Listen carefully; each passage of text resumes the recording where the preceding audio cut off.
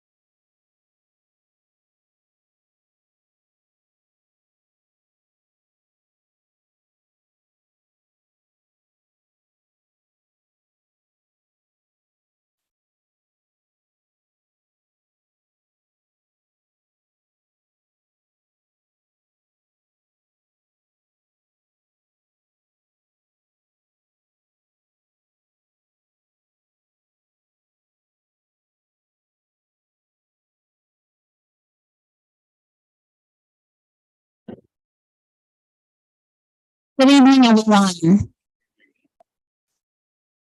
The Durham Public Schools Board of Education work session is now in session.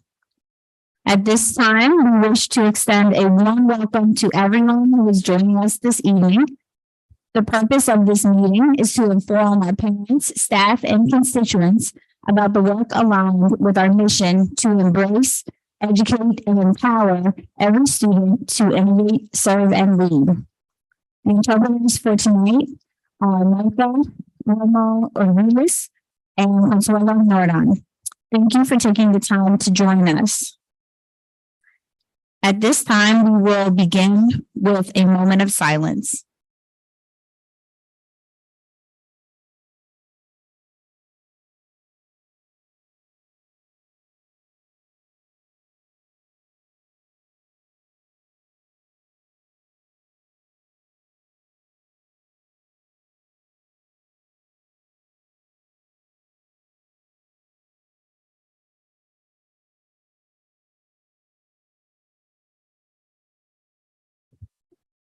Thank you.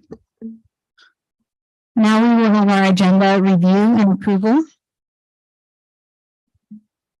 I move approval of our agenda. A second. All right. Approved or moved by Bettina Umstead, our chair, and seconded by Giovanna Lewis. Today we have Alexandra Valalis, our board member, joining us virtually, and so we will do a voice vote. So I'll begin with Alexandra. If you would say your name. Aye. I move, I think it's been moved and seconded, so, and I say aye. Please state your name also. Yes, this is Alexandra Valladares, currently in Texas, in the state of Texas. I vote aye. Thank you. Natalie Byer. Aye. Melissa Andrews. Aye. Matt Sears. Aye. Ms. Lewis. Aye. Chair Umstead. Aye. And I'm Emily Chavez, and I vote aye. It passes unanimously. We will move to the board work session minutes from December 8th, 2022. Move approval of the minutes dated December 8th, 2022. Second. All right. Ms. Byer has a motion to approve our minutes from December 8th, 2022, seconded by Chair Umstead. And we will do a voice vote, starting with Alexandra Ms. Valladares on Zoom. This is Alexandra Valladares. I vote aye. Ms. Rogers. Aye. Ms. Byer. Aye. Mr. Sears. Aye. Ms. Lewis. Aye. Chair Umstead. Aye. And I'm Emily Chavez, and I vote aye as well.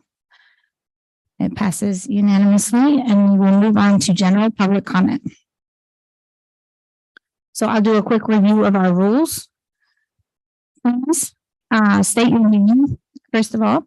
If speaking for an organization, please state your name and the name of the organization. Second, speakers are asked to present their comments in a specified time, and tonight we have around or over 40 speakers, so we will keep comments to 1 minute. When the yellow light comes on, you have 30 seconds left to start winding up your remarks. When the red light comes on, it will beep, which indicates that your time is up. Complaints about named staff, students, or parents should not be raised in open session.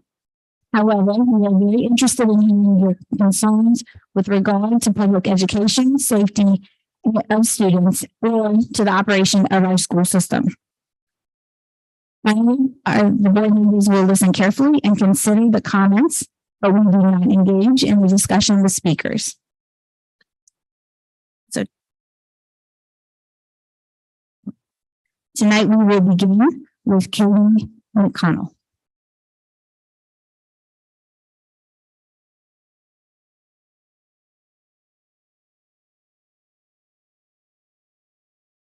I'm representing the K2 teachers at Little River K8 school. Right. Members of the board, the Growing Together initiative is going to tear apart established school communities and dedicated staff. At Little River K-8 school, 23 teachers will be displaced. Our middle school program will disappear. 18 of the veteran K-5 teachers have stated they will request a transfer or seek employment outside of our school district, as the Montessori training required is rigorous, and as far as we are been told, it is also unpaid. No one from the board or the school system has provided any details or support to our staff regarding this transition. Our administration has been amazing, but they can't answer the questions we have if you don't have answers for them. It is not their burden to carry your poor decisions. Many of our families are upset and actively seeking alternative placements, such as charter schools for their children.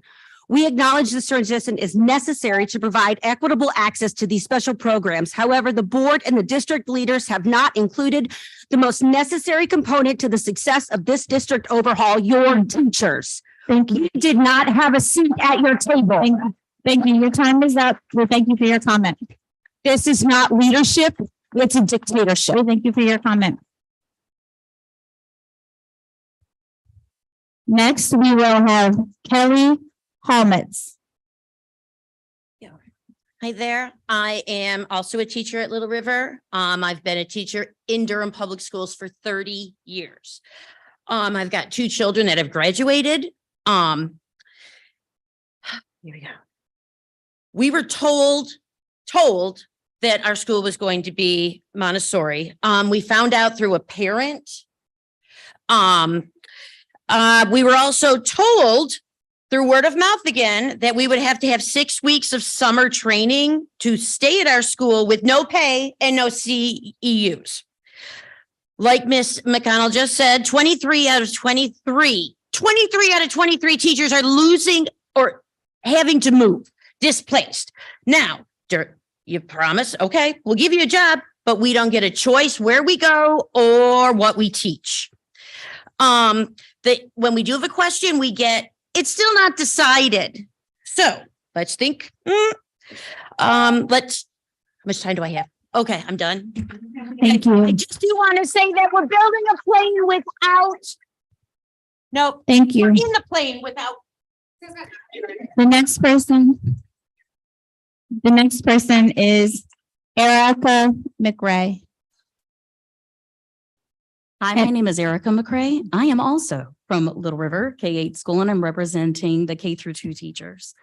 The purpose of us changing to a Montessori school is to attract families to DPS. So far, this plan is backfiring. Most of the families who have heard about this want to leave. They're already making plans to put names into the lottery and go to charter schools. We are not hesitant to change. We are willing to embrace programs and training that will allow us to improve as a school and a community. Changing to a Montessori school is not something that we can embrace. Teachers are placed in an impossible position. Even if you have no interest in becoming a Montessori teacher, become one or leave. Even those who would be willing to receive training logistically cannot commit to the required training, which involves a 2-year commitment, including 6 to 8 weeks in the summer. We have families, we have second jobs, and we have sanity to protect. This commitment is expected without compensation. The entire project is being planned without any input from the stakeholders who have to carry it out. We would appreciate the opportunity to be heard. Thank you.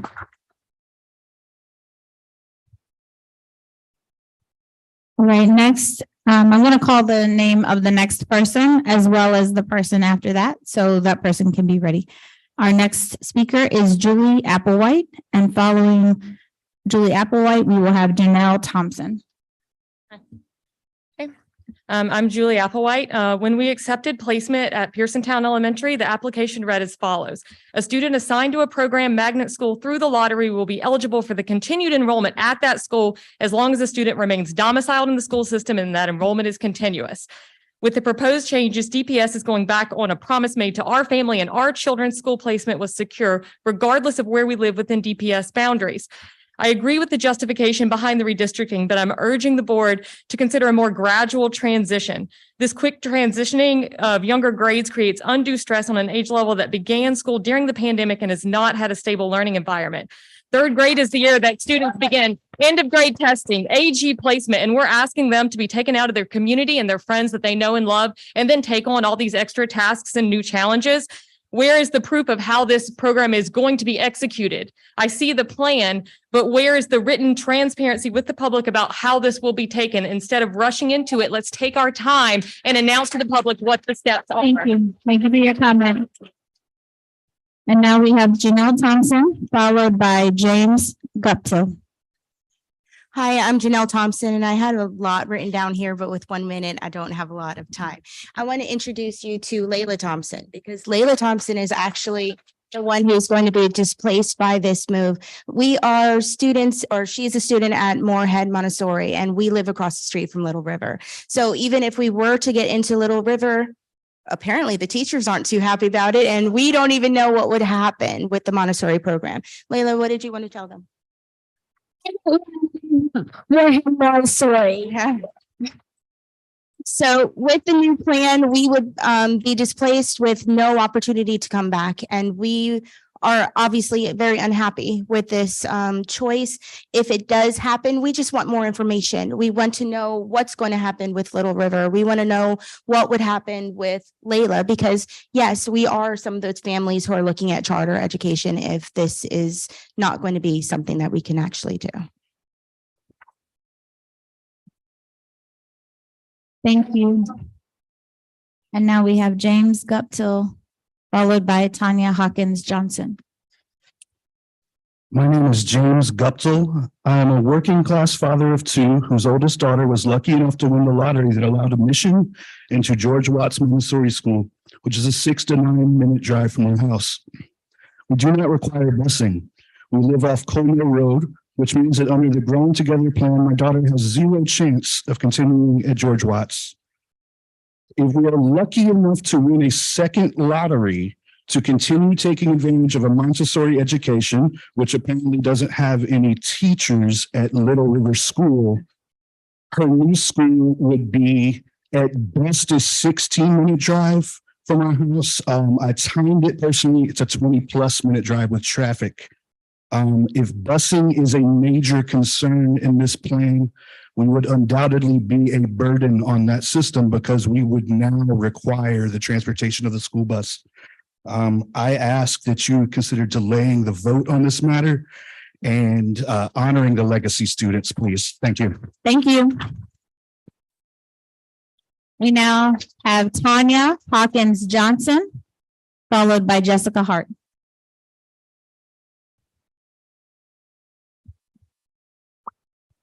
Good evening. My name is Tanya Hawkins Johnson.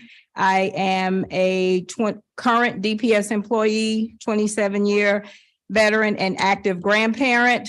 When the change proposal was introduced or mentioned, I sat down with the parents of my grandchild along with the student to discuss the possible change of new school, new teachers, new friends.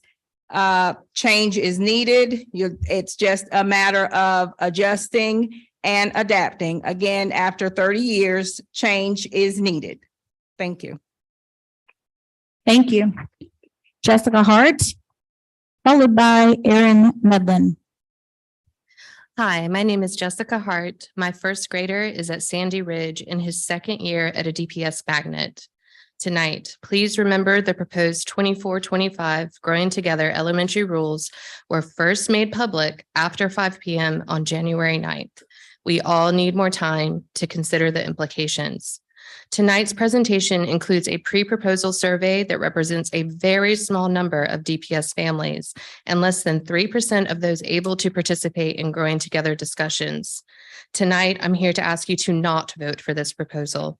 This proposal is in direct conflict with 2 of DPS's 4 core values. Consider the merits of this proposal in light of research on school changes and academic performance, as well as post-COVID mental and academic changes in elementary students. Thank you. Thank you. We now have Erin Medlin, followed by Travis Morrison. Hi, I'm Erin Medlin, and I'm the mother of 3 children at Easley Elementary. I'm also the Easley PTA Vice President, and I'm here to represent the PTA leadership as well as members of our school improvement team. Our goal as parent volunteer leaders is to help provide clarity for our community. Parents continue to be especially stressed about change after being implemented after the pandemic, when many parents are simply exhausted and many children are working to get back on track academically, socially, and emotionally. In hopes to better understand the anxiety we were hearing in our community, we surveyed parents this week about the proposed implementation rules. 133 parents responded in about a day and a half. We've emailed you the results of those surveys, so we're not going to share that data tonight. It's not time to go through it. But I think you'll see the level of anxiety in our community as a result of that. We've also rounded up the questions, and we can tell you the majority of questions center on the timing of implementation. Many parents expressed gratitude that second graders could stay, but were worried about younger siblings. There are also questions specifically about the lottery process. Comment. We have to wrap. Okay, Thank you. you. Thank you so much. All right, we have Travis Morrison followed by Dr. Lauren Sartain. Hi, my name is Travis Morrison. I am the president of the Moorhead Montessori PTA. So I want to say to the Little River teachers, don't kill me. And I also want to say, Janelle, I was going to recruit you for the PTA. I had my eyes on you, but now I don't know what to do because she may have to leave in a year and a half, or maybe not.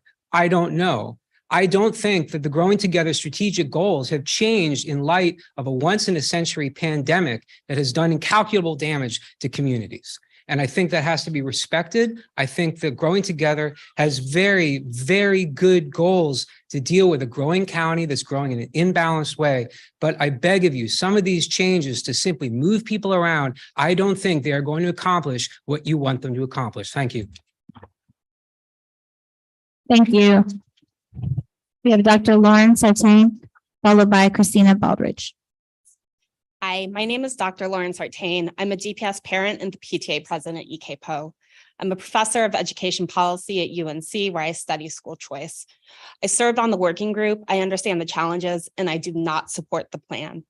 What would I support? Shrinking boundaries at overcrowded schools, drawing lines that maintain existing school communities as much as possible, investing in neighborhood schools so that all students have a quality school close to home, reducing the need to bus. That's it. The proposed plan is very complicated, however, so I ask you require DPS to do 3 things. 1, release data publicly. Show how many students will be required to switch schools, what that means school by school and for demographic groups. 2, go out to each school and hold meetings. Families and educators deserve to know what the changes mean. Families and educators deserve to know what the changes mean, the timeline, and how they will be supported. 3, give families individualized notification. The rules are complicated. Don't make parents guess.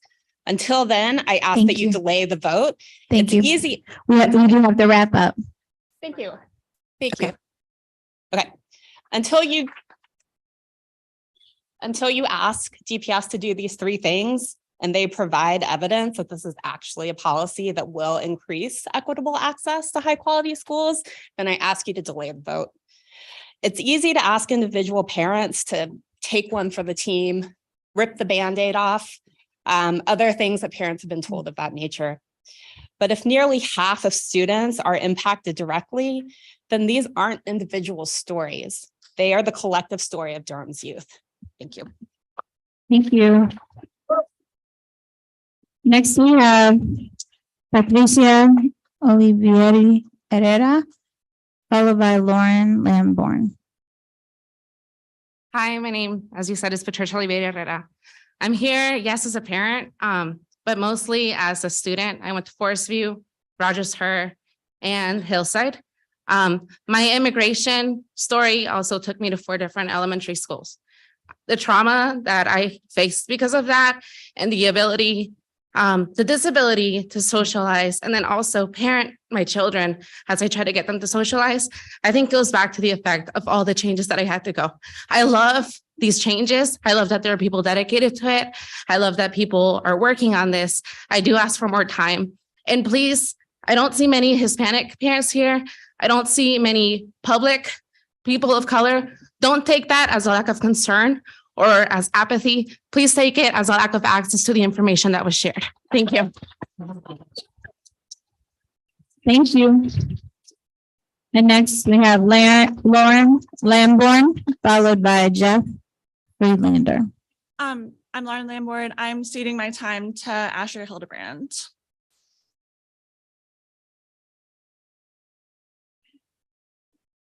Is this Asher?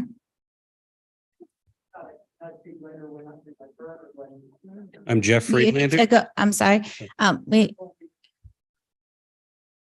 Okay, you need to come on now if they're seating your time. You have one. I see. Okay.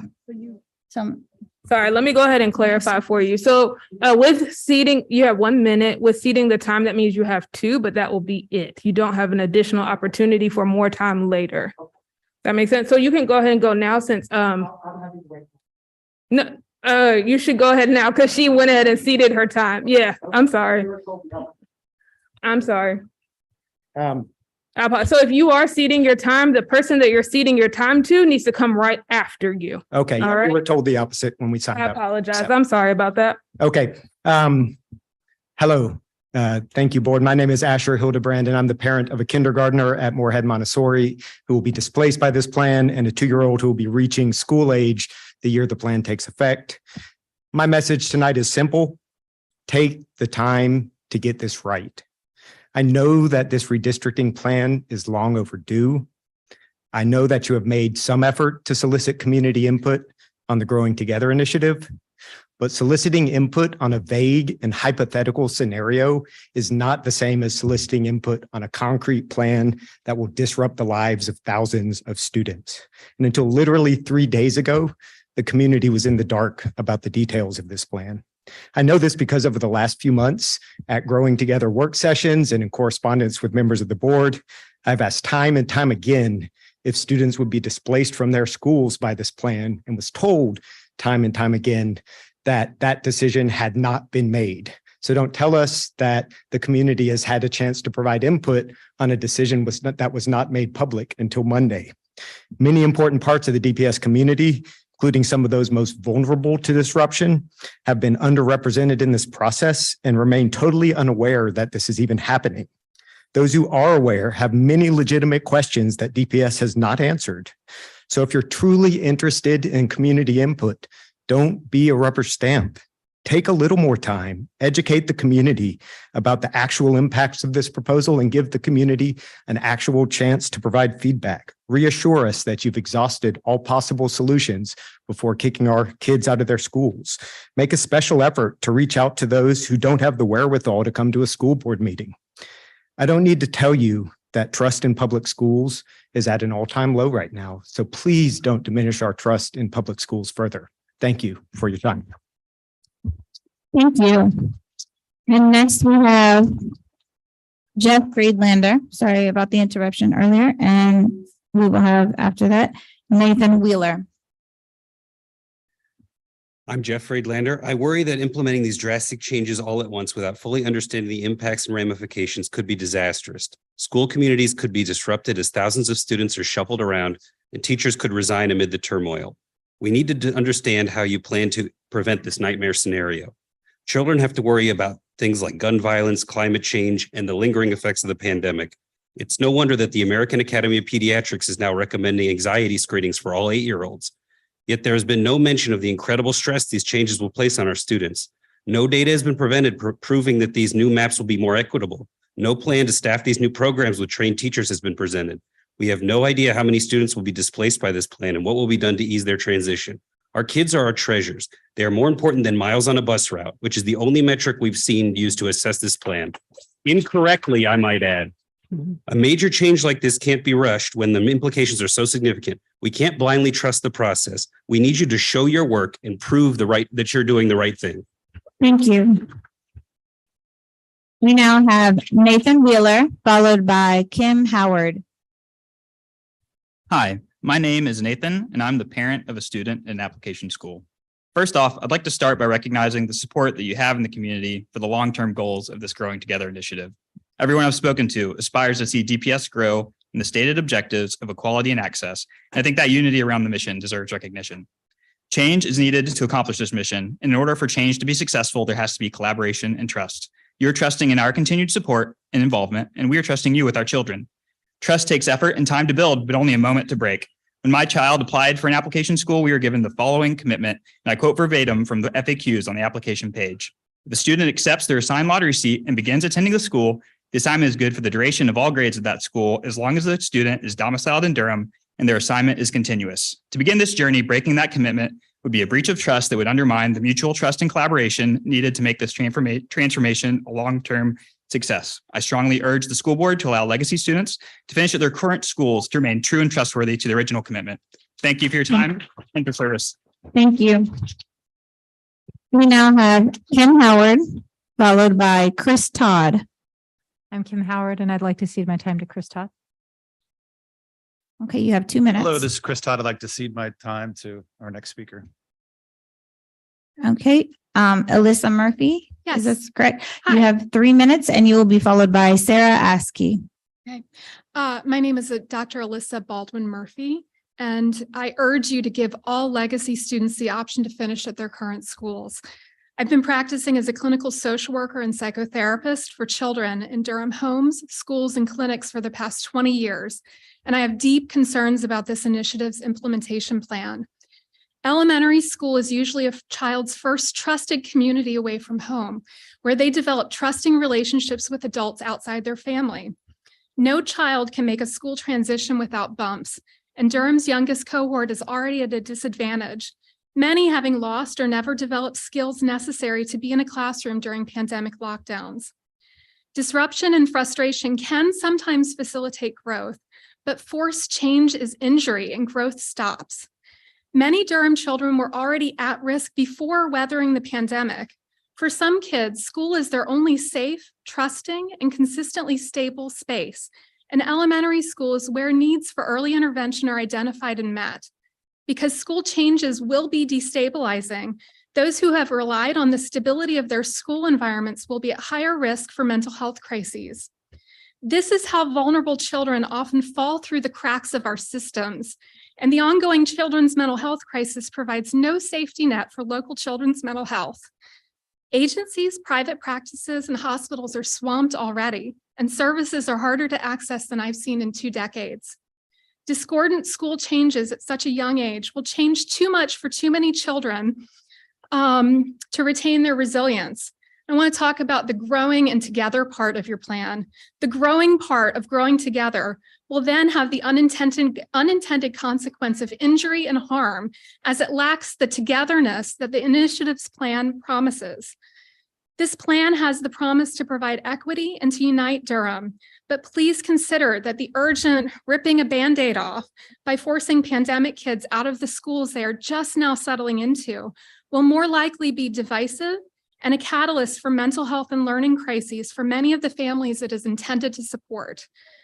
This is not just a professional commentary. One of our children suffers from severe anxiety, and he has mental health professionals as parents.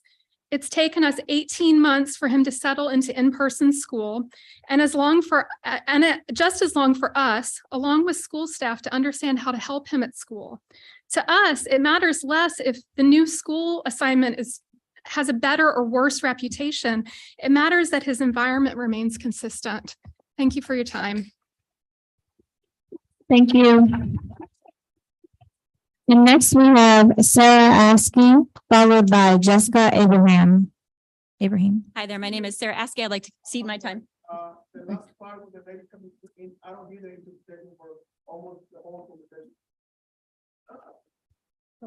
accurate at the beginning of the meeting. We will work on that and address that issue. Thank you for telling us. Good evening, my name is Sarah Askey. I'd like to cede my time to Jessica. Hi, my name is Jessica Abramson. I'd like to cede my time to Claire Dennis. Okay, Claire Dennis, you have 3 minutes and you will be followed by Carol Rosenfeld. Thank you. I am a licensed family therapist and substance abuse specialist. of almost 20 years, it is my colleagues and my strong urging for you to please consider the impact of the importance of letting children finish out at the schools in which they have started. According to the current plan, children ages 4 through 8 will be forced to disrupt the relationships created in a uniquely formative time. These children were roughly ages 1 through 5 when the pandemic started. That means that some of these children have switched education and childcare centers as much as 3 times in the past 3 years. And some of them were online for 2 years at the tender age of 5. It is not just speculation that children have been harmed by all of the disruptions that they have faced in the past 3 years. It is fact. We are in a mental health crisis with children. Psychotherapists in Durham are so booked that many are no longer offering waitlist spots. There is record demand for psychological services for children and frequently no place for them to go. Pediatric psychiatric hospital wings are full. Hospitalization for childhood suicide ideation already increased 57% in the year before the pandemic, and it has only continued to grow in the years since. North Carolina is among the top 10 worst states for childhood mental health issues and lack of resources for them. There's no rope for these kids. As we get further away from the onset of COVID, mental health statistics continue to worsen for children as opposed to improve. Children spend more face time with teachers and administration than they do their parents. For many children, these relationships make up their core attachment.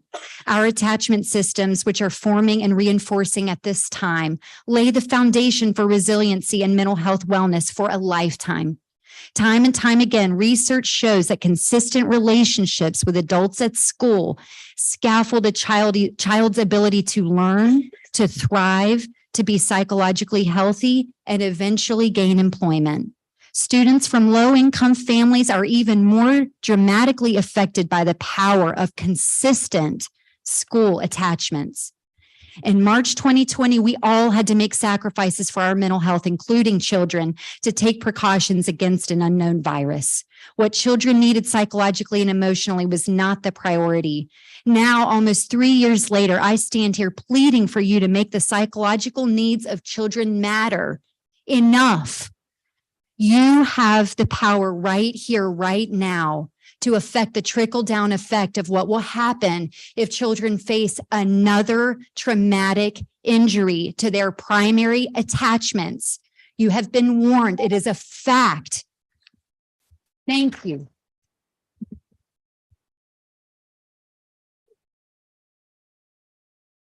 Thank you. Next, we will have Carol Rosenfeld, followed by Megan Hudson. Hi, I'm Carol Rosenfeld. I'd like to cede my time to, well, I don't know if I can cede to the not next the person. Okay, cede to Michael Pike, please. Okay. I will also cede my time to Michael Peck. My name is Kai Sun. So we were misinformed about the procedure for ceding time, so we're ceding forward. So just to clarify, we have, let's see, Carol has ceded her time To me, to Michael. as well as Kai's son. I think we're just at 30, Let's 30 see. and 31, I believe it was. Okay, I see you. Yes. All right, you have 3 minutes, Michael, and you will be followed by, let's see, Megan Hudson. My name is Dr. Michael Peck, and my daughter Karis is in pre-K at George Watts. I'd like to speak to you about numbers and legacy. Tonight, you'll hear from DPS about the benefit of disallowing legacy students to remain in their seats, 9,782. The student mile saved by disallowing legacy. What you won't hear about is the cost. This is a small fraction of the literature of student mobility, which says student moves between schools are harmful. 6% of instructional time, or about 11 school days lost per move. The cost across the DPS K-4 population, 682 instructional years. The literature also agrees that this cost is borne inordinately by students of color and lower socioeconomic status, exacerbating inequity. DPS may argue that the equity gained by redistributing seats outweighs this cost, but they haven't. They don't reference a single piece of peer-reviewed literature or published any methodology to support such a claim. They just ignore the cost. The glaring exception to this cost in the literature Wake, which allows students to opt out. There's a bigger number and a bigger problem, 46,106. You will hear this number again and again tonight as the main reason legacy is not possible. The issue is the number is either an utter fabrication or embarrassing error in reasoning. This number is the sum of student miles traveled at present and post-districting. For example, for my daughter Karis to travel 5 miles to Watts plus 10 miles to Little River. DPS argues that there isn't enough bus capacity to do both, but I have news for you. A more critical problem is that there aren't enough Karises to do both. DPS has double counted all of the student miles traveled and applied it to every scenario. The real number is somewhat lower than at present. The supposedly insurmountable hurdle is completely imaginary.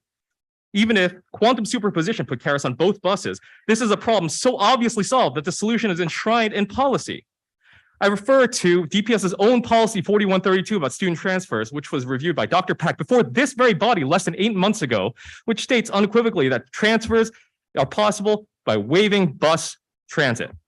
DPS has claimed that what it's doing is its utmost to prevent disruption to families, but not only has it not even done basic due diligence, it hasn't even bothered to double check the arithmetic it relies upon to deny thousands of students a chance not to have their education disrupted. It hasn't checked its own policies for a way to make legacy work, and it arrived at the result it wanted, and it stopped looking. DPS plan minimizes pain on its own administration of bus services while considering pain on its students, families, and teachers' acceptable losses. Collateral damage with up to 50% of students displaced in DPS's Thanos snap, while the remaining 50% missing their erstwhile friends. The bus system was made for the students, not the students for the bus system. This body must decide whether it's overseeing Durham Public Schools or Durham Public Transit. Doing away with legacy is unpopular. It is unnecessary and it causes demonstrated harm. 46,100 student miles is a fiction. The costs are 682 instructional years, and there are 2 obvious solutions in law and DPS's own policy. DPS parents are opposed to this 5 to 1. The number of legitimate reasons DPS presented that this legacy should be abolished, Thank you. 0. Okay. We now have Megan Hudson, followed by Kyle Whitaker. Man, I have to follow that. I would like to cede my time. I'm just kidding. I'm here also in favor of allowing legacy students to complete their time. And I don't want to echo what's already been said so powerfully by so many. I just want to have a quick thought and then 2 simple requests. I think so many of us agree that the system needs an overhaul, the lottery magnet system, right? My children got into application school via the lottery 7 years ago. My son did.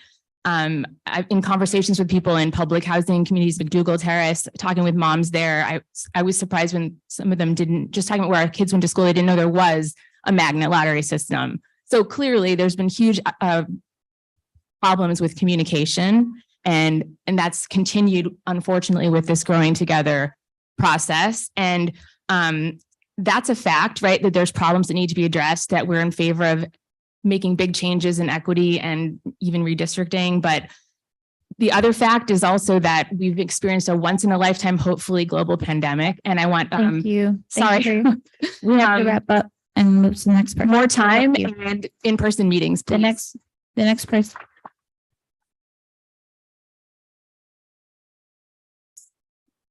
Yes. Good afternoon. My name is Joy Malone. I am the Executive Director of IT for Durham Public Schools. I would like to inform you that we had an audio difficulty with our Spanish YouTube. It did cause a 1-minute interruption. We do now have our headsets that are interpreting, so we do apologize for any interruption. Thank you. And as Ms. Director Malone mentioned, we're just going to continue with the headsets for tonight due to our difficulties with the Spanish language YouTube stream. Thank you. Thank you very much to our staff for working on that. All right, next we have Kyle Whitaker, followed by Linda Yu. Hi, good evening. I'm Kyle Whitaker. I'm the parent of a magnet student at Moorhead Montessori who will be displaced. I want to follow up on something the previous speaker said and make a distinction between the overall goals of growing together movement and the rules of implementation. You know, like many others here tonight, I support the goals of the broader movement to encourage diversity and equity and more access for all DPS students. But I think that the proposed rules that are as they sit today undermine those goals by displacing thousands of DPS students, including my daughter. And I want to quickly read a quote from DPS's Chief Communication Officer from last spring's town hall about the timing of growing together. And I quote, "This is phased over multiple years. We will phase this in gradually so that our community can move forward together and grow together in a more equitable approach to student assignment. That was the message communicated to families who engaged up until last November when hypothetical scenarios were presented, and then we saw rules on Monday about how this would impact our families. What this community wants, please vote to delay. Thank you. Thank you. Next, we have Linda Yu, followed by Teresa Dowell. My name is Erin Cheston. I am number 44 and I cede my time to Linda Yu. Good evening. Thank you for your service and your time. My name is Linda Yu. I have a 7th grader, a 4th grader, a kindergartner, and a 3-year-old. We have been part of the Moorhead Montessori community, and we hope and we aspire for our 3-year-old to join and thrive in the Moorhead Montessori community. My family supports the overall goals of growing together. However, the proposed rules will undermine the goals by disrupting the education, community, and social emotional development of thousands of DPS children. I urge the board to allow all legacy students to finish at their elementary school. Our Moorhead community is deeply concerned that district-wide transportation statistics are being used to justify rejecting scenario 2, which prevents magnet students or program students from finishing out their tenure. Our Moorhead community is deeply concerned that applying district-wide changes to program schools ignores the program-specific commitment and investment of leading, nurturing, and inspiring that the teachers and staff provide for their students. My family takes pride in our investment and commitment to Durham Public Schools. I urge you to further commit and invest in our students. Please allow all legacy students to finish at their schools. Thanks. Thank you. And I just wanted to clarify, who was the person who ceded their time to Linda Yu? Okay. Okay. All right. Next, we have Teresa Dowell Blackington, and you will be followed by Jennifer Tranchise. Hi, my name is Teresa Dowell Blackington, and I'm a Club Boulevard parent and the PTA president. In the schools that you lead, our children are taught to show their work, to provide evidence, to give the data. Yet you have not done any of that. You've given us a plan with very basic information, almost exclusively about buses, and told us to trust you that it's the right plan. This won't do. My request is simple. Show us the data. How many students are being forced to switch schools? What are the demographics of these students? How does this plan actually increase equity? What does the data say about the impact on academic growth and social emotional outcomes when kids are forced to switch schools mid-career? What other options have you considered to deal with the bus problem that is being positioned as the most critical aspect of educating our kids? Show us that data. Then let's decide what is best for our children in their education. Thank you. Next, we will have Jennifer Tranchise, and you'll be followed by Alan Frayer. So my name is Jennifer Tranchise, and I have a 1st grader at Easley. I am here to put in my 2 cents about legacy students being able to finish out where they are in school. I'm not going to repeat what everyone here is pounding in to the pavement. I am concerned about the consistency, the mental health of disrupting these poor kiddos that have already had the entire first part of their lives completely disrupted from COVID. It seems to me that Durham Public Schools has got a lot of problems, and maybe we need to work on fixing those first. You meet kids where they are. That's how you help them. And so why don't we work on fixing all of those problems before we start throwing in a whole bunch of other problems? You're just asking too much from our kids. You're asking too much. Thank you. Next, we have Alan Frayer, followed by Alicia Morelio. Good evening. My name is Alan Fryer, and I am the parent of a 2nd grade EC student at George Watts Montessori. My son has an IEP plan. A lot of students in DPS have IEPs. Do you know how many? Do you know how many would be affected who are currently legacy students who would have to move? Do you know the impact on that, on what that would look like? We do, as parents, we know intimately what's screwing with those very intricate plans that we have, with the teams that we have, the trust that we have, that our kids have with the faculty and the people on their teams. So if y'all can answer that, that's great. I would really love to see that. So, right. If you don't know yet, maybe you should take some time to figure it out. So I respectfully urge you to take a pause so we can find out the outcomes and the impacts on this special class of students beyond, respectfully, the bus miles, which are not as important to me as my EC kids learning is. Thank you. Thank you. And next we have Alicia Morelia. Oh. Okay. All right. Next we have Alicia Morelia, followed by Jim Cheston. Okay, thank you. That's me. Hi, my name is Alicia Morelli. I'm a parent at Moorhead Montessori.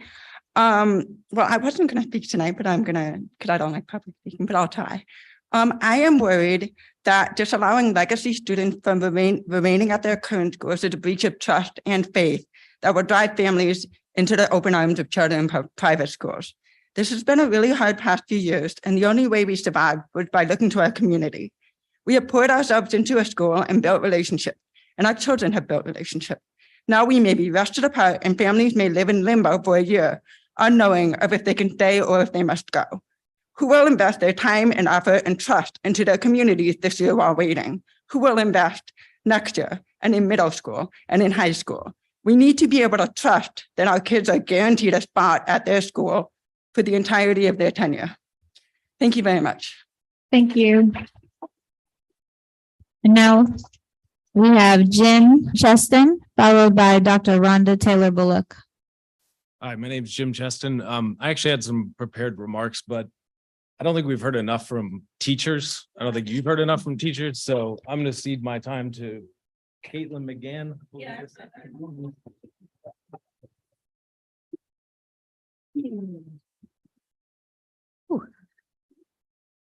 Back. And now it's off the cuff. I first thank you. Oh my gosh. The support of the community. Please, member Dr. Mubanga, I am looking at you. Mr. Sears, I'm looking at you. Oh my gosh, Ms. Meyer, I am looking at you. You are my favorite. I beseech all of you in these positions of power to stop pushing and talking about this agenda and listen to us. Listen to us. We are going to lose an entire school, a beautiful community that my children have been a part of, that I am, the only reason I'm leaving is because of you. Please listen to us. It's my fear that if you don't, you are going to lose the heart of this district, your teachers and your families. Thank you. And now we have Dr. Rhonda Taylor Bullock, followed by Mary Barzy. Good evening. My name is Dr. Rhonda Taylor Bullock. I am the education chair of the Durham Committee on the Affairs of Black People. We have been a part of conversations as it relates to growing together, I think dating back to 2021. We've had representation on the advisory committee. We've been a part of several community conversations. And for us, by and large, we know that this moment is greater than this moment is bigger than right now. It's been in play for several years and even beyond, some of my time in Durham Public Schools. But we welcome the changes and understand that it's going to be rough. But we also understand the greater impact and the long-term goals of moving more towards equity. And when we bring in a racial equity lens into this perspective, we have to understand that racial equity work is uncomfortable and it's going to be tough. And I hope that families who are impacted can recognize that there is a greater good and there's a long-term impact for people beyond our individual selves. Thank you. Thank you. Thank you. Now we have Mary Barzee, followed by Catherine Shore. Hello, my name is Mary Barzee. I know you all have heard from me a lot via email. I'm a DPS parent. Regarding Growing Together, I join parents in asking for more information and data about the impact on students, families, and individual school communities. How many children from across Durham will be asked to change schools? Which children? I didn't see that in the read ahead. I'm particularly concerned about the impact the rules of access may have on our public Montessori programs, which, as you know, are quite popular and quite unusual. Public Montessori relies on mixed age classrooms, materials and concepts that build in complexity and sequence, where it is vital that older students have Montessori experience and are trained to mentor their younger classmates. If a large number of those elder Montessori students leave and are replaced by students without experience with the materials and methodology of Montessori, the fidelity and success of our We have to wrap up. Thank you. Next, we have Catherine Shore, followed by Humberto Trejo. Hi, everyone. Thank you for being here tonight and for the opportunity to comment. I wanted to just commend you all for taking this really immense and important step in the future of Durham Public Schools. I've heard a lot from folks here and also over the last few years around different crises. Well, we know that there are multiple crises happening at any given time. And I think it's important for me to remember, I'm not a parent of Durham Public School students, but I deeply care about Durham Public Schools, the people who have been in it and the folks who are there in the future. So I guess I want to acknowledge there are multiple crises happening at any given time. And what Durham Public Schools Board, you all have the power to do is determine what you want to focus on and where you want to spend your resources and your powerful leverage. So thank you again for considering this and taking on this important work. And that's my comment. Thank you. Next, we have Humberto Trejo, followed by Anne Socali Hemstreet. Buenas noches, mi nombre es Humberto Trejo, ya muchos de ustedes me conocen, ¿verdad? Yo represento al Centro Hispano. En este día vengo a darles las gracias por el apoyo extra a los niños que toman clases de ESL. Good evening. As many of you know me, I am Humberto Trejo. I represent to the Hispanic Center. I want to give my thank you to all of you because you are appointing the ESL students. Con los programas de Access los fines de semana, pero sí tenemos algo un poquito la comunidad, que este programa empiece a inicios de año, no a mediación de año como esta ocasión que empezó en diciembre, ¿verdad? Al mismo tiempo, quiero preguntar, no miro directores hispanos, no miro subdirectores hispanos. ¿Qué pasó? ¿Qué está pasando? ¿Tenemos que trabajar un poquito más en esto? I would like to mention that this program, Access, that's taken on the weekend, why it doesn't start at the beginning of the year, not in December. I would like also to ask about that I don't see any principals or assistant principals that are Hispanic. We would like to work a little more on that.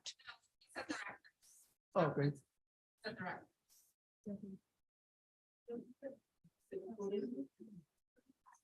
Well, it also means board of directors. Okay. También yo represento el Centro Hispano y tenemos un instituto de español por si alguien quiere llegar con nosotros. Enseñamos español también. Gracias. Gracias. I represent to the Hispanic Center, and I would like to let you know that we also teach Spanish in case anybody wants to go there. Thank you. Thank you. Gracias. Next, we have Anne Socali Hemstreet, followed by Antonio Jones.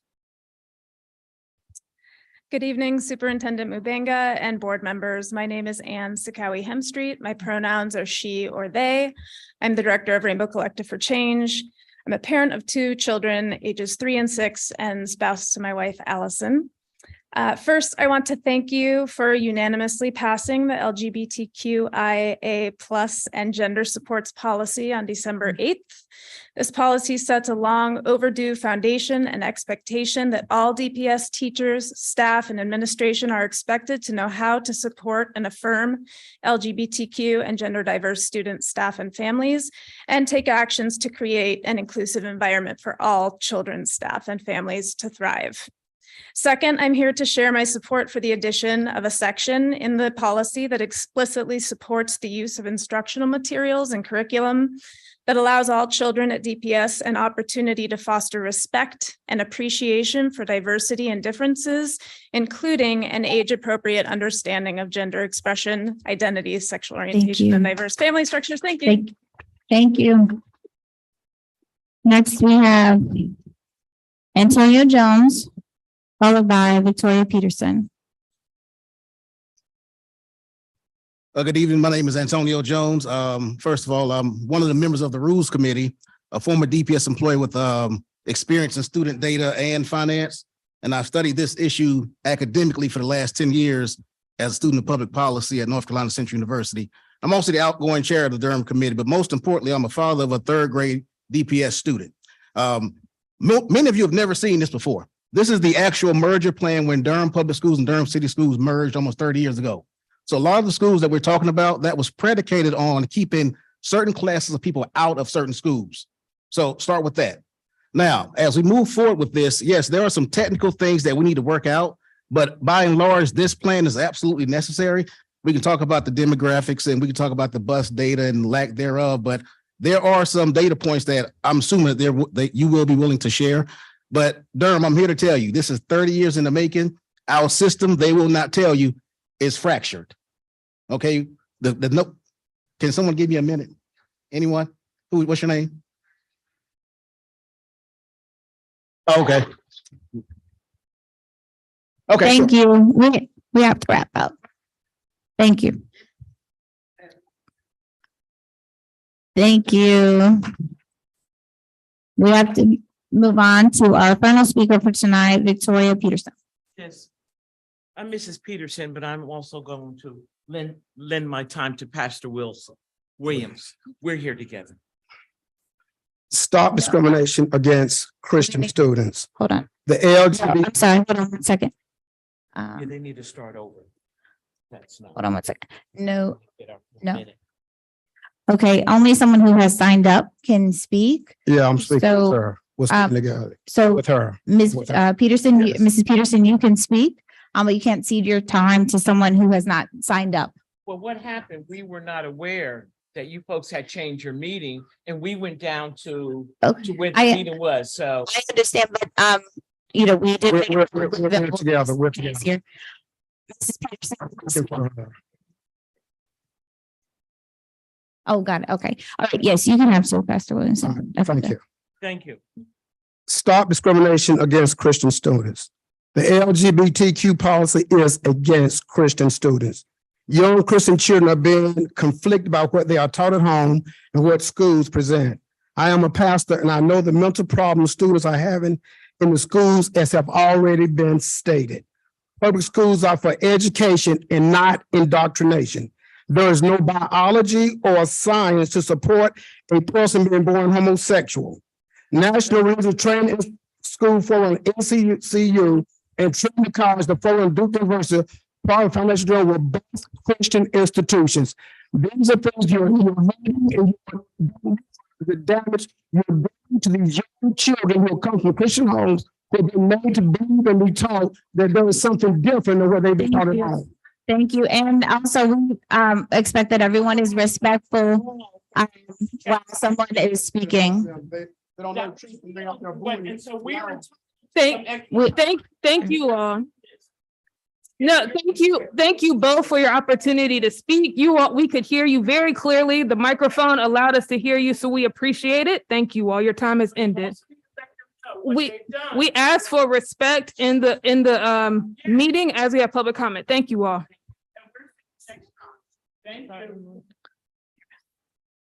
All right.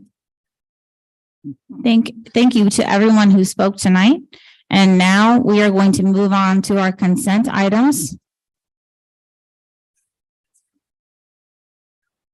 Move approval of the consent agenda as presented. Second.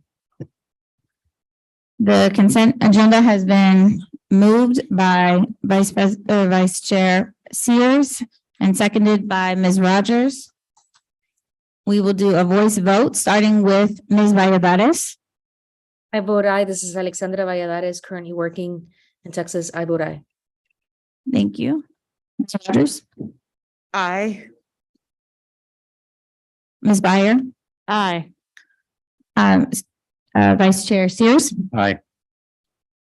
Ms. Lewis? Aye. Chair Umstead? Aye. And I'm Emily Chavez and I vote aye. The consent agenda passes unanimously. We will move on to our next topic, the resolution for January's National Mentoring Month, and I will pass it to Ms. Lewis. Good evening, board members and community. I would like to open with my deep appreciation for D. Warren Langley and his nonprofit Charles Hamilton Houston Foundation Incorporated, and for Atreus Good and his nonprofit Youth Mentoring Collaborative. They have both sent us resolutions for National Mentoring Month. For several years, our board has supported this resolution. So I'd just like to take time from our agenda to look over the resolution, read it through, and then see if we can get a vote to adopt this resolution for 2023. All right. We can start. Request So- loaded on the screen. All right, we're putting up the resolution and we will read through it as is our tradition. Ms. Lewis, would you like to start us off here and we can go this way? Durham Public Schools Board of Education proclamation. Whereas created in 2002 by the Harvard School of Public Health and the Mentor, the National Mentoring Partnership. January is National Mentoring Month, an annual campaign to focus attention on the need for quality, consistent, and competent mentors. And whereas the goals of National Mentoring Month are to raise awareness of mentoring, recruit individuals to mentor, equip mentors with the skills needed to support youth, encourage organizations to engage and integrate quality mentoring into their efforts with a focus on academic support, life skills training, and career readiness, workforce preparation to motivate youth to excel. And a mentor is a caring, dependable, and authentic person that provides support, guidance, advice, assistance, and devotes time to a young person to help youth discover personal strength, to persevere and achieve their potential through a structured and trusting relationship on a regular basis. And whereas quality mentoring encourages and empowers youth to make positive choices, promote self-esteem, character development, support academic achievement, social emotional learning, leadership and professional development, college readiness, and career exploration. And whereas during the COVID-19 pandemic, mentoring programs have stepped up to fill gaps for youth and families, connecting them with resources and ensuring mentoring relationships continue to prevent social disconnection and mitigate learning loss. And Ms. Valladares, if you would read next. Yes. Whereas research has demonstrated that mentoring programs have a significant positive impact on a variety of academic achievement measures, including truancy and absenteeism, scholastic efficacy and engagement, school-related misconduct, and peer support. And whereas mentors serve a critical role in helping youth successfully complete high school and gain admission to college or training programs, earn a post-secondary credential or certification, build new in-demand skills, prepare for the future of work, and succeed in an ever-changing workforce. And whereas mentoring programs must incorporate work-based learning and preparing connected youth with real-life work experiences where they can apply academic, technical, and soft skills and develop their employability while exploring career pathways. And whereas the Durham Public Schools Strategic Plan, Goal 4C, is to ensure every school will have a community partner that is committed to providing meaningful programs and services to meet the diverse needs of students. And whereas Durham Public Schools honors volunteer mentors who support young people by showing up for them every day and demonstrating their commitment to helping them thrive. And whereas the Durham Public Schools Board of Education supports community-based mentoring programs as key community partners to support our mission to embrace, educate, and empower every student to innovate, serve, and lead. And whereas mentoring programs make Durham stronger by driving impactful relationships that increase social capital for young people and providing valuable support networks. And Ms. Valladares? Yes, whereas mentoring plays a pivotal role in career exploration and supports workforce development by helping young people set career goals, equipping mentors with the skills needed to support the professional growth of young people, and driving positive outcomes for communities across Durham. And whereas National Mentoring Month is a time of year to celebrate, elevate, and encourage mentoring and recruit caring adult mentors in the city of Durham and Durham County. therefore, be it resolved that the Durham Public Schools Board of Education do hereby proclaim the month of January 2023 as National Mentoring Month.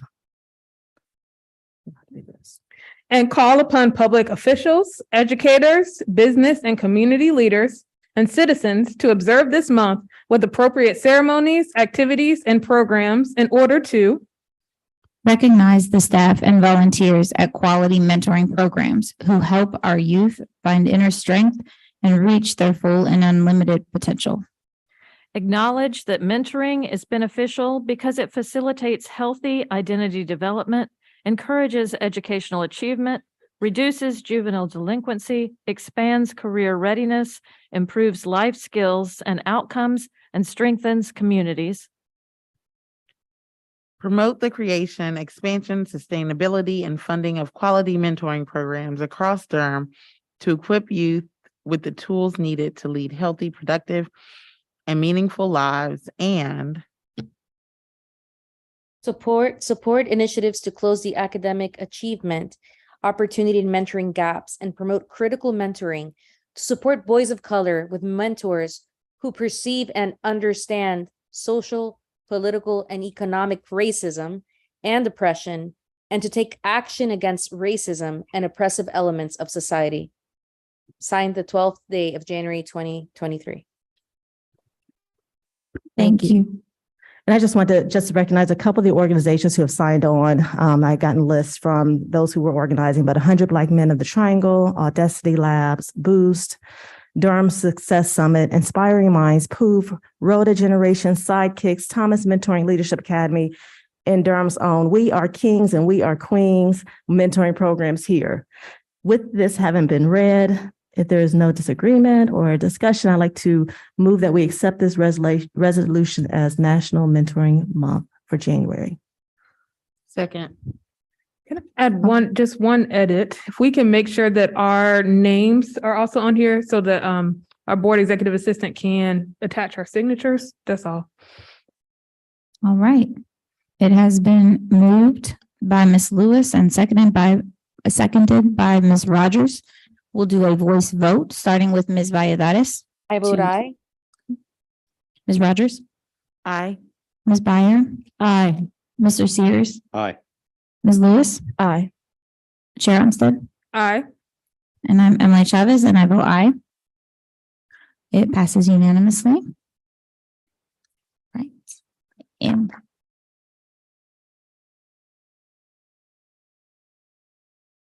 right. Wonderful. And we will move on to our legislative agenda for 2023, and I will pass it to Ms. Byer. Oh, hello. So we had a wonderful meeting with our Durham delegation.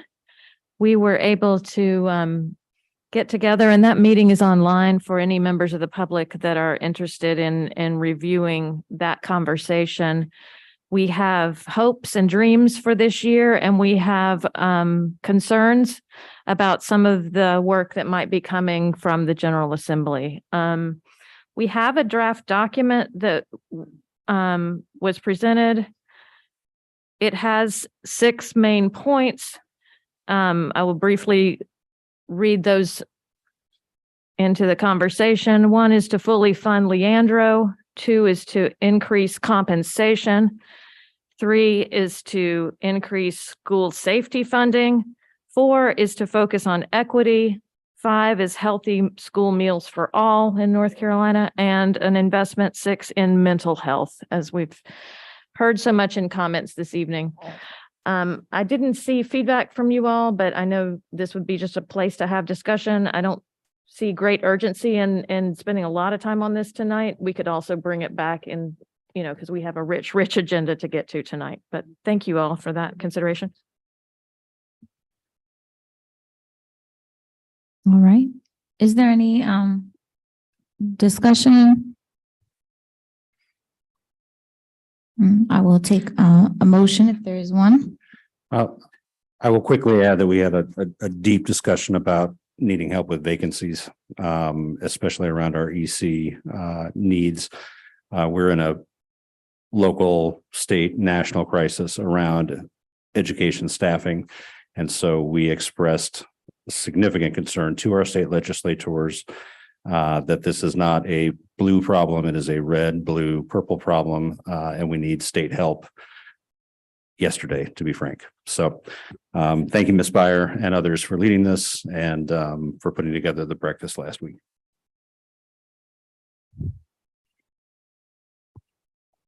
Any further discussion?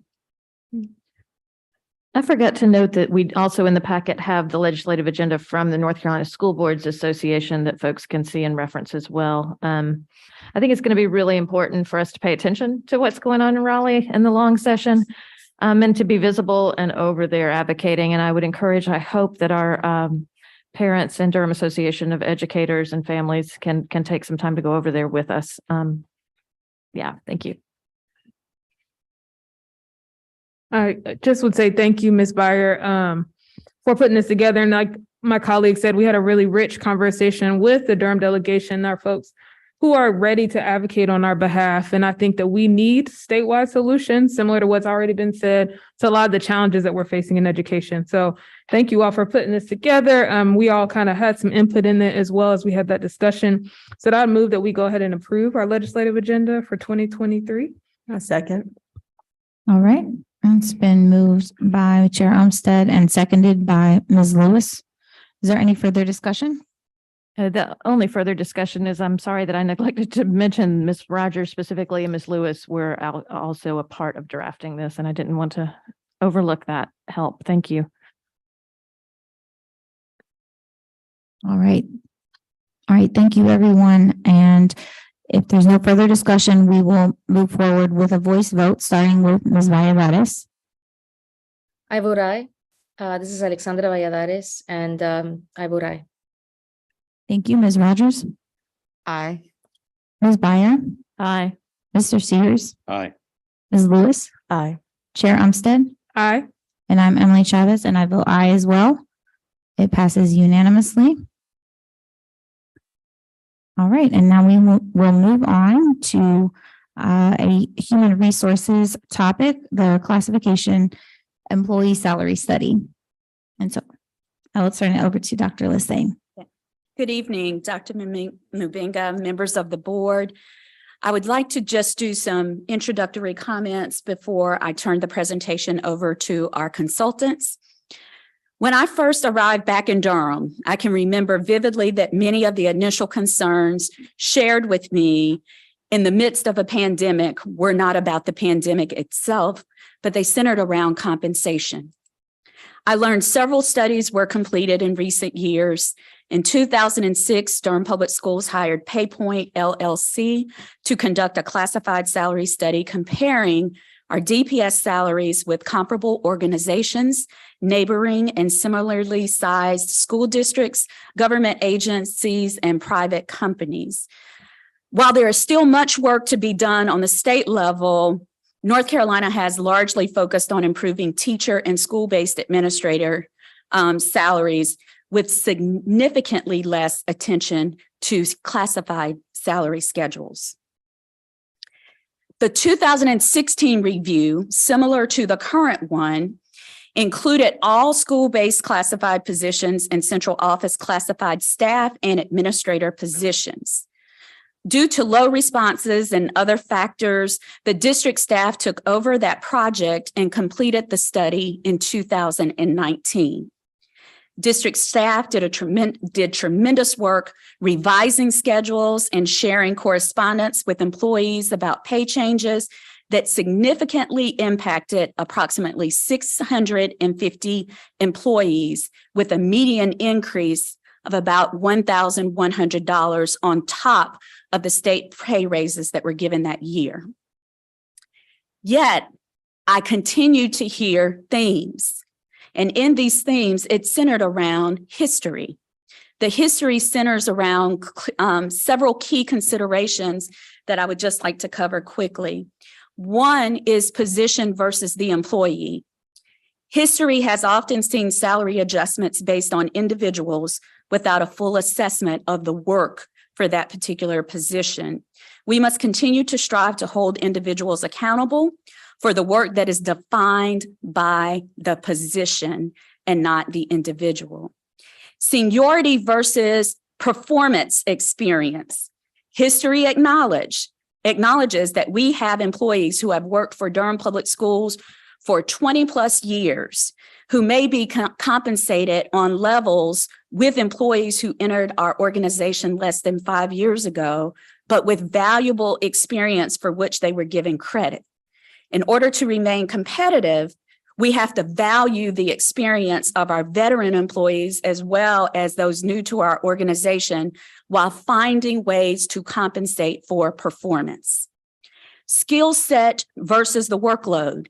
History indicates that DPS has awesome employees who have taken on additional work in the wake of our vacancies because they have the skill set and the expertise to do so.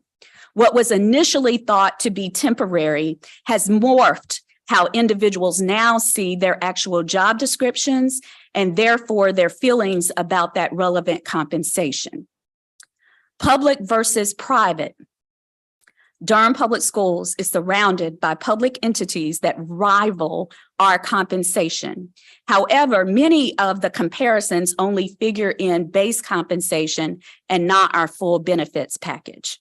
So there is a call for us to have continued state advocacy and ensure that our employees are fully aware of all of the benefits of being a public employee and that truly is a benefit for them.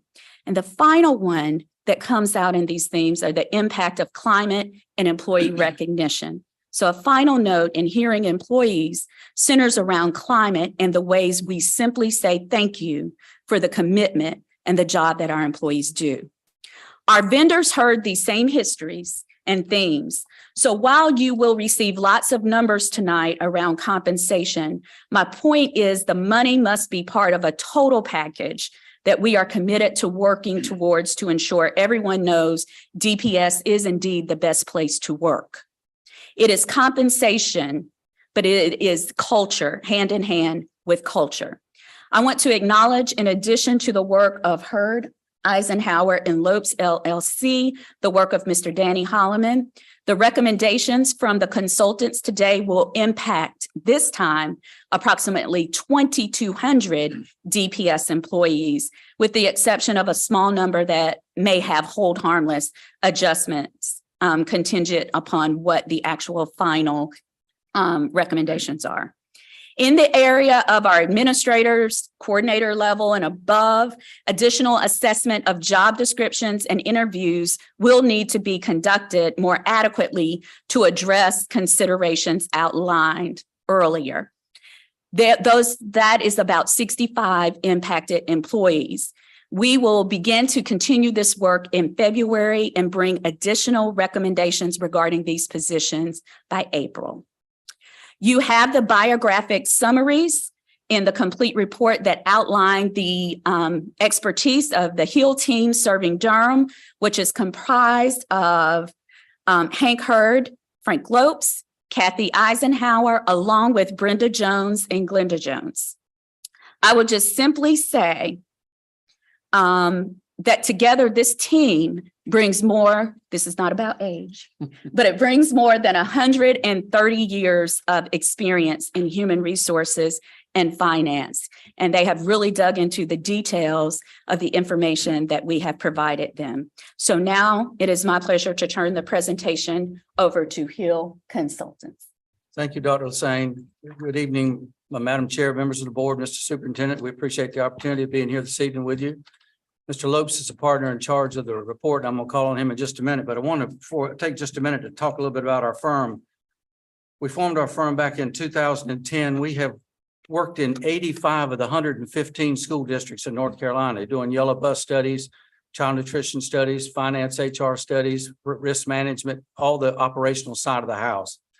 We've worked in 55, I think there's a couple more, Ricky, in the last 2 or 3 weeks here that we're doing reports. 57 of the 115 school districts have done classified salary studies, and we're concentrating primarily this evening on classified.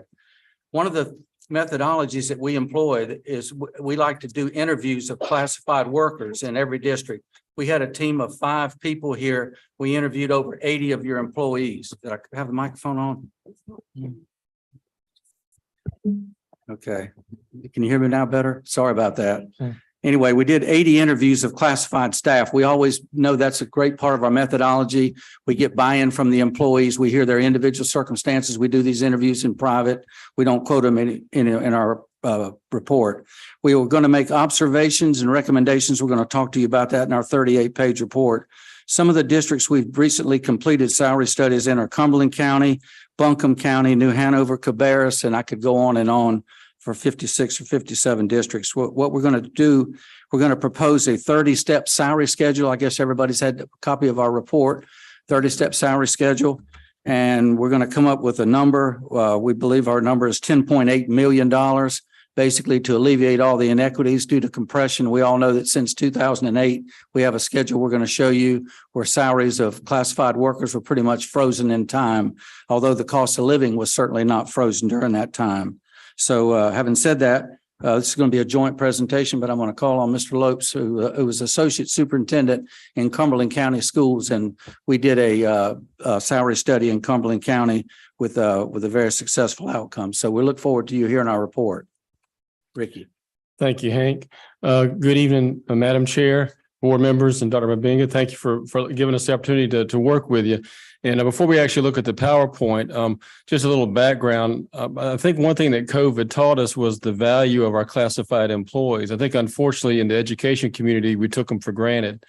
And so I think if nothing else, we learned the value of the classified employees as they support the instruction. They're not in the classroom, obviously, but they're supporting that instruction. And so they're a very vital part of the education community.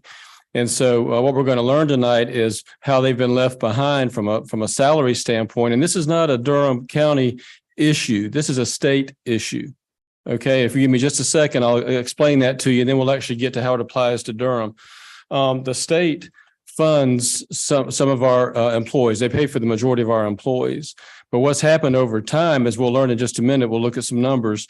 The raises given to our classified employees have been minuscule compared to other employees. And like Hank just mentioned, has not kept up with cost of living.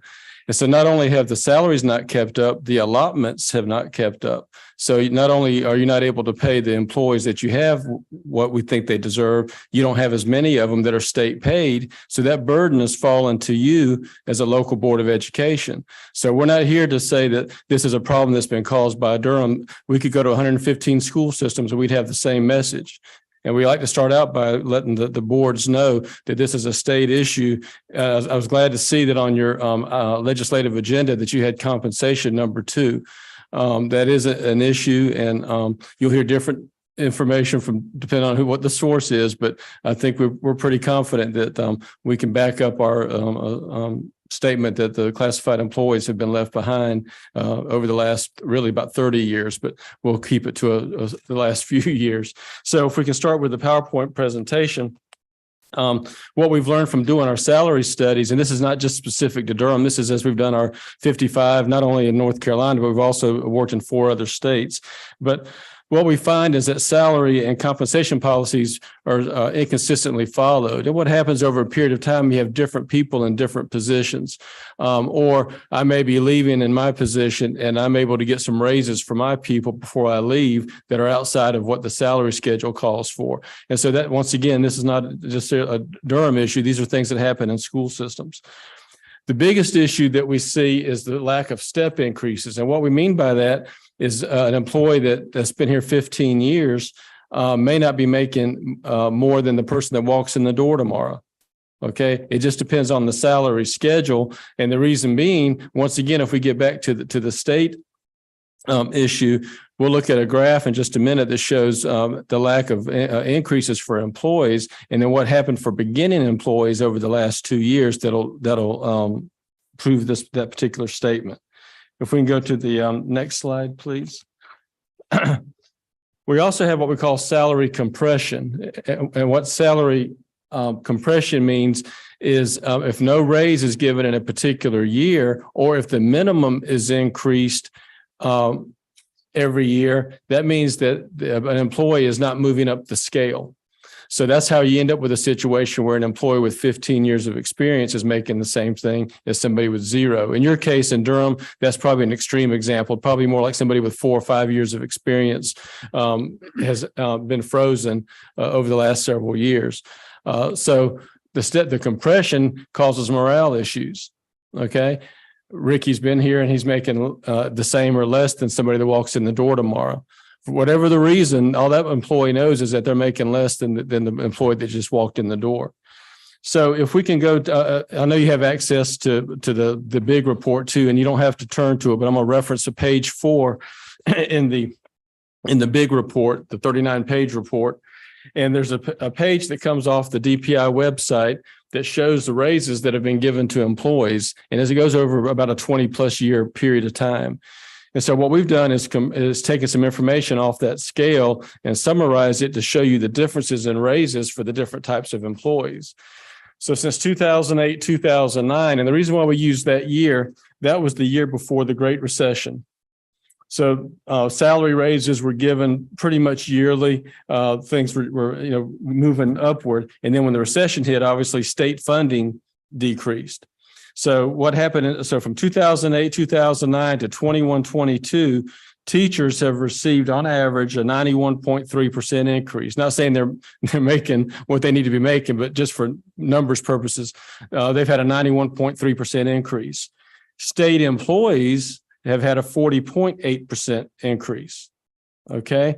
Now, if we look at school system classified employees, if somebody was making $15 an hour in 2008, 2009, they've received an 11% increase in 13 years. I'm going to repeat that. An 11% increase in total in 13 years. That doesn't count this year because the DPI scale has not updated for 22, 23. Okay. A person who was below $15 an hour back in 2008, 2009 has received a 45% increase. The purpose of that, giving you those numbers, is to tell you your veteran employees have only received an 11% increase unless you've put in additional money locally. This is from a state perspective. So if you've increased a supplement or you had previous salary studies, if you put some money into it, but that was all Durham money. Okay, it wasn't state money. So the purpose of this report is to show you those disparities and also to justify why a salary increase is needed for your rank and file employees, your classified employees. Let me make a comment of when we interview. I always go back to when we interview the classified stakeholders. A lot of times when they come in and interview with us, they don't understand how the state budget works. And when we do training sessions with school boards on finance and fiscal management and with superintendents new to the state, we talk about you're in the toughest physical positions you can be in. Well, they ask why. Sometimes when they come in from Virginia into North Carolina, South Carolina into North Carolina. And we talk about the fact that the General Assembly comes together and meets and decides on what the raises are going to be for teachers, certified staff, all certified staff, as well as classified. Well, the state will fund state employees on a partial basis. And you have to come up with the remainder of the funds. And a lot of your employees that are classified are your maintenance workers, you know, the ones that are in child nutrition from the enterprise fund and all the other areas. Those are locally paid people. So you have to come up with the funds for local paid. The federal grants are not increased by salary increases. You have to absorb those salaries within the federal grants. So it's a decrease in funding. But, you know, the superintendents, when they present a budget to you in the spring, they're estimating what the raises will look like. Nobody has any idea what's going to happen. A lot of times the General Assembly, as you know, has basically not had a budget passed by the end of June. So you go into the new year, you have to come up, and then once the budget passes, all of a sudden you have to come up with several $1 million to fund the pay raises. And in a lot of school districts across the state, they don't have the funds to do that. And you can do that maybe for 1 year, but over time, you end up with this major compression that Ricky's talking about. And it's come home to roost at this time because the raises were not given for so many years. And the cost of living is through the roof, as we all know, as we interview employee after employee that cannot afford to live in the district they're working in. They're having to commute in. They got commuting expenses. The price of fuel is extremely high. So it's reached a crisis state for employees as far as cost of living and basically being able to live in the districts where they work. And one other comment on state funding, and then we'll get to your specific situation. When the state increased the minimum hourly rate to $15 an hour, you were already progressive, you'd already reached that. But from a statewide standpoint, they did not provide enough funding to fund the $15 an hour. And I'll give you an example. You have a large EC budget here, obviously with the hospital system and being in an urban area, you have a large EC budget. Well, you receive an EC allotment. There was not an increase within the EC allotment for raises for those raises. There was for the category that has teacher assistants, but those were for regular. I think you call them instructional assistants here, so I apologize. But so for the instructional assistants, there was for that block of money, they put in an estimated amount, which still wasn't sufficient. So there's two issues. One, the state gave a mandate that wasn't fully funded. And number two, they've allowed for compression to take place and haven't properly funded the salary schedule. So that just gives you some background before we start looking at your situation specifically for Durham. Okay. If we go to the next slide, please. Another thing that we see from district to district is that job descriptions have not been updated. With the advent of technology, job duties are changing annually. And so one of the things that is needed before reclassifications can be done for positions is to update the job description. Okay, because there could be some duties that somebody is now doing that upgrades their position, but they started 25 years ago in a certain position and they're still being paid as in that classification, but they may have duties now that warrant an increase, not because they're doing because of who they are, they're my neighbor or they're my first cousin or whatever. It's because their job duties have changed. And so the job descriptions do need to be updated. Employees like to know why they're getting what they're getting. And I think we think our scale is simplistic enough that our recommendation that an employee, if they have 20 years of state experience and they know what their classification is, they can go to a schedule that would be on the website that they can determine what their salary is. So we like for it to be transparent for the employee. Next, please. During the recession, because the school systems are so dependent on state funding, obviously we were not receiving increases for our employees. Your other municipalities are primarily funded by local taxes. Okay. So if we follow the logic there, property taxes did not decrease during the recession. Okay. In most places. So even though they were minimal, cities and counties were able to do a little bit with their salaries during that 13-year period when our classified employees were getting minimal raises. So what's happening, once again, not just in Durham, what's happening, we're losing a lot of employees to other municipalities. It used to be the other way around. Okay, we used to be able to attract some employees to the school systems. Now the school systems are losing employees to cities, counties, the towns, whatever, because their schedule is so far. If it's a 3 or 4% increase, people won't normally leave. So you're looking at significant increase differential, a salary differential for them to leave the school system to go to a city or a county. We've seen this all over the state and primarily in areas of skilled trades and maintenance. You know, those that have license in HVAC, plumbing, electrical license, districts are losing those employees to the private sector almost on a daily basis. And IT is another area that's extremely hard to have recruitment and retention efforts there. Diesel mechanics, we all know about bus drivers. You know, the school boards now basically provide the training for the CDL license, and then they become very marketable. And private industries basically using school boards as a training ground for bus drivers.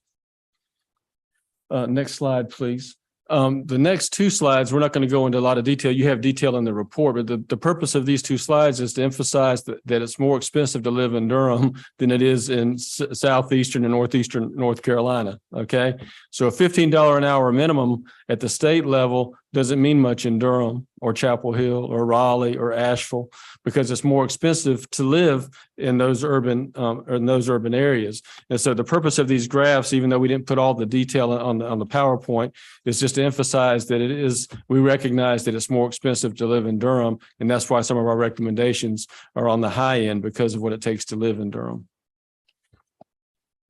If we go through one more slide and one more, please. Okay. Our methodology is a lot different when we do salary studies compared to most entities. We believe in talking to the employees. We talked about job descriptions before. If we sat in a room and read job descriptions, it wouldn't tell us what the employees are really doing.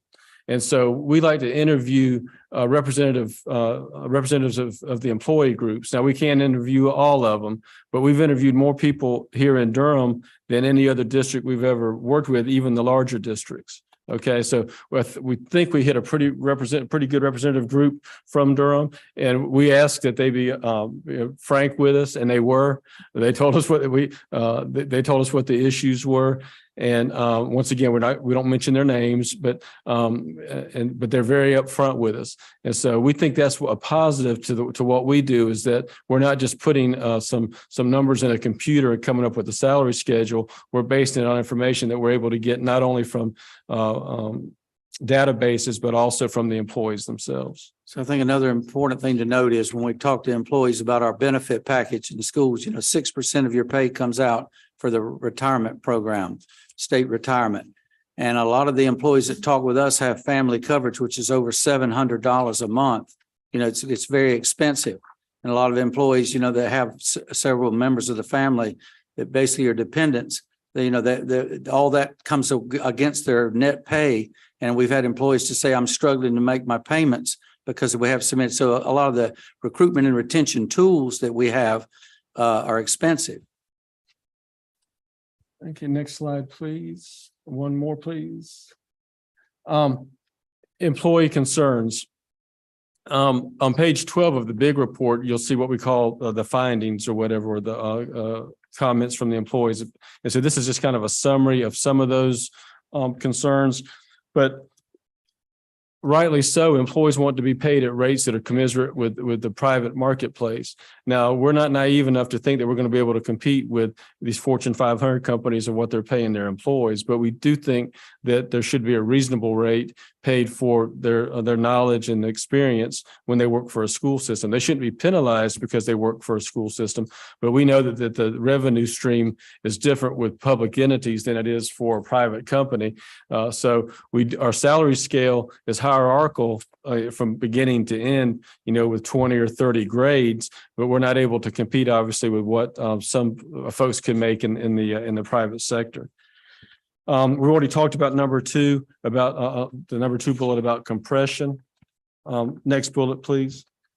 One thing that we like to see, especially in the trades area, and we know we have the issues obviously with bus drivers and instructional assistants, but in your maintenance area, we're seeing statewide the difficulty in recruiting and retaining what we call the trades, HVAC, electricians, plumbers, carpenters.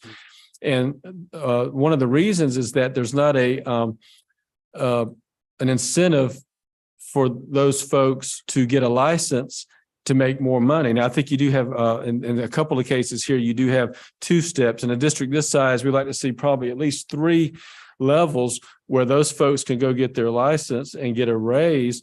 And not only is it saving them money, it's saving you money. What happens when you have a construction project and you're doing some of the things in-house, you have to have a sign off by a licensed plumber, electrician, or HVAC person. If you don't have somebody on staff that's doing that, you're having to pay. You're paying a whole lot more to that outside person to come sign off on that than if you can have a licensed person. So it's a win-win.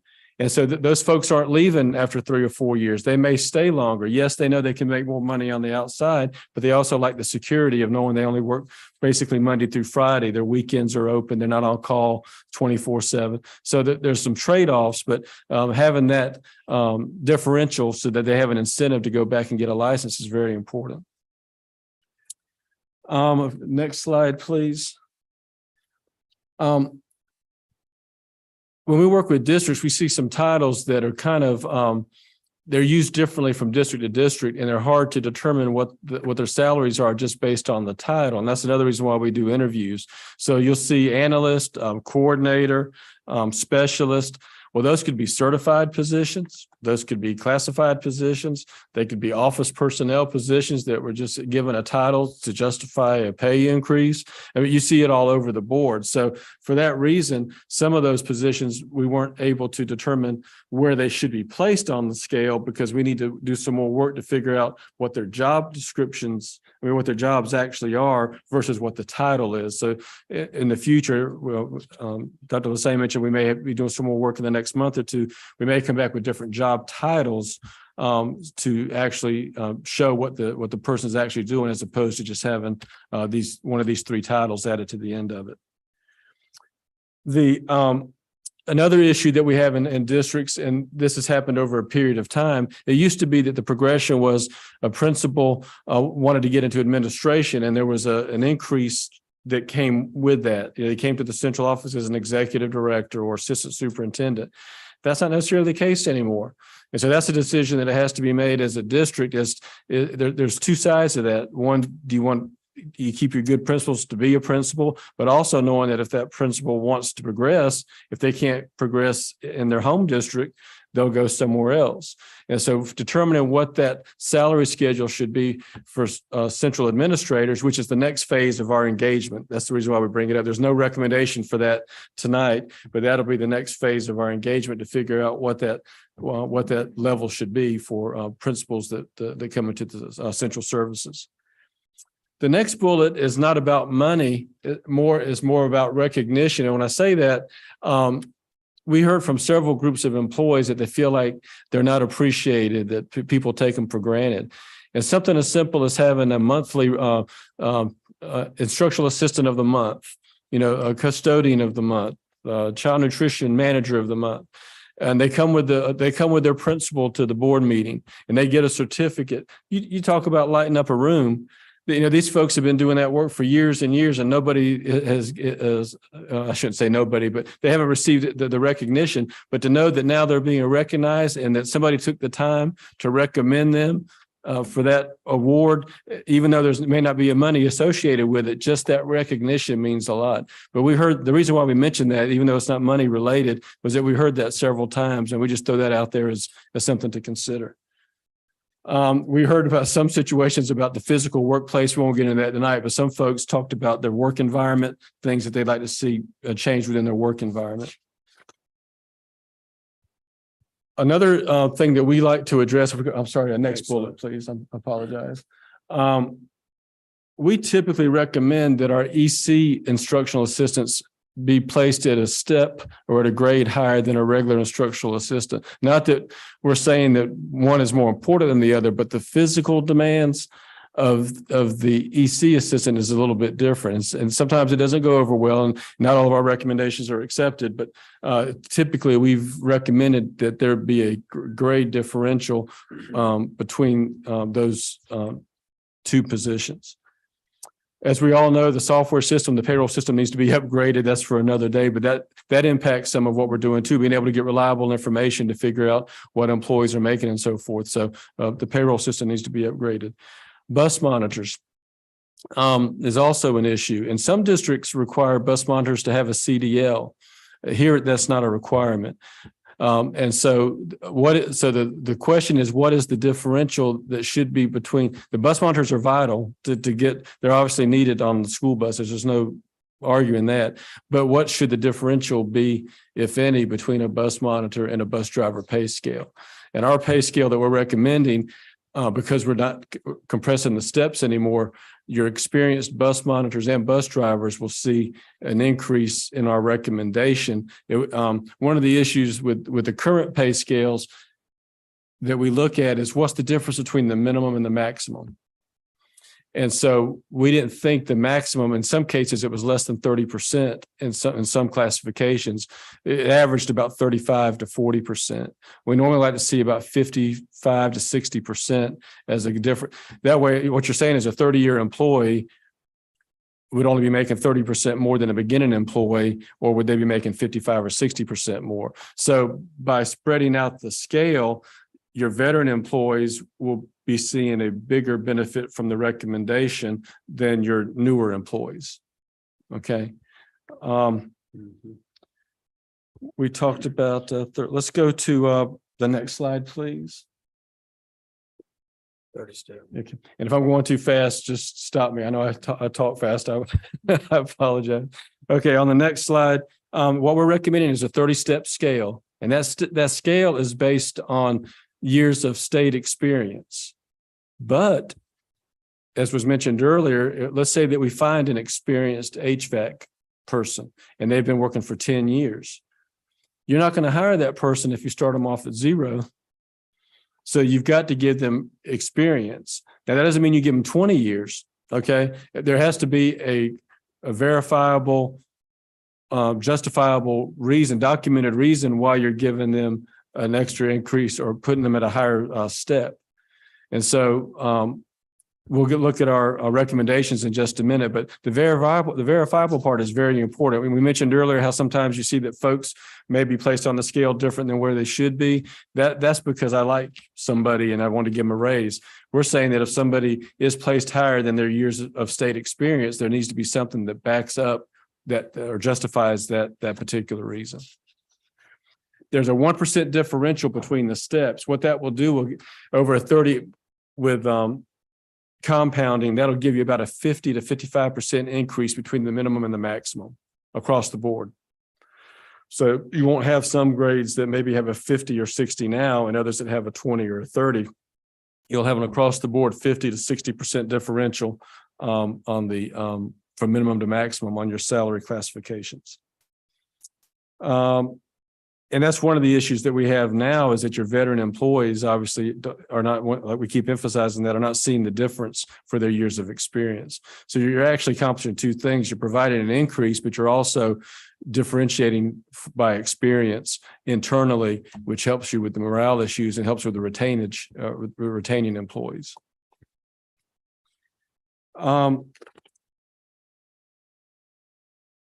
Let's go to the next one, please. Let's go to the second bullet there. No employee is going to receive a decrease. Let's say that Ricky got a very favorable raise from his boss 3 years ago, and they're paying me at $50,000, but the scale says I should make 40. We're not going to move Ricky down to 40. We're going to keep Ricky at 50 until the scale catches up with Ricky. Okay, so we never recommend that it be decreased, but you're going to have folks that are what's called hold harmless. And they're going to be grandfathered in because the scale that's being recommended is higher than what their placement would be on our recommendation. And normally there's not a lot of those. I don't know how many, until we look at each individual person, we won't know how many there are, but that's just to let you know what the guidelines are if you do decide to implement our recommendation. So what happens, let's say that you implement the scale and all of a sudden we have another recession. Okay, so next year, the state bottoms out again and they don't give any money. Typically what happens, that's when the compression starts.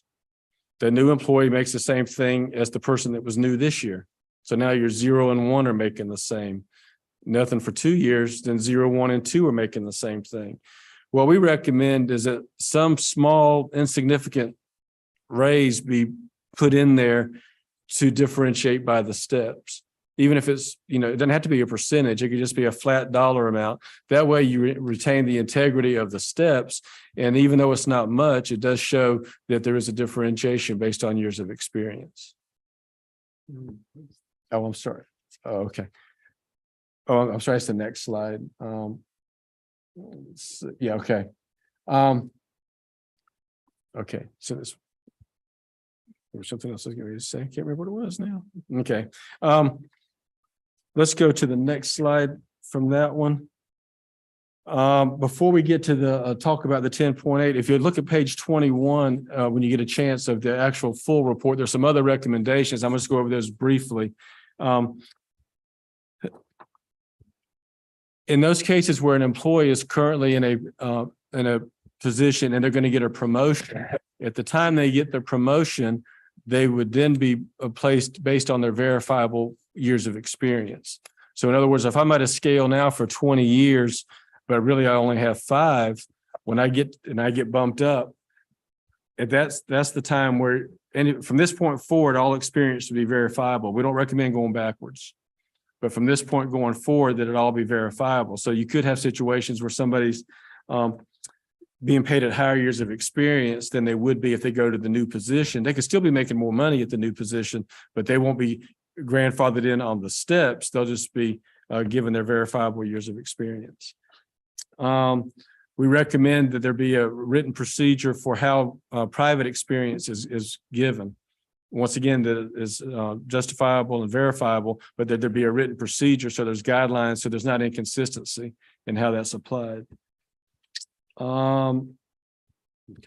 And I think that pretty much covers the recommendation, but we did a quick estimate based on the information that we had at the time. And once again, there were some classifications that we weren't able to determine if they warranted an increase or not because we couldn't determine by the title.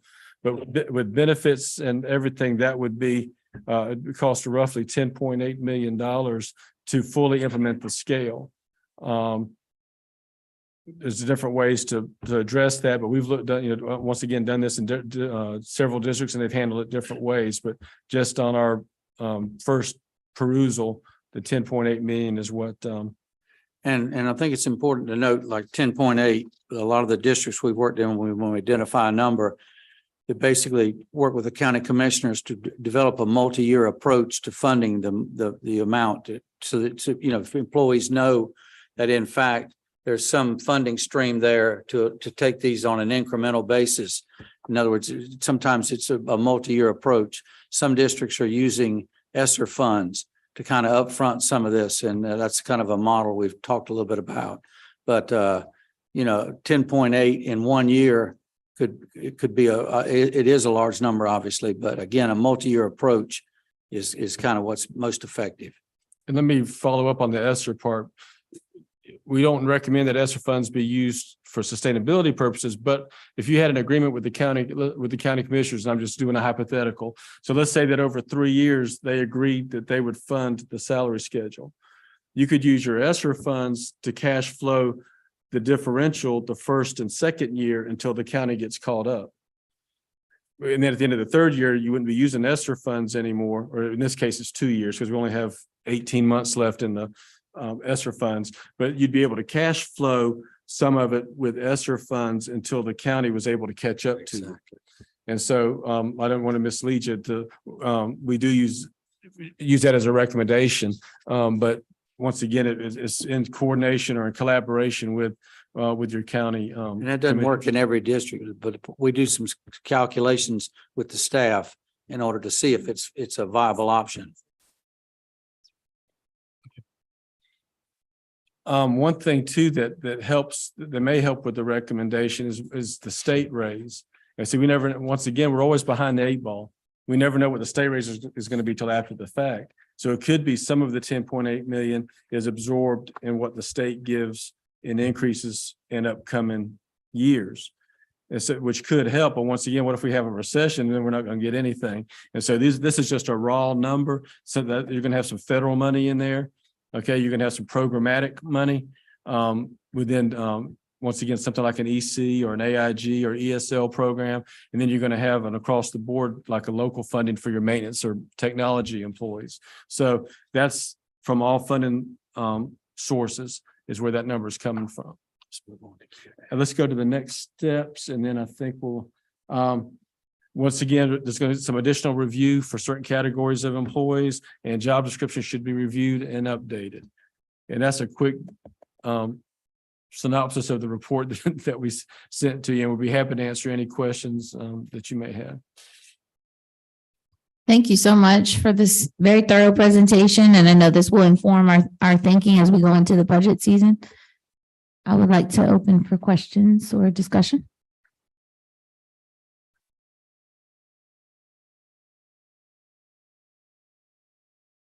Ms. Rogers. Thank you for doing this work. We've been waiting eagerly for this information.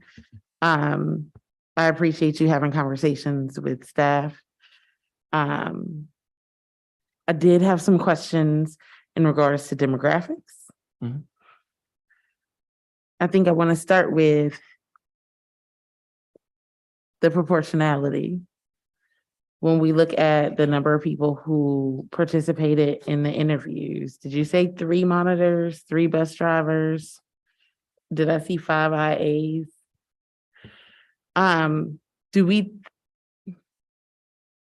Is that a fair representation of our classified staff in proportion to our central office staff that were interviewed and the number of people they make up across the district? Well, typically you're looking at job titles. And so you could have 50 people under one job title and maybe only 1 under another. And so the job title, there's some consistency in what each of in certain job titles as to what they do. Now, obviously with 2,200 employees or the ones that were part of this study, whoever got left out would think, that they should be interviewed, but proportionately we interviewed more people here than we have in our other district. We had 3 teams of 2 for at least 2 days. And then we also did telephone interviews for those that we couldn't pull away from the class schedule. So from a representative standpoint, yes, but I also know that there could be some uniqueness. We may both have the same title, and I may have one particular thing that I do that you don't do, but we're never going to capture, unless you did 100% study, you wouldn't be able to capture everything. But I understand your point. We did more interviews here than we have in any other district, but as Ricky says, a lot of them are representing, when we talk with them, we said you're representing, other employees in the same category. People were very frank with us and open. May I add one other piece to that? We were also very intentional about making sure that we had race, gender, and all of those pieces balanced out across those who were interviewed also. And we specifically asked for those people that you hear from. In other words, we didn't want to talk to somebody that wasn't going to tell us what the issues were. We asked for the most vocal, or we thought the most vocal in some of those categories, because we knew they would tell us what the issues were. We want to know. We can't do our report if we don't know the whole story. So I can't answer as to whether that was the case every time, but we did ask for those folks that either call y'all or email you or the administration or whatever to make sure that we heard from those folks. And I think my follow-up question, and some of the data that was not necessarily presented here, but used to put together the recommendations, we are comparing DPS to our counterparts in the city and the county, which you spoke about, and to private sector. And I think I want to acknowledge that the university, Duke University, did have their top paid staff take a 10% pay cut during the pandemic, and that the city and county similarly did not give a as high a pay increase to the higher paid staff over the course of the pandemic so that they could increase the wages for the bus drivers and comparable employee classifications. And so I guess my question would be, what can or what has DPS done to invest in our classified staff and our lower paid staff, so that our county commission knows that we've invested in this way in our staff, and we expect that to be the case. We expect them to make a similar investment in our classified staff. So I think you see it in the recommendation that you have, because remember, we have some additional work to do as part of a comprehensive salary study, but the 10.8 does not include those highest paid administrators in the district. That 10.8 recommendation, based on the recommendations outlined here, does not include those administrators, as there's still more work to be done before a recommendation could be made. So I think that definitely highlights where our prioritization is and all of that. And so, Dr. Mubinga, that's what I would say to the work. I don't know if you want to add anything. I don't know if that's answered the question of Ms. Rogers, but I will say this, even though Mr. Lesueur is not here today, he went through some medical procedure today. That's why he's not here today. But he's been in a loop with this particular study. What we've done in the past 4 years, even though state was not able to give raise to our classified employees, there were times where with our local funds, we'll be able to put probably about 1%, which was not enough, but we're able to put something anytime our certified employees, they were able to get a raise. Thanks, y'all. Chair Umstead. Thank you all for the presentation and the wealth of knowledge you bring to this topic. I felt like y'all should have joined our legislative session last week and take you down to the General Assembly. But it kind of follows up with Ms. Rogers' question. I think I know the answer, but it wasn't in the presentation. So I want to be really clear about, in the 10.8 million, what staff members, and I know you may not be able to give a comprehensive list, but who are we talking about impacting with this kind of first iteration of the salary study? It's the classified employees up through the, when you start talking about director, executive director, you're talking about administrators. Those are not part of that. And so anybody that's paid on the classified salary schedule currently. And so we took that same information and developed our own salary schedule. And so your administrators are not paid on that particular scale. Gotcha. So I just want to get really specific for the people who might be listening and said, is that me? So I think we're talking about plumbers, HVAC, carpenter, bus monitor, child nutrition, like those positions are the folks all those categories. Awesome. I think we can maybe when we put this up or put the notes up, just kind of list out, because I think people will want to see themselves and see, oh, this is my position that's included in this study. So I appreciate that. I think the other question, I think too, just to put this out in the public, you all talked about steps and grades. Can you explain a little bit about what that means? Yes, the grade is a classification, and normally the higher the grade, not that one position is more important than another, but based on knowledge, experience, education, things of that nature, a grade may be higher. So a network administrator in technology is going to be a higher grade than somebody without a college degree that's in a more of a manual labor type position. So you have a hierarchy there. That's the grade. The step is the increment that you get for whatever criteria you want to use. Our criteria is going to be state years of experience. Being a government agency, that's typically the one that most people use. Theoretically, you'd like to use performance, but that doesn't necessarily work as well in a governmental situation. So experience is our step increment. So each year of experience moves you a step. And we're saying that each step is worth 1.5%.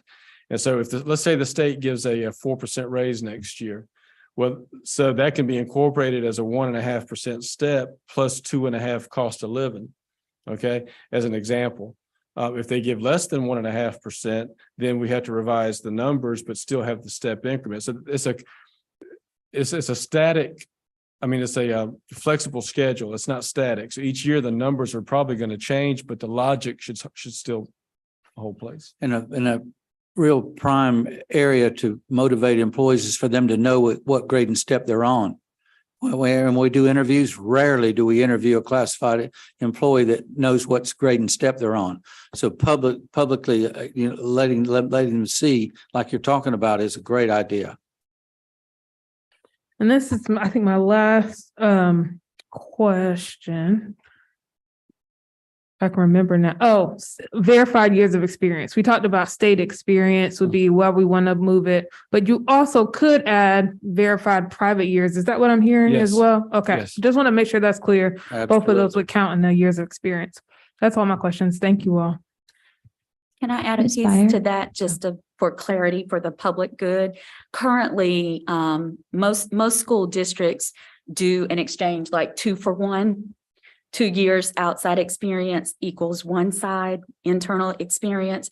Durham currently assigns experience, outside experience at 1 for 1. Can I ask why they do 2 for 1? Just curious. Budget. Oh, Budget. gotcha. Thank you.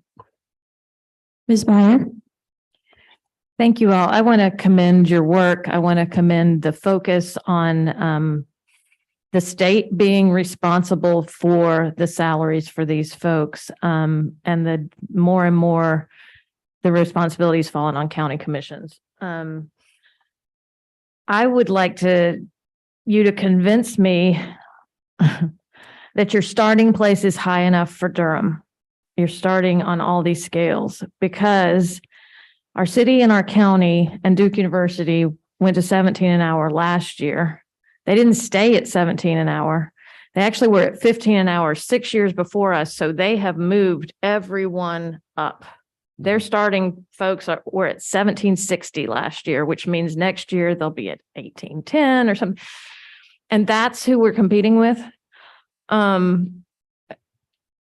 So I'm not all the way convinced that this is even enough. I know it's a big ask, 10.8 from our county, and I know it doesn't cover everybody and what we need to do, but can you talk to how you all are convinced that it's going to be enough to hold our people when we're not even able to be on par and parity with city and county employees? And I don't know if there's a guaranteed amount that we could start with, but when we work with a district, we look at their ability to pay. And so, for example, we wouldn't recommend a scale that starts at where we're starting Durham at in southeastern or northeastern North Carolina. Theirs would start at $15 an hour. Yours, we've moved up. Yes. Could we justify more? Yes. Because the numbers themselves, we debated that. Should we go even higher to start the minimum amount on the lowest classification? But we also wanted to be reasonable. And so, yeah, if the board asks us to come back and develop a new schedule that increase that, we can do it. But we don't know what that fine line is between reasonableness and reality, so to speak. And so, even though 10.8 is a big ask, we thought for Durham that was not an unreasonable ask, where a 30,000 student district in a poor district, we couldn't even approach 10.8 million. So yes, we understand your concern, but we didn't know what that magic beginning was. We wanted to be competitive, but we still may be a little bit behind for the ones that you're discussing for comparison. I think that's a very astute observation about what exactly is the level, and Ms. Byers right on target. Now, we will say this, without some action on this 10.8, you're going to be looking at a tsunami of vacancies coming about fairly quickly, because, a lot of times as we do these interviews, you have a lot of employees that have 18, 19, 20 years of experience that are staying here looking at retirement, but your recruitment on the lower end of the scales for new employees,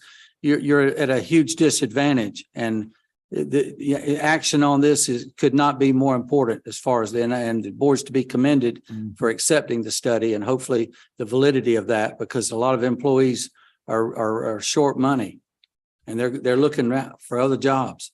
100%. And I just think that we have good, strong relationships with county commissioners and city council folks. And I think that public entity parity on starting wages would be something we could find common ground on. I'd like us to at least know what that number is going into further discussions. Can you walk me through IT folks as well? Because I think that is, as we're a one-to-one district and we haven't been in the past, like, can we talk about that category specifically and where it is on what page it's on and all that? I'd have to find the classification. That's the hardest group to classify because there's in that particular area, you can't just rely on education because their practical hands-on skills may be such that they have the technical knowledge and they may have a title that has a lot of responsibility, but if you penalize them, if you say, well, because you don't have a college degree, we're going to move you further down the scale. And so that's another one where the titles in a small district, they may call somebody a network administrator. Whereas here, they may just be a tech 2 or a tech 3. But depending on the district, the title may or may not really tie into what they really do. So that's really the hardest group for us to get a handle on as to where they actually fit by just looking at the title. So that's one that would require more of analysis of job descriptions and what they actually do. If we go to page 28 on the big report, based on the information and with you and your cohorts. And one thing I didn't mention, because we didn't look at the full report, who did we compare you to as far as other school systems? And so we looked at Cabarrus County, which is obviously a suburb or, next door to Mecklenburg, to Charlotte, Chapel Hill, your neighbor, Guilford, Greensboro, Johnston County, which has a different tax base, but a portion of Johnston County is very competitive. The county as a whole, it may not seem like it, but there's a section of Johnston County that's very competitive. And then Wake County, obviously. So those were your actual school systems that we compared you to. So let's look at the information that you sent to us. The network engineer here can be anywhere from 43.43 to 67.30.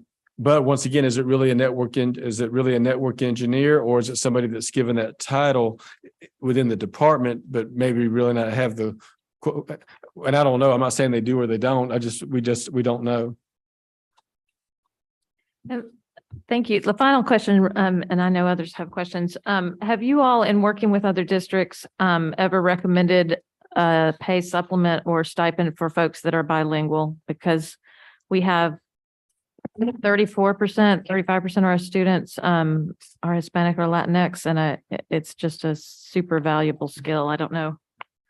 If it's a requirement for the job, any requirements for a job warrant the chance for the job to be graded higher. And so if I just happen to have that skill, but it's not a requirement, it doesn't help. That's like folks will say, we have a school secretary or receptionist that has a 4-year degree. Well, the 4-year degree is not a requirement for the job. So even though it's nice that they have that, it's not a job requirement. So in your example, if the requirement was for that person to be bilingual, then that skill set would warrant possibly an increase in the classification. So sorry, I said it was going to be my last question. So does that mean interpreters are on this in a table somewhere? Where do you set them? Because that is clearly their job description. Separate job. I think, so the interpreters are classified. Now I'd have to look at the whole scale and take some time to figure out how they compare to everybody else. But they're about they're about 7 or 8 grades up the scale. But I couldn't tell you in comparison, isn't that right? Okay. Yeah, and there's a position classification on your report, and it's in alphabetical order. I can't remember if we included the one that was hierarchical also, but Administration has this. oh, okay. So the board doesn't have that one. Okay. So you'll share that with them. Okay. Thank you so much. All right, Ms. Lewis. Thank you. Thank you for your presentation. It was really good. Like, it was really good. And I don't know what else to say. It was just everything that I really wanted to hear. And one of the first things that was going through my mind, song by Deborah Cox, How Did We Get Here? And you all referenced that. State mandates, not funded, the positions, like, this is where we are. And these are the solutions to getting out of it with these recommendations. I want to just thank Dr. Mabenga for his foresight, Dr. Lassane, just for bringing this comprehensive study, knowing that it does need to be across the board, looking at everything that we have going on. I have just a few questions. Really, how did we get here? One of the things I wanted to know, when was the last time we've done a comprehensive study in the district? Does anyone know that? 2019 would have been the timeline that the last study was implemented. And at that time, was job descriptions looked at the way you all talked about job descriptions today and how they were made? There was still a lot, because with that study, they picked up from a prior study. I would say that there was still a lot more work to be done with job descriptions. Okay. I'd like to take a look at that if I can get a copy of the one done in 2019, just to kind of see where we are and some of the trends that have happened. And also, the other thing that came to me when you're talking about grades and ability to advance grades, I think about access and opportunity. So one of my questions for you, Dr. Sain, is kind of, where does equity show up when you're looking at salary studies and our personnel and things of that nature? Where does equity show up when, for us in particular, when we have trade license and certifications that can help with get people pay increases, but we know they don't always have time capacity, a typical daily schedule to be able to get those. What kind of equity goes into a compensation plan that we should be looking at, and also helping people to advance in their career? So I would start that the ultimate level of equity shows up in making sure that there's a clear process that is not as subjected to differences in salary that you see that may be more based on individuals and all of that. So when you have a clear process that you are following to the T, to me, that is that really assists with some of the histories that I referenced that you hear from employees and their perceptions of that level of execution that is not following a process leading to inequities. So that's the one way I would say. I would also say that in the process itself of conducting the study, I would refer back to making sure that in those interviews, when you're looking at, like when we were looking at individuals who would be interviewed, we actually pulled demographics and looked at that to make sure that we had representative voices in the entire process. So those are two things that I would mention to address what you're saying. Ms. Lewis, to your other concern, the last salary study that was done in 2019 was done internally. I think was as I was arriving to DPS, there was one staff member was doing this work. Then when Arasi Hawkins got here, she pretty much took over and finalized the process. It was done internally. I think this is the time that we've been able to use consultant to be able to do this work. And then thank you for that with equity. Timeline from here, I saw something from February to April, and I agree, we do need to move on this 10.8 million right away. You know, you've talked about it. We've been talking about this for over a year now, and here we are with the plan with some recommendations. Now, I understand this is just one phase of it. So this is one phase of the recommendations. What is a plan? You mentioned February and April timeline. So the February is for those more nuanced, maybe singleton positions to be able to do that deep dive into the job descriptions. It's not just a review of what's on paper, but it's additional interviews with those individuals. So some of those that were even on the list that was displayed on the screen will have additional interviews that will dive more deeply into what exactly are you doing? Do you have oversight for funds? Are you supervising people and being able to look at that? So for example, let's take a director. All directors are not equal. And so really looking at, instead of having the title drive that salary, having the work drive that salary. And so that's the additional interviews for February, and then getting the recommendations and preparing that as just an appendix to kind of this report to bring back to the board for those more nuanced positions. Thank you. And very last for real this time. Just like you said, culture and climate is important, just as the funding is. Or how are we creating a culture, and what does people being able to move in the higher grades? I would like to see, and maybe this is a show up in your recommendations that come in April. Maybe this is part of our strategic plan. When we talk about culture and teacher retention, what kind of things are we putting in a plan to retain our teachers, our educators, our classified staff, that also allows them to get licensures and certifications that are using also the equity lens in that. Thank you.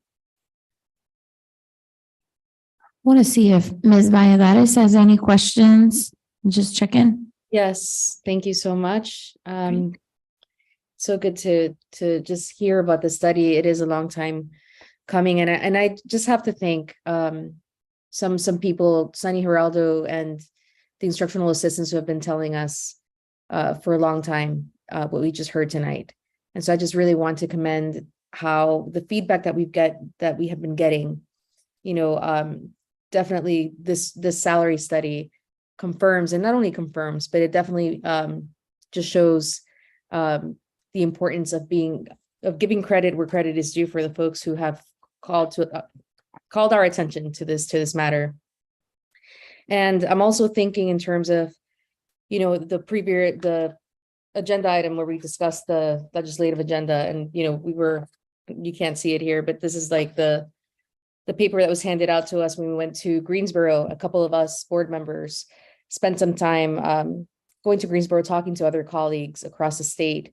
And I just know, I look across the room and I know that our staff could go anywhere. They could go anywhere, and they choose us. And I want them to continue to choose us. We are one of the largest districts.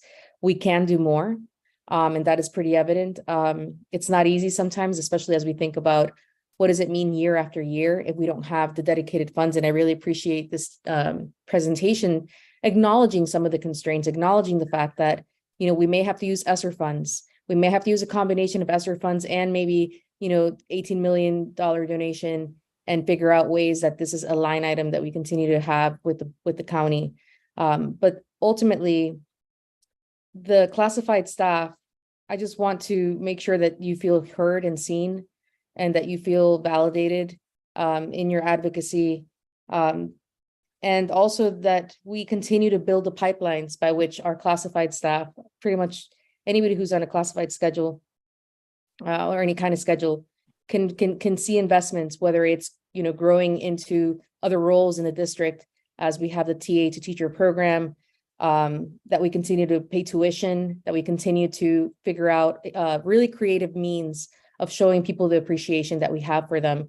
That is not only limited to career, it's sometimes, limited to bonuses, which I know that our superintendent has been, and administration has been, committed to doing that, and to giving bonuses whenever they can. So I wanted to hear a little bit from the outlook. We know that there's a number on the table of how to make this happen. And, the how is where I'm interested in if there's any preliminary thought after seeing the salary study, which we got on our board packet, if administration has any thoughts about, how we can fund this, because we're talking about, we're going to ask the county for it year after year, but for the start, to get this started, are there any thoughts?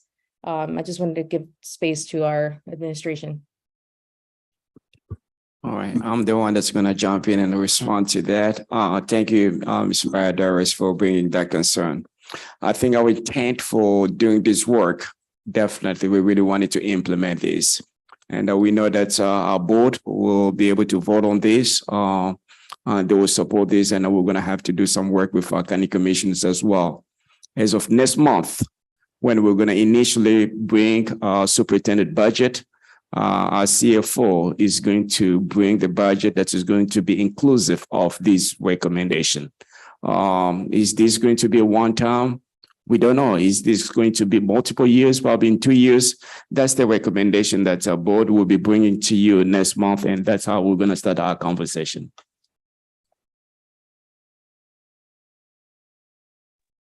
Thank you so much. One of the other things that I do want to acknowledge is just the last point is that we definitely had conversations post adjustments. We've made an adjustment for our bus drivers. We raised the minimum wage of our bus drivers, the wages to $17 an hour. And in many ways, we've heard from community. I know a lot of us have been engaged about a missed opportunity to do that generally for classified staff. So I guess in terms of hindsight, because I think a reflective approach in terms of what we're doing and how we're doing it, this salary study allows us to do it across the board for many folks, but especially there's a focus on our classified staff, which is it's been presented. Are there any from the expert panel that has been working on this study? Have you seen? I'm giving you the context of bus drivers for a reason, because we did a decision. We didn't do a salary study to do that raise. We went to $17 an hour without a salary study. This time, in order to raise all classified staff, we said, let's do the study and let's get the numbers, and then we will make decisions. And Dr. Mubenga, I commend you. You are a superintendent who looks at data and you make informed decisions. But I want to get from the expert panel, other counties that you have seen where they have adjusted salaries, maybe without doing a full study. What are some pros and cons? Had we decided that we raised the bus drivers 17, and then we had maybe months later decided to raise the wages of our instructional assistants, cafeteria workers, not just the bus drivers, where would we be compared if we had done something like put everybody at 17? Thank you, Ms. Valladares. I think when we got to a point where we had to make a quick decision for our bus drivers, it cost us about $1.2 million. And we're able to look at our lab salaries as well as our fund balance. We knew that we could handle that at that point. But this is what I will promise you and our board members as well. As I've been talking with our CFO, we're going to bring a recommendation that is going to include these, our IAs, maintenance, and other folks as well. As we anticipating probably there may be a good 4% raise from the state level, we have that in mind as we're going to try to include this so that we'll address the needs of all our classified employees. Let us just be a little bit patient here, probably in the next 3-4 weeks when our CFO will come here and we'll bring that recommendation. As you all know, when we start this conversation, and if you want to push me a little bit further, say, please include this and so forth, we've been able to work on that until we're able to take this to the county. I promise you, we're going to include this recommendation in our next budget. Thank you, Dr. Mubenga. All right. I have one question, and then I'll see if there are any other questions or discussion items. I also just want to thank you for the thoroughness of this study and the clear recommendations. I have one question about sort of outcomes of implementing these changes, and because you have worked in so many districts, I'm interested to hear what some of the outcomes have been for other districts that have implemented these changes. I think pay equity is one, and we value equity as a district. I think that's an end in itself that is important. But also we're obviously thinking about retention. You all mentioned that, and the ability to keep people local because so many people are being forced out by the rising housing costs, as evidenced here in the data. What other outcomes or what key outcomes have you seen in other districts that have implemented these changes? Well, we've seen it implemented different ways. And so in one district, they implemented it all in 1 year. They had some changes after that, and they went back and they started having compression again. And so they started the implementation. So I guess what I would recommend is if you do decide to do it, make it a long-range plan, not a short-term plan. Because I think the employees will be frustrated if they get an increase 1 year, then all of a sudden the scale is frozen again. Then they say, here we go again. So I would look beyond the immediate implementation and look at the long range. And I think you've addressed it to make sure you have a funding source that can help you. Even if the state can't fund a big increase, at least have something that you can put in there to keep the scale going.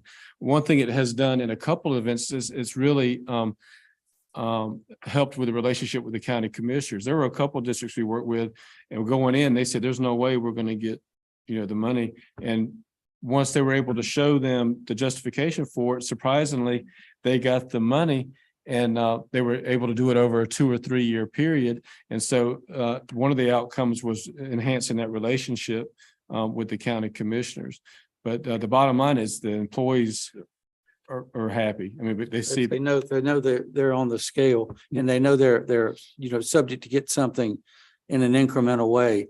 We had a lot of success in Buncombe County, recently in Ashe County. Every time I go to a superintendent meeting across the state, a superintendent will come up to me and say, we used your study and we had some success. Now, a lot of districts that are heavily involved with low wealth funding that don't have the county commissioner support, they've not had a lot of success, quite frankly. But again, they do have at least a plan, and their employees have looked at it and said, well, hey, somebody's going to bat for us, because you can't ignore it. But the thing that makes you so unique is what you know.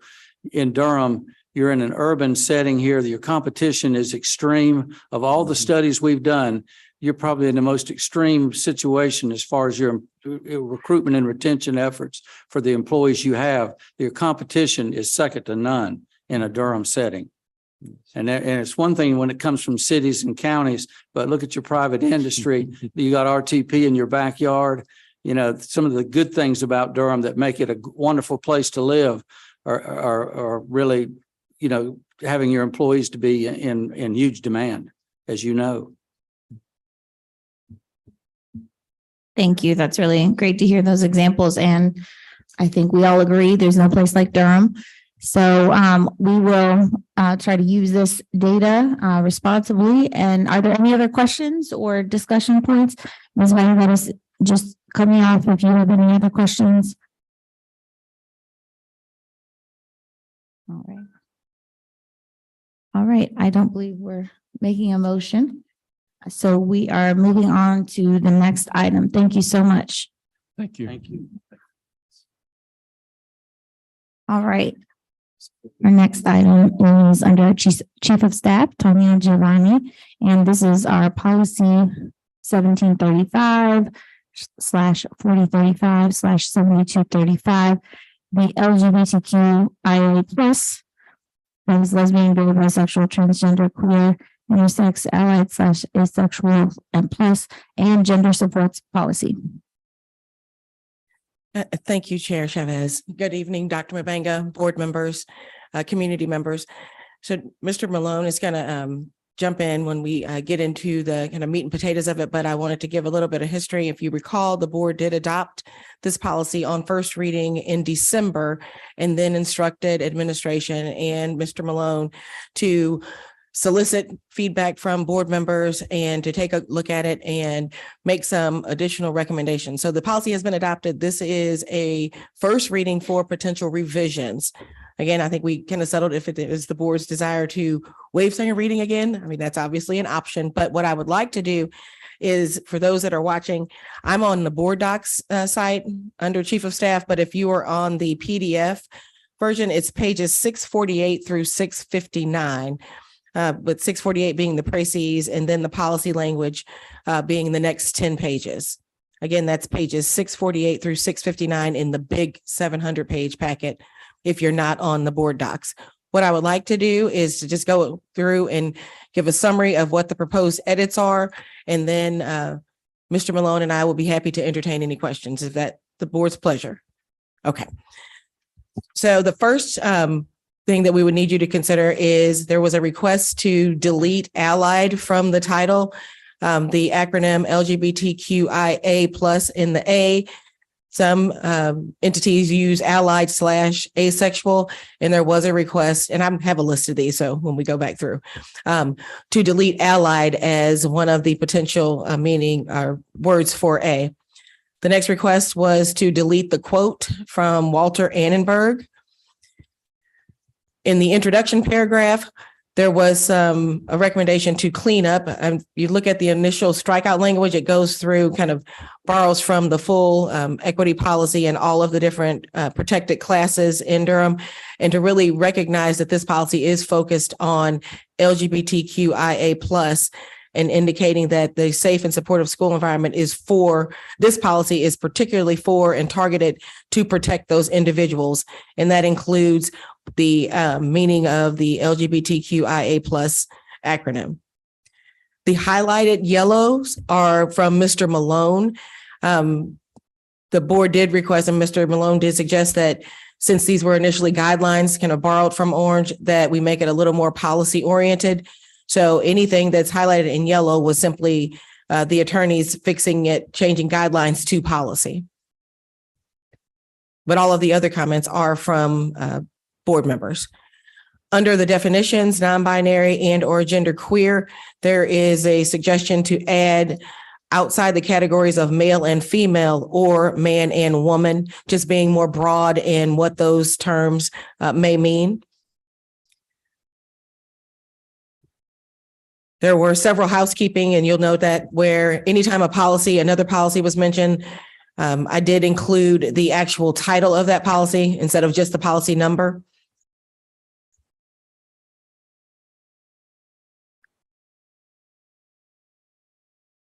I'm scrolling down. Substantive changes on page 7.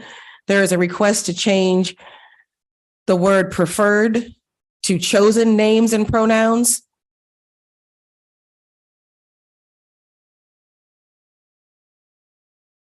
And on page 10, there is a request to add, and there was some conversation around this at the last meeting regarding the curriculum paragraph, and the board did instruct us to not put it in at that time, and to kind of work with administration and Mr. Malone to kind of formulate some potential language around curriculum development / selection of instructional material. So that entire paragraph was requested, and it has been reviewed and worked on and kind of manipulated to some extent by Dr. Hardy and myself and Mr. Malone to try to capture what we thought the board was requesting in this language. So that's again on page 10 of the policy. So those are all of the changes. And with that, I'm happy, and Mr. Malone and Dr. Hardy, as appropriate, are happy to answer any questions. Thank you.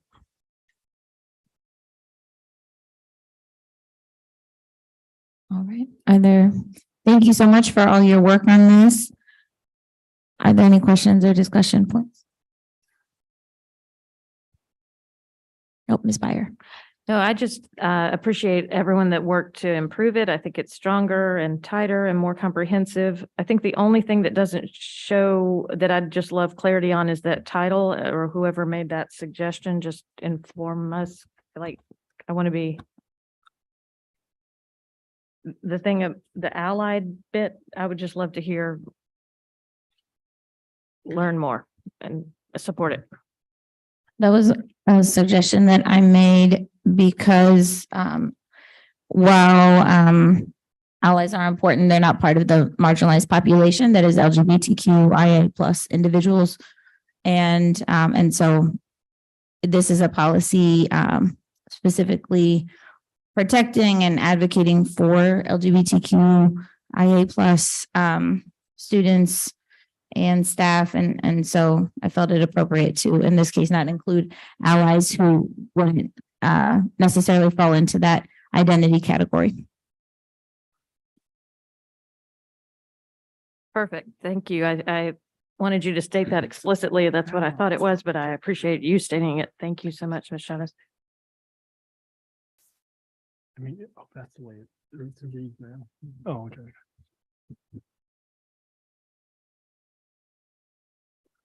Mr. Sears? I would just make a motion that we move this to the consent agenda for our January 26th meeting for second reading and adoption. Second.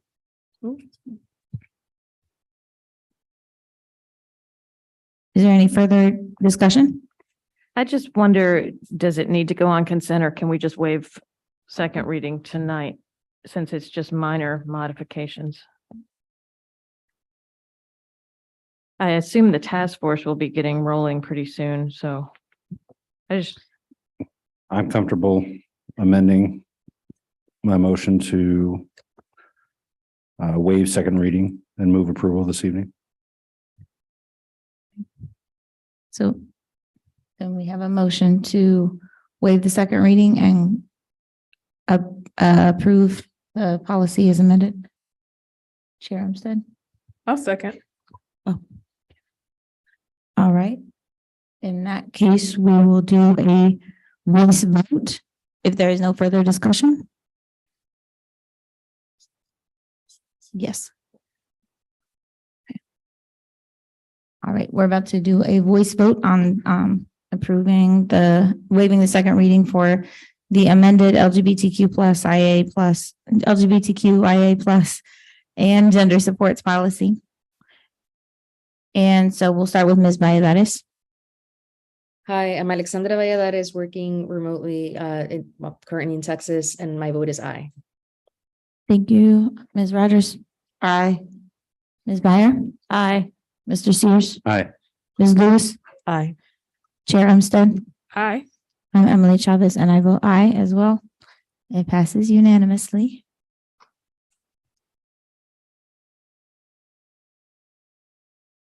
And now we will move to operations services with a DPS transportation overview of 2023 initiatives. And Matthew Palmer will join us, Executive Director for School Planning and Operational Services.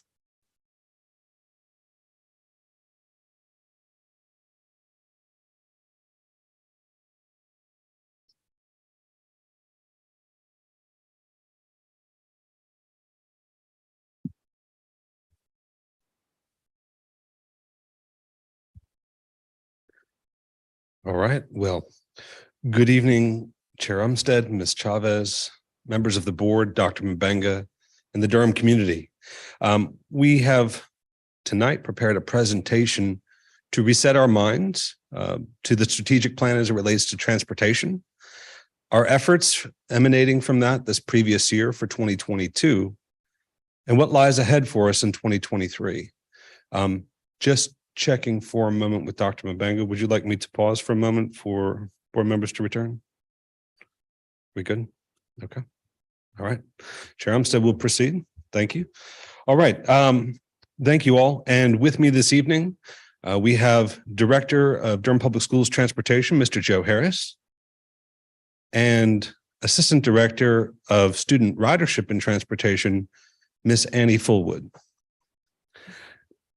Director Harris and Assistant Director Fullwood are here with me tonight to answer any questions that you may have. This is a comprehensive look. We know that our community has expectations and we have expectations on level of service for children arriving to school. The core function of the school building is to educate children. For 2/3 of our children, they need that support and assistance to get from home to school. So we want to review the progress we've made and the progress that lies ahead for this year. With that, we'll go ahead and get started in the presentation, and then we'll have time to answer any questions you may have. Next slide, please.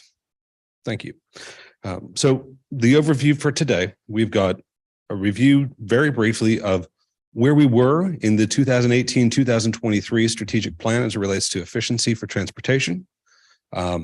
We have progress thus far, our adjustments for bell schedules, growing together, and optimization of runs, routes, and stops, and the remaining challenges, student ridership, safe access for all children, and the recruitment of school bus drivers. I did also want to share, and I failed to admit earlier, we also have with us this evening a representative from Edgelog, Mr. Derek Graham, who is one of their senior leaders within Edgelog. And if any questions pertaining to Edgelog, Derek is here to answer those as well. Derek is also the retired North Carolina section chief for transportation with NCDPI. So we have a good team here tonight to answer any questions you may have. Next slide. Okay. So in the strategic plan, priority goal 5E, we talk specifically about transportation efficiency. Now, just to reset our minds here, that's a measure that NCDPI puts together for funding purposes for school buses on how good are you at planning on getting your children to school with the resources you have, with the bus drivers we've given you, with the buses that you have, how good are you at loading those buses and getting to the school? The short of that is the better you are, that ties back to the state allotments. Okay, let's go back to the next slide. So it was benchmarked in 2019 at 92.2%. Our goal is 95.8%. The COVID years gave us a non-applicable hold harmless rating. This year, 22-23, will be our first year in 3 years that we're actually receiving a score from the state. I share all that with you just to reset our minds on the strategic plan. Next slide, please. The strategies that the strategic plan outlined: reducing mileage, high utilization. Again, utilization is riders over the number of students you could fit on a bus, standardizing stops, route optimization, and school programming. That would include where children live, right? Evaluating program to ensure effective use of our transportation funds. We have limited resources and these strategies speak to them. Next slide, please. So to the left, you have the strategies identified in the strategic plan, and to the right are different efforts that we've undertaken to pursue those goals. One of the things that we'll talk a lot about today is bell schedules and how that has been the one saving grace to allow us to continue to operate with 2/3 of our students requesting service. In addition, we've been looking at our data within PowerSchool and TIMS. We've been reviewing community stops. And of course, we've been looking at regions and boundaries within Durham Public Schools. Next slide. You'll need to tab a few times, please. Thank you. Okay, so one of the questions that we have discussed is the distance from home to school. Now, there again, this is the aggregate distance from a child's home to school for every elementary school in the district. You can see that with 14,000 enrolled students, the approximate average from home to school for Durham Public School students is 2 miles. With the adjustments that are going together, fully implemented, you can see that that is 2/3 of that level, or approximately 64.5%, or 18,000 student miles. Notably, that's not network miles. That is just the total distance for every child from home to school across all children. What it also means is that anytime we're looking at considerations for legacy or additional enrollment, it is the duplication of that network. Even though we might say, well, this number of students is in this scenario and another in another scenario, it is actually, we still have to drive the same number of miles. That's an important point that we'll talk about this evening. I understand that. Next slide, please. With bell schedules. Previously, half our elementary schools started at 7:45 and the other half started at 9:15. That would mean that sometimes schools right adjacent to each other would start an hour and a half apart. We brought all the elementary schools onto one tier. That has streamlined service for us. Those elementary routes are our shortest. That makes sense. The middle school and the middle high schools, the 6-12 schools, are on that middle tier, and high schools are there again at 9:15. This gives us a 45-minute service interval in between elementary, middle, and high school. Next slide, please. Where we were before any bell schedule adjustments occurred, our peak driver demand, you can see there was the 8:50 to 9:15 window. We needed 200 drivers during that time. Unfortunately, we didn't have 200 drivers. And if you think back to last year, we were talking a lot about service, delayed service, and inconsistent service. That was a big focus for the board, our community, our parents, and our students, and most directly, Director Harris. We worked with the board in spring of 2022 and adjusted bell schedules to correlate those, and it allowed us to develop a 3-tiered system. That's on the next slide. You can see here now the maximum number of drivers that we would need in that 745 in a modeled scenario is 170. We only have 145 today. So you can do the quick math on that and see that those deltas, that gap, generates the need for Director Harris and Assistant Director Fullwood to do double, triple loads for bus drivers, adding stress to bus drivers on top of their existing routes. It also requires our core transportation administrative staff to be on the roads covering those routes, which reduces our ability to service families if they inquire. Next slide, please. So on top of bell schedule adjustments, we embarked on a complete system optimization that's looking at school bus routes, school bus runs, and school bus stops. The bell schedule was the first phase of this, but we did a comprehensive reset of the entire school system, working with public affairs and our academic leadership team. You may recall in the spring, May of 2022, we messaged every family and asked, do you need a ride to school? Recognizing that essential service for some of our families is the difference between their child being able to get to school or not.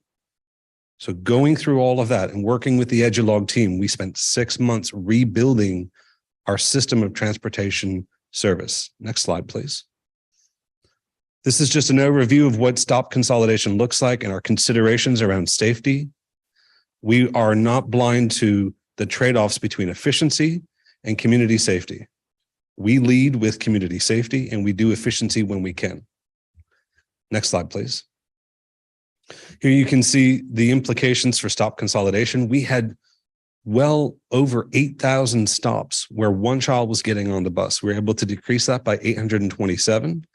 That, of course, led to more community stops, but it also allowed us to begin using the most with the limited resources that we had. Next slide.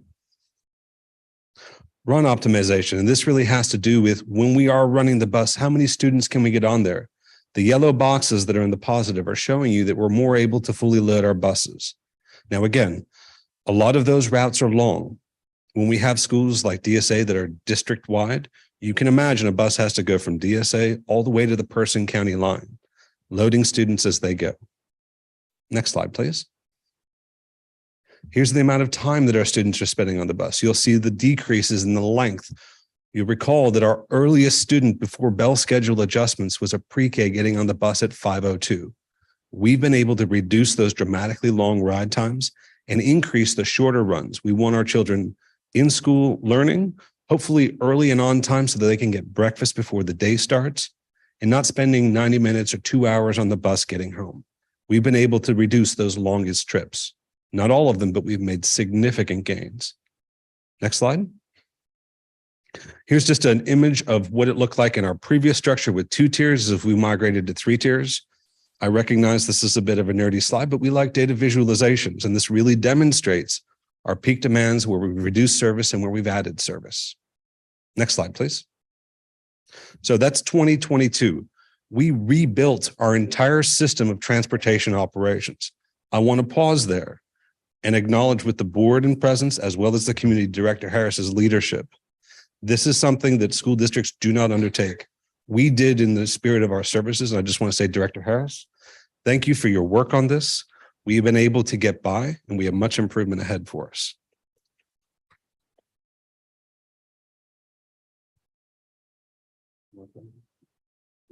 Okay. I always forget how tall Joe is until he stands right behind me.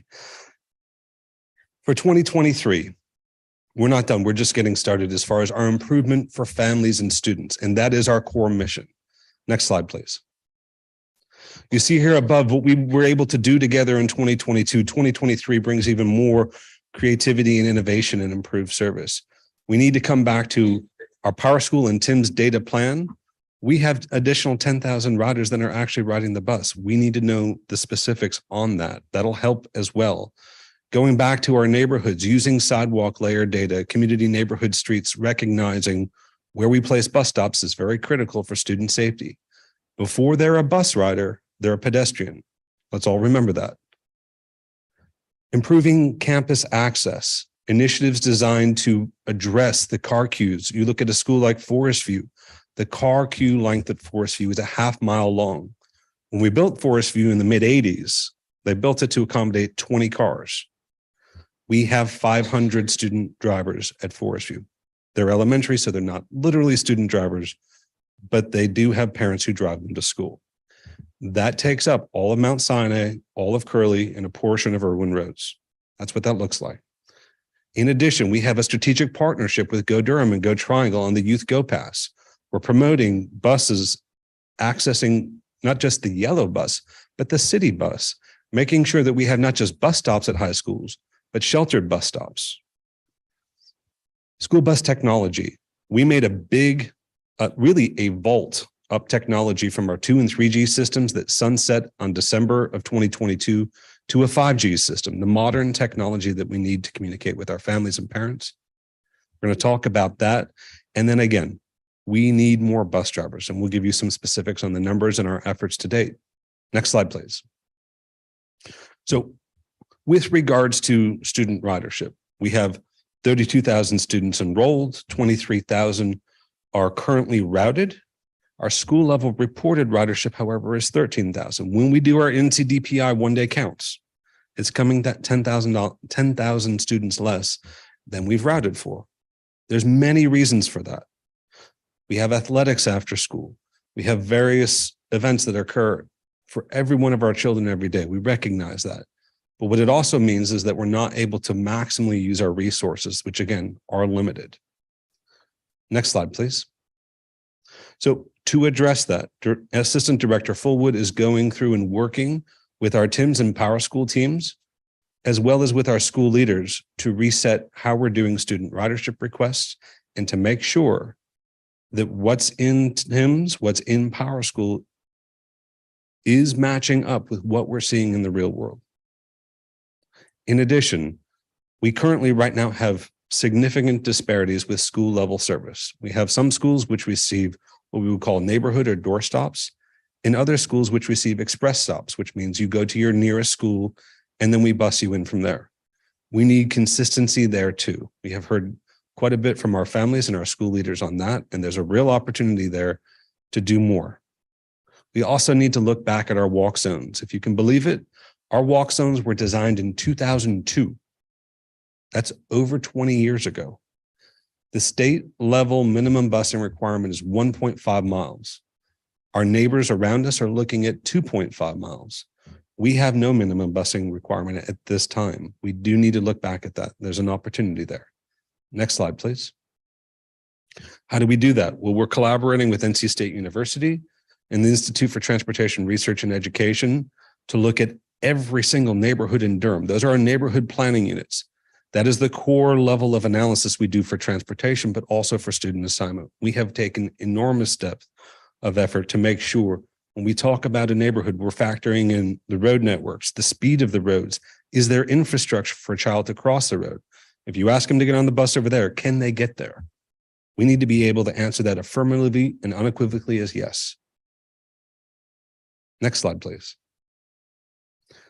To that end, the state of North Carolina, Department of Transportation, NCDOT, has just announced a new wave of funding that we're going to be coming back to you and asking for your support on. We want to lead to be the first school system in North Carolina to say accessing schools safely, whether it's on the bus or the campus, is important.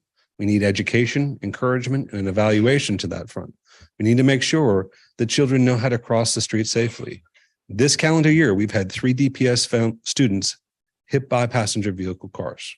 We can do better to make sure our children are equipped, and we are aware of where those instances occur. Oftentimes, it occurs when a child is dropped remotely and a parent asks a student to run across the street. We can do better and make sure our parents and our students have the skills to prevent that from occurring.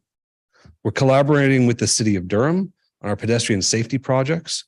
We have crosswalks that the city is leading the installation of this coming year. That's an enormous benefit for us. It's going to promote our ability for neighborhoods to access schools. There are barriers right now in instances where neighborhoods and schools are right across the street from each other, but there's no safe path to get there. We have to be aware of that, name that, and have a plan to fix it. Similarly, when you get to campus, we also have to make sure that it is safe to move around the campus. We have old schools, not just DSA, but others, where the disparity in the sidewalk gaps because of our old trees in city streets has led to disparities with regards to safe mobility on campus. We need to be ADA compliant in the building and moving around the outside of the building. And lastly, I would point out here, our community transportation planner is traveling this week, but I know she would want me to highlight that we're putting the finishing finishing touches on our car queue disparity study. That's going to tell us those schools like Forest View, if you've got a half-mile car queue, we need to know that there's a gap or deficiency in the infrastructure to accommodate for that. What innovative and creative techniques can we use to improve campus safety and access? Next slide, please. So this is the big one for us. As many of you know, starting January 1st of 2023, we onboarded the Edulog Parent Portal application. It's encouraging to get a lot of positive feedback from staff, but certainly and most importantly from our parents. We've got dozens of emails and calls saying, this is a step up, let's keep going. That really is the first step. We've also put tablets on buses that give our drivers turn-by-turn navigation, automated communication between parents and transportation leadership, our student ridership program with the Spark Card, and we have to keep coming back to those core metrics. Are our buses getting to school on time? And are we loading them as full as we can to be responsible with the resources we have? Next slide. So our school transportation rider system is called TIMS, Transportation Information Management System. We're lucky to be here in the state of North Carolina. I know we talked tonight about the challenges, but one of the benefits is that NCDPI has, across North Carolina for LEA, provided access to the Edulog planning portal called TIMS. For us, in partnering with Edulog, that allows us to hang additional services on that. So our student ridership data is synchronized, and we would use the term interoperable across platforms, so that when we're looking at navigation, our rider manifests who's on the bus this day, who should be on the bus this day. If we have a substitute driver, does their new route load onto that? Before this, we had drivers that had paper directions or reading through their cell phone. This is going to really leapfrog us into the next level. Next slide, please. So the tablets on the buses, we can go one more slide. And one more slide. There we go. This is what that looks like. As the drivers arrive for their bus route each day, they're able to do electronic time and attendance, which patches in with our AS400 system in our finance department. They'll select the route based on their bus that they're on that day. When we have driver shortages, you might normally drive bus 212, but today you have to drive bus 150. This will automatically load that updated route so that the drivers know where they need to be and how to get there safely. Next slide, please. It also allows for us to directly communicate with parents and school-based personnel. We've had many times when an instance may emerge and a driver is on the route, and we have a community safety incident that flares up. This allows push notification from Director Harris not only to the drivers, but also to parents. If we have a delay in service, we're going to be able to communicate directly through that. Next slide, please. And this is the big one for us. With all of this work, with all of this awareness and what lies ahead for us, we do fundamentally need more school bus drivers. I know you just heard about the salary study, and we've been talking about needing drivers for a while. But when we bring one in, we're also losing others through retirement and other opportunities. It's a very competitive market. We need 55 full-time drivers and 14 subs to get us to the 69. We've been saying that for a while now. I realize that, but particularly with regards to drivers that have already their commercial driver's license, their CDL, as well as their designations to carry passengers and for school transportation, their P and S. With that, this is the end of our presentation for this segment on transportation, but we did want to give you a sense of what lies ahead for us for 2023. This is a wonderful moment for us in transportation to really lean into innovation. We thank you for this opportunity and here to answer any questions. Thank you all. Can I jump in? Sorry, real quick question. How are we doing on the tablets on the buses? Good evening. So currently we are working with tablets on the buses. There are a few glitches here and there that we're working through, but currently right now, all the buses have installed tablets and all drivers are using those tablets every day. All right, thank you. Ms. Rogers. Thank you for the presentation. Thank you for the work you do to support our students and our families on the buses. Really appreciative. I have a couple of questions, but I want to acknowledge and thank you for putting in the fact that this is a part of our strategic plan. And it's not the first, second, third, or fourth priority for us. It's our fifth priority. And so that we're doing this work because it's required by the state and because it makes environmental sense for us to do that. My first question is about Edulog. And you said it's going to start sending push notifications to families directly. Specifically, what will those messages be? And when will that start? So the messages that will go out will be for delays. If there's concern with delays, you'll be receiving those push notifications via the platform of Edulog as a parent through the parent portal. Those messages will come instantaneously. If there is situations where we encounter maybe major detours where we send out connect dead messages now we can actually go into our system and locate those buses that are in that area and families that are specifically going to be affected. Messaging will be able to go out. Right now, currently, we are already using that messages in some places, and we look to have that messages fully installed by the end of this week, which is tomorrow. We are working through that. There has been some glitches with the vendor. We're working with the vendor, trying to get everything going and make sure everything is in place for our families, but those messages will be able to go out. Bus changes, bus substitutions, you'll receive a notification that your bus has been substituted with a particular bus and bus number. Thank you. That's helpful. A lot of people have been asking for that and didn't have a timeline. My other question is, I guess maybe Mr. Palmer question. In regards to ridership and utilization, you talk about we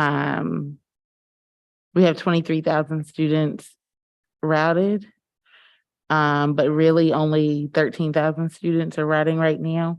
Would it be beneficial to the district for those parents that are actually not riding the bus to let us know that they're not going to be riding the bus, or is that something we don't want to do?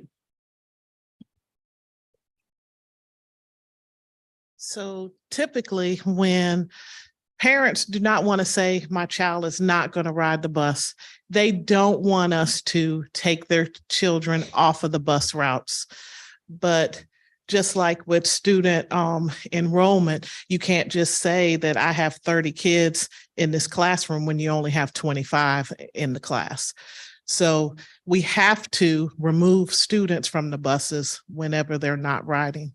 We have rules in place. If children don't ride 10 days or more, they're automatically removed. We don't inform parents of that, but if a child or a parent inquires why my child's bus is not coming by my house anymore, we explain to them that because your child has not been riding the bus, and then we remove you. But if you need that service again, it only takes that day to get you added back on, and then we go through the normal process of getting you back on the bus. Thank you, Ms. Fullwood. I want to make sure you get credit for that response, but thank you.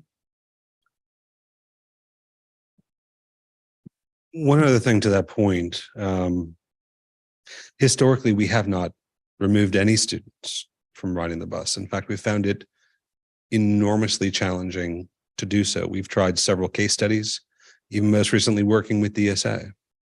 When we reset our student rider numbers from the spring of 2022, we went from 19,000 riders to 18,000 riders. Some improvement, but a long way off from who's actually riding. As we bring on the Spark Car for 2023, that will tell us importantly, and for safety reasons, who's on the bus that day, right? You can imagine how important that is to know if we have an incident and the safety that commensurates with that as well. I'll also add just there again, if a student is not currently routed on a bus, does not mean they can't get home that day. We have mechanisms in place at the school level as we're waiting to reassign them to a bus that will allow for school level leaders to write bus passes that day to make sure that there's no disruption in service for that student. What we wanted to be making sure of is that we're accurate. If we have a student that is not riding the bus, do we have a system to monitor and evaluate that? That's part of our innovation for 2023. Thank you. And then I guess my last question or point would be,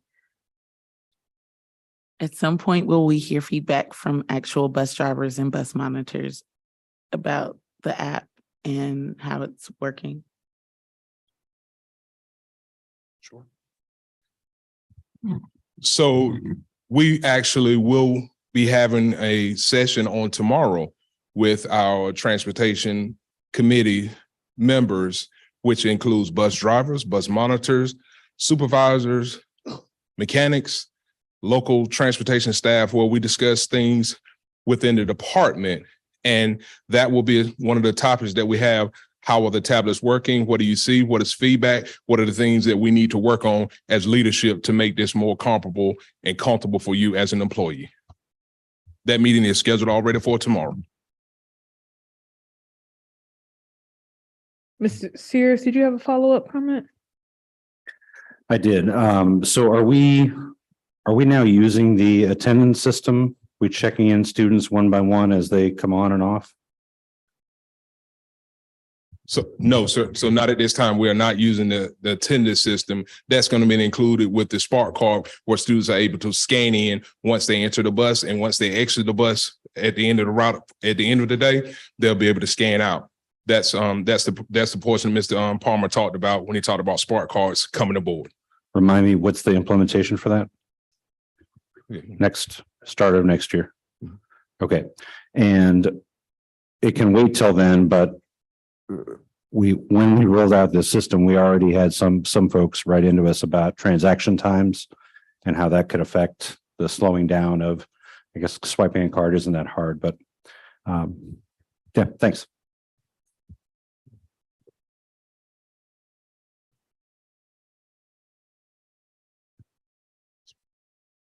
Ms. Byer? I just wanted to express gratitude and hope that you will convey it to the entire team. The logistics that you all manage every day and early in the morning and late at night are so important. And we couldn't do it without our drivers and our monitors. So I need our community to hear that solid request that we need more.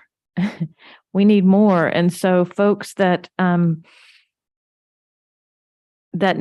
are interested themselves, that know people that maybe could job share and do it in the morning, but not the afternoon. We're open to all kinds of ways of getting folks their license and their ability to drive with us.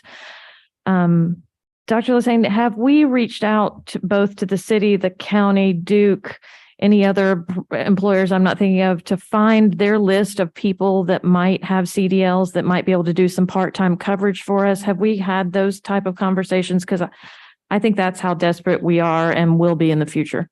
We have not, but we are glad to engage in that work and to be able to look at those partnerships. I think that is a great idea that we can definitely follow up on. And I just love how much work y'all have done even during the school year. I know you got some criticism from folks about the 2 stars on the app and how dare you do it during a school year. But I think it's, I appreciate you acknowledging some glitches, but I think it's such an improvement. And it's such an important upgrade and responsibility for keeping our students safe. And I appreciate that you're working on those crosswalks and sidewalks. I hope the city will take ownership of repairing and the expenses of repairing sidewalks around our schools that are not ADA compliant. I hope that Chair Umstead can just nudge that when she has conversations with the city in the future. But to me, those things are as critical as we keep our students safe. But thank you, just deep gratitude for the folks doing this important work.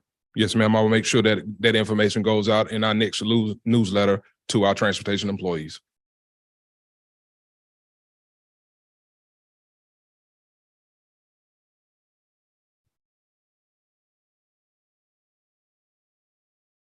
I just wanted to check in with Ms. Valladares. Do you have any questions or comments?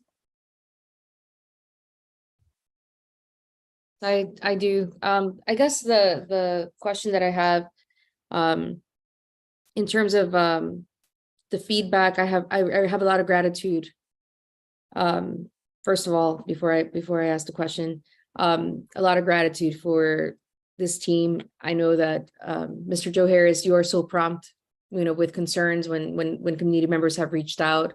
Thank you so much, and you work with Pablo Friedman from the Multilingual Resource Center. And I've seen and I've heard, just from families in terms of like the questions that they have with busing. We have had sometimes concerns. There are concerns. I'll give you a case in point. I know this is something that you worked on, where the community bus stop, we're reducing bus stops. We're trying to maximize to do efficiency, but also when you mentioned safety, it was so important to me to hear that and to see that spelled out, because we have gotten concerns about a bus stop being one block into a hot zone, a zone where there's been a lot of gun violence, as in the case of McDougal Terrace. And so how do you handle that? How will we continue to work on these specific things where it makes sense in terms logistically, to create a stop that is a little more centralized to the students and to the area, but then when there are particular concerns like lack of supervision, because they're a little too far removed from a particular building complex, particular people who are there and look out from their window or open the doors and are there with the kids or stand at the bus stop with their children. When we decide to move it, maybe one block or 2 blocks, and there are concerns about safety, how are we handling those? And I know you have been doing it, but I just want to know how that ties into a little bit of the analysis and triaging. I'll go ahead and answer that very briefly. When we redesigned our transportation system and network, that would include stop locations as well as optimization. One of the things that Edulog was very careful about stating early on was that while they can be technical partners in this, the local knowledge of Durham must be reflected in how we design our transportation service. There's things our TIMS routers know as community members, as parents. And again, for those at home that may not know, a TIMS router is quite literally a transportation planner with a technology skill set able to geolocate students and assign them to buses. That's what TIMS is, in essence. Local knowledge has to supersede some of we use these terms, optimization, but what it really means is that, Ms. Valladares, to your point, our TIMS staff have been working, and DPS, for example, Ms. Blake alone has 15 years of bus driving experience, right? Ms. Fullwood, 19 years. The reason that I'm bringing these things up is that we're going to have to go through and carefully vet the location of bus stops. And when communities request for an adjustment, which as you're aware, we do receive, and we fully evaluate that to see, is there a way that we can maintain our operational integrity while accommodating this adjustment? And we're always looking for that when we can provide it. Thank you so much. I really appreciate the work that you're doing and the ways that we continue to stay receptive to community needs. Thank you. Chair Armstead. I feel like we can't say thank you enough to our transportation team. You all know, I was talking to a community member, said, yeah, Mr. Harris was the one driving my bus today. So thank you all so much for filling in all the gaps, and everyone else who's been doing the great work of making sure our kids can get to school.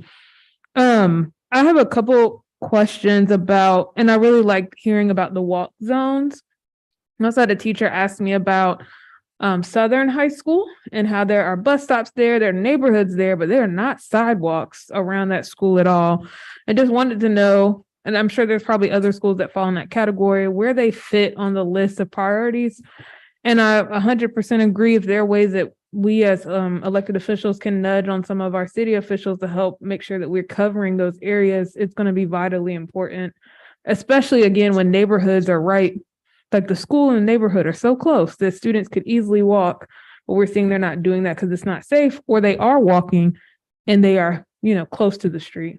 And there are several examples of that. I could use just, and I want to credit our city and county partners as well. There seems to be a Durham awareness around the importance of youth mobility for a lot of reasons. Physical activity, of course, but also we start thinking about being environmental stewards and maybe most importantly, autonomy and the ability to move within the community and learning those skills as we go. There are, I want to come back to a number. A third of our students live within a half mile of school, right? Now the state says 1.5 miles, but what I'm really saying with that is that there are opportunities across Durham where we have large numbers of students that maybe live a quarter mile across the street. And if we would call that an impedance factor, if there's not something there to make it possible to travel to school, it impedes their path. It makes it not possible. I don't want to go into specifics because part of that is going, at a school level, but I will say that part of our work right now in partnership with not only the city of Durham, Bike Durham and other partner agencies is to really evaluate where are those opportunities where with a small investment, perhaps from the city, county, or another partner, we could really enable and empower those students, if they so chose, to be able to get to school on their own or by another method. Yeah. So we are quite literally going through every single school. And of course, because of size and scale, elementary schools are often nested in neighborhoods, and those might be our most accessible opportunity. You start thinking about our regional high schools. Those tend to be larger and of course, more kind of at the edge of the county, a little harder in that respect. But to your point, Durham as a community went 50 years without building sidewalks. There was no developer requirement. And so as a result, we're kind of heavy on the tails. Some new sidewalks that don't connect and old sidewalks that need repair. Yep. And it's almost maybe like a chicken and an egg. I could argue for why we need elementary schools because they're in neighborhoods, but I could also make an argument for high school students being older and more able to walk on their own. So we need to focus there too. But I understand we got a lot of priorities. I would love to see in a follow-up, once you all kind of do that list, what we need, right? So here's who's got good infrastructure. Here's some of the list of schools that we need support with, because I think that would just be helpful for us as well as when we're talking to community members who are asking, my school needs this, my neighborhood needs this. Where are you all in that process?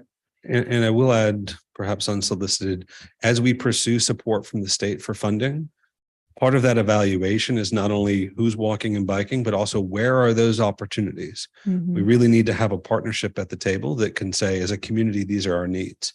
When we think about community infrastructure, it is a community problem, to your point. Yeah. For some of the new schools that we'll be doing, that we're building / schools that we're renovating, is this also a part of that? Some of those plans, doing some Indeed. as what we can do. What we can do. That's a great example. So, for example, at Northern High School, we've ensured that there's Go Durham stops, not multiple blocks up, but on both sides of the intersection with Wellington and North Roxborough. That's just one instance. If you've traveled in Northern Durham, you would know that by bike or foot, you would know that once you get to effectively Argonne Hills, which is on the west side across from Northern, there is no opportunity to go past that. You can't cross Roxborough, and there's no infrastructure beyond that point. And so just for example, putting in that crosswalk at Northern High School will provide access to thousands of children that otherwise wouldn't have had it just across the street. Yep. So in our new schools under Dr. Monk and Mbenga's leadership, we are able to factor that in. But historically, that has not always been an opportunity. Yeah. I have maybe two more questions, and I don't know if you all know the answer to this. We could also do it in a follow-up. Do we know how many folks have downloaded EduLog so far, or like a percentage of this many families, maybe? So far, we have 9,000 parents that have actively requested an account and have been approved. Daily, we take care of any mistakes that they make in trying to get their accounts in, and we work on those daily to make sure that the number is continuing to rise. Thank you. And I think the last question I had that kind of always goes all the way back to your beginning of your presentation when you talked about the transportation efficiency rate. And I think there's some people that might say, who cares about that rate? We should be able to get our kids wherever we need to. Can you tell us a little bit about why that matters? So when we talk about a transportation efficiency rating, we talk about as Mr. Palmer said in the beginning, how our students are routed and how effectively they are routed, how many buses we are actually using to route those students, what kind of travel distance and time distance there is. And then there's comparison with like counties, and that's how our actual efficiency rating is rated in comparison to counties of likeness and how many students they're transporting, how many buses they're using to transport, how many miles and all those things. And it calculates into an equation. That's what gives us our efficiency. And that's what eventually leads into our funding. How efficient we are, the more efficient we are, of course, the funding. That's an important part. More efficient, more funding. Again, thank y'all. Go ahead. I would also add efficiency and level of service aren't in contradiction here. In this instance, they actually go together. So as our efficiency scores, it's not just tied to funding, it's tied to how well do we do our job. Just wanted to point that out because sometimes we get lost in the numbers of money, and we're most interested in how good are we at getting kids to school on time. That's our number one key performance indicator. Thank y'all so much. We know that without that transportation, so many of our students wouldn't be able to get to school. And so thank you so much again for the presentation.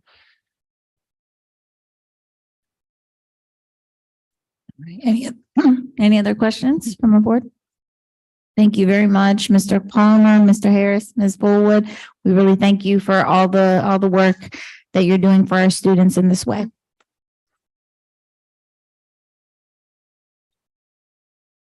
All right, we are going to move on to our next agenda item.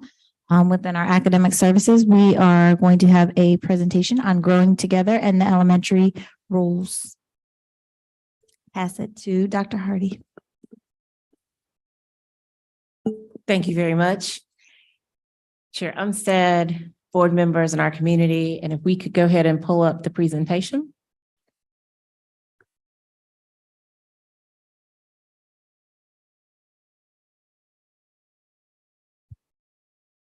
Thank you. Board members, tonight we will share information with our board and our community regarding an update with Growing Together. We would like to extend gratitude to our board for their support for our Growing Together project and its goals: diversity, equity, access, and growth. More than 3 years of work that predates the pandemic and our community engagement and outreach within our community, with an attempt to ensure that we are addressing our structural inequities, imbalances, and efficiencies that date back to merger more than 30 years ago. At this time, I would like to take the opportunity to introduce our cross-departmental project team, many of which you will hear from this evening. Dr. Julius Monk, Deputy Superintendent of Operational Services, Mr. Chip Sutterth, Chief Communications Officer, Ms. Sheena Cooper, Director of Marketing and Community Engagement, Dr. Kelvin Bullock, Executive Director of the Office of Equity Affairs and Professional Learning, Dr. Julie Pack, Executive Director for Career and Technical Education Programs and Magnet Programs, Ms. Melody Marshall, Director of the Office of Student Assignment, Mr. Matthew Palmer, Executive Director of School Planning, Transportation, and Nutrition, Mr. Philip Day, School Planner Programs, Mr. Vitaly Radsky, School Planner Demographics, Dr. Rita Rathbone, Magnet Specialist, and Dr. Debbie Pittman, Assistant Superintendent for Specialized Services. Next slide, please. Tonight's presentation will include a connection to our strategic plan, our journey, what we have learned, and how we have integrated our community feedback, recommendations for the elementary rules, as well as next steps. Next slide, please. The work of Growing Together in student assignment is stated explicitly in our strategic plan. Next slide. In priority 5, you will see in goals 5, C, D, and E connect to this work, specifically ensuring that we meet our class size, improve our classroom environments, and improve our transportation efficiency. Next slide, please. In January of 2020, our board unanimously approved our addendum strategies to our strategic plan. School boundaries and student assignment direct staff to look carefully regarding student assignments, evaluate our system of choice, and develop a plan grounded in equity. Tonight's presentation is a culmination of this district's thorough examination with a comprehensive plan for our elementary schools. Due to the content and length of this presentation, we have included some natural breaks for us to reflect, discuss, and answer any questions the board may have. At this time, I will pass the presentation over to Ms. Melody Marshall, Director of Student Assignment. Thank you, Dr. Hardy, and good evening, Chair Umstead, to members of our board, Dr. Mabenga, and certainly to our Durham community. We would like to begin tonight's presentation with a high-level overview of the Growing Together journey that our district, along with our community, has been over the past 3 years. We can go to the next slide. Thank you. As you know, Growing Together is an interconnected project that has brought together our academic services department, our operational services department, and of course, our Durham community, and really focusing us on the 4 goals that you see before you, which are to increase equity, to increase access, to increase diversity across our schools and programs, and to respond to the overwhelming growth and the change that has occurred in our county over the past 30 years. Next slide, please.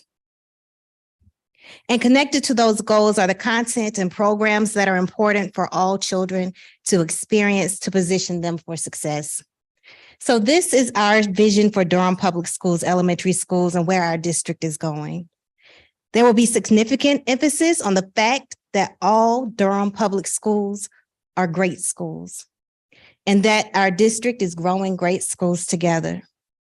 There will also be an emphasis on the elementary schools of programs of interest that our community shared with us, including global and world languages, year-round calendar options, and Montessori programs, as well as the alignment of our pre-K and exceptional children's special programs. Specialization will take on greater emphasis at the secondary programs, while at the elementary level, the emphasis will be on experiencing high-quality programming in the arts, technology, math, and science, which are critical for ensuring a strong foundation and exposure for middle and high schools where our students' interests begin to solidify. Next slide, please. And I'm sure that you will recall this slide as we continue to bring it back and lift it up to you, because it is a reminder of our why.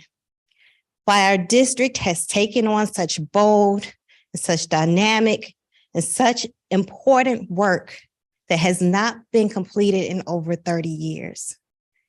And every time we show this slide, we come back to our why, and they're right there in the middle of that slide. It is because of the children and the families that we are so very honored to serve. As we embarked on this work, we recognized that our current school assignment policies and practices have yielded complexities and inequalities that families were having to navigate. We acknowledged program and resource misalignment across our district, the overcrowding in so many of our schools due to the exponential residential growth in our county. We acknowledge the disparities of poverty and diversity that exist in many of our schools because of outdated school boundaries. And we acknowledge the inequities of access due to the complicated application program or application processes. And of course, our long bus rides that Mr. Palmer just shared that affect the access to our schools for our children. Next slide, please. Thank you. And so we thank you. And we thank our community for the actions that you have made thus far in addressing our why. In December of 2021, our board adopted the updated school assignment policy, Policy 4150. In June of 2022, you approved the new elementary school boundaries along with the comprehensive Growing Together plan. And in November of 2022, our community loudly voted and spoke to approve and support the 10-year capital improvement plan. Next slide, please. So as shared in the previous slide, in June of 2022, elementary school boundaries were updated. So here you see on the left a map of our current school boundaries. And on the right, you will find the newly adopted boundaries and the 5 regions that are outlined in bold for you. And these will be implemented in the 24-25 school year. And as a reminder, families can visit the Growing Together page on our Durham Public Schools website to see the new 2024-25 school boundaries and the application programs that are associated with their addresses. And I also would like to remind you that these changes will not take effect until the 2024-2025 school year to ensure that families and schools are well informed and positioned for any future transitions. Next slide, please. And so here you will see each elementary school within their corresponding region. And as you will remember, we received much community feedback, regarding the value of neighborhood schools. We heard our community and we heard the value of neighborhood schools. So now with the updated school boundaries, every elementary school, with the exception of W.G. Pearson, will have a base assignment. Next slide, please. And here on this slide, you will see the application program placements within the 5 regions. And we would like to note that we have included W.G. Pearson as a year-round option for all regions due to its central location within the county and having all of its seats filled through the lottery. This will now offer each region 2 year-round calendar options to help ensure that our families have access to those year-round calendars and to ensure that W.G. Pearson is filled. Next slide, please. And finally, this slide reflects the impacts of equity of access for our application programs. And you will see, I'm sorry, I believe I skipped a slide. I apologize. But no, we can go right back to that slide. I apologize. But you'll see this slide reflects our regions and the impacts of diversity on our school assignment policies. And you'll see that our regions are comparably divided with regards to capacity and enrollment, our people of color, so diversity and socioeconomic diversity. Next slide, please. And finally, this slide reflects the impacts of equity of access to our application programs. And as you see, the number of applications by regions are currently ranging from 0% in our Eastern region. So children that reside in the Eastern region have 0 applications in their region, application seats, all the way to 43% in the Southeast region. And with Growing Together, you see that the seats by regions will be much more equitably balanced and now ranging from 17% to 22%. And with that, I will pass the presentation back to Dr. Hardy for a pause and for reflections. So this is our first natural break. This is our section where we've had the opportunity to share with our board and our community our Growing Together journey and the why regarding this work, our anchor and connection to our strategic plan, as well as the why that has informed what you will see in the next few sections. I want to pause to see if there are any reflections, discussion, or questions that the board has regarding this first section. Mr. Sears. Yeah, a few things that I'm thinking about that we can't recreate the last 18 months of work, but I think you have some data that you're going to show or release on your website that talk about more of the whys, and a couple that just I want to point out that come to my mind as I'm processing this are getting students in healthy buildings. So not only is the bond going to let us rehab, essentially make new 6 additional elementary schools, but this plan gets us out of trailers. That's big, and that affects thousands of students. All of my children have been in a trailer. I taught in a trailer. Getting us into brick and mortar buildings where we can better regulate the air, better regulate the environment is pretty critical. So that's something that I'm thinking about. and the second one is eluding me right now, but I really appreciate the work and the thoughtfulness that has gone into this. While I think folks can look at this and just say equity, equity, equity, and try to balance their individual circumstances against that. This plan is going to do amazing things for the entire district. Anyway, if I come up with that second one, I'll speak up again. Ms. Byers? Yeah, I'm going to throw a second one out there that I don't think we've been explicit enough about with folks is the K-3 class size law. A very strange unfunded mandate from when? 2015? When did that little delight come our way? And something that's been that restricts. I mean, it has a great name, right? That you could only have small classes for the youngest learners. Did it come with more resources or space to put these children in?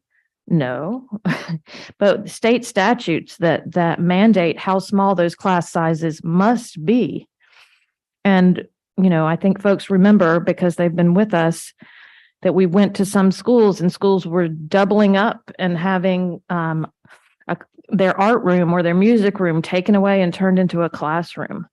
We've gotten emails this week from Southwest. They're stretched and wanting folks to know that that's not an acceptable way to keep doing school for children. So, yeah, that's a big part of how this made it into the strategic plan. Was it's something we have to be compliant with, and we are working feverishly to do that. Ms. Lewis? Yes, thank you so much, Ms. Marshall. And on your presentation, two of the slides that really stand out for me is slide number 11. Again, that song is just in my head tonight. How did we get here? I tried it. The why, really, why are we here? How did we get here? And it really gives a reflection when we talk about doing this in phases.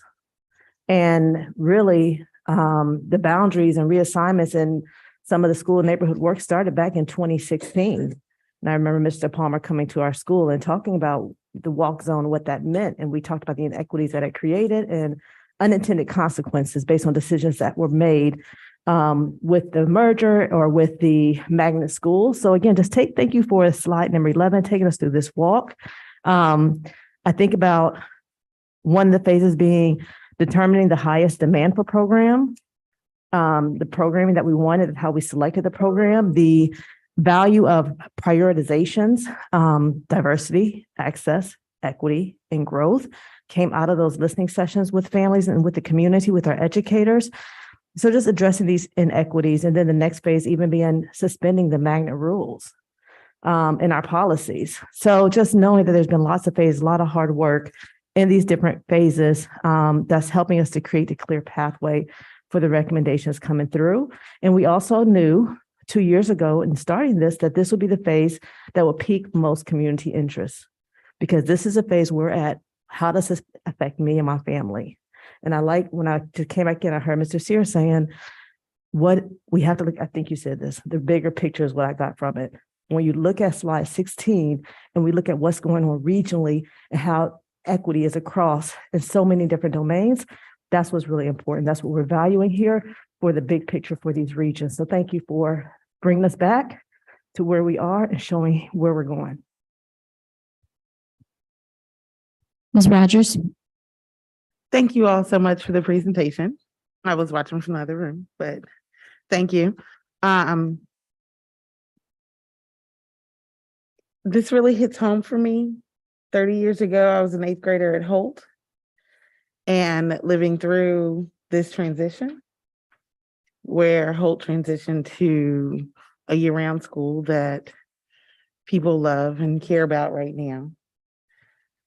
And that experience was tough. I remember thinking that when I grow up, I don't want my child to have to experience a transition during their education career that is not that is unnecessary. I remember feeling like I lost friends, but when I met them in adulthood, they never forgot who I was. So I think that we have an opportunity here to expand our access to magnets, expand the work that we're doing with equity, and that we are acknowledging that this is long overdue. I appreciate the work that y'all have done in putting together this plan. Our hope is that it is a plan that will last 10 years. It will handle the growth of Durham. Hopefully it won't have to last 30 years. We don't need it to take 10 years to get there. There are students across the district that need what all these parents have made public comment about tonight and have written into us about. There are students that need spaces very similar to those. And our administrative team has done an excellent job in presenting something that will give them access to that. And I want to say that I'm very appreciative of that. I do want us to look at what we've done right, because y'all have done a lot of things right. And I'm really appreciative of that.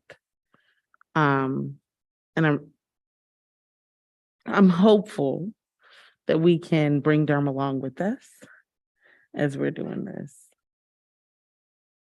But thank you. All right, I want to check in and see if Ms. Valladares has any questions thus far.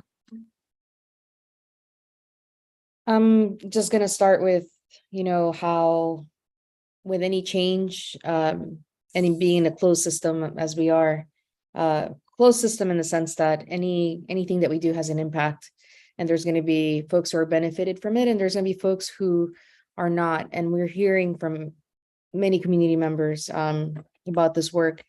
So it's not easy work, and there's nuance to it. I want to commend you on listening to the nuance of it. My colleague, board member Millicent Rogers, was mentioning Holt and the engagement. And I know that there has been a lot of engagement from Holt, and especially, organizers, parent organizers who talk about the offerings from that school. Your ability to listen, to listen to communities and to really do the analysis in terms of here's the plan. And yet if there's a way to provide a provision, kind of calculate, do the cost analysis, do whatever you're going to do, right? But you determine that there's a way for more than, one group to win. A school community can win. Those things for me are very meaningful in this process. That nuance is very important to me. And we have been hearing from families bringing nuance to everything from Montessori schools to particular neighborhood schools, to programs. And like I said, this is not easy work. And so I just want to applaud you, in the sense of taking into account the general goal of improving efficiency of redistricting, which is long overdue. And I agree.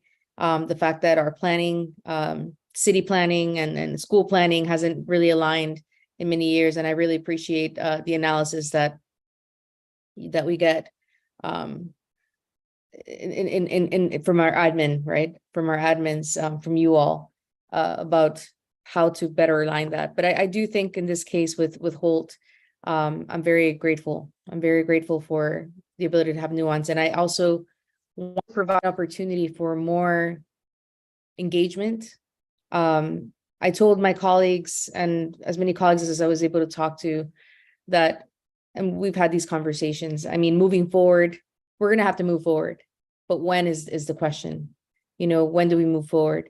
And I think that there are a lot of things that are already in motion, and I'm ready, not ready tonight, but I'm ready to say that at the school level, I'd like to see more of these conversations happen at the school level, and to feel like, that I'm seeing more engagement happening at the school level. And then I can definitely get 100% behind. I'm mostly, I think that I'm over the hump in terms of over I'm definitely supportive, very supportive of this, but I'd like to continue to see in what ways we are tending to nuance, because this is a monumental undertaking. And so I just wanted to provide that I'm supportive of your work. I see what you're doing. I commend you for it. We're going to have to deal with, more of that conversation and what it means for families. And I think that we do have to have care and concern for how this impacts families, and continue to do the analysis that you're doing, which is great. It really does help. Thank you.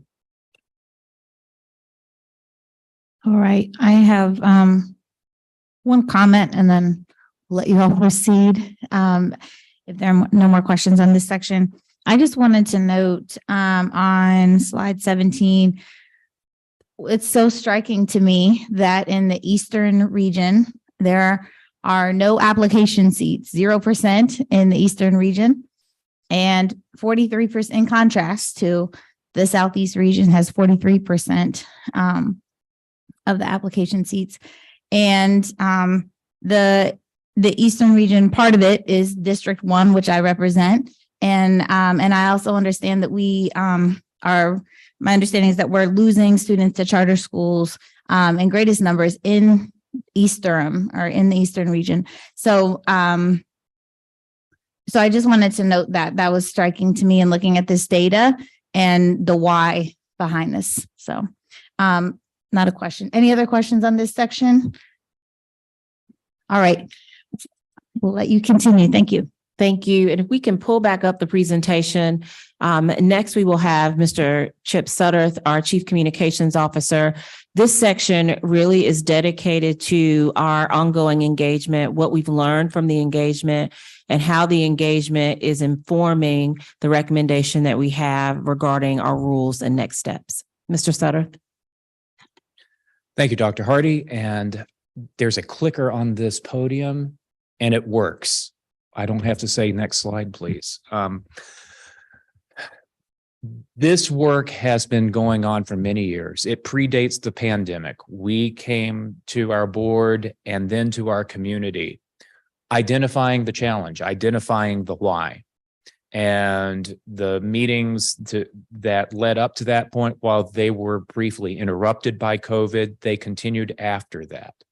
More recently, we've had more than 50 virtual and in-person community meetings in the 2 years between January 21 and December 22. Regional workshops, meetings with community interest groups, direct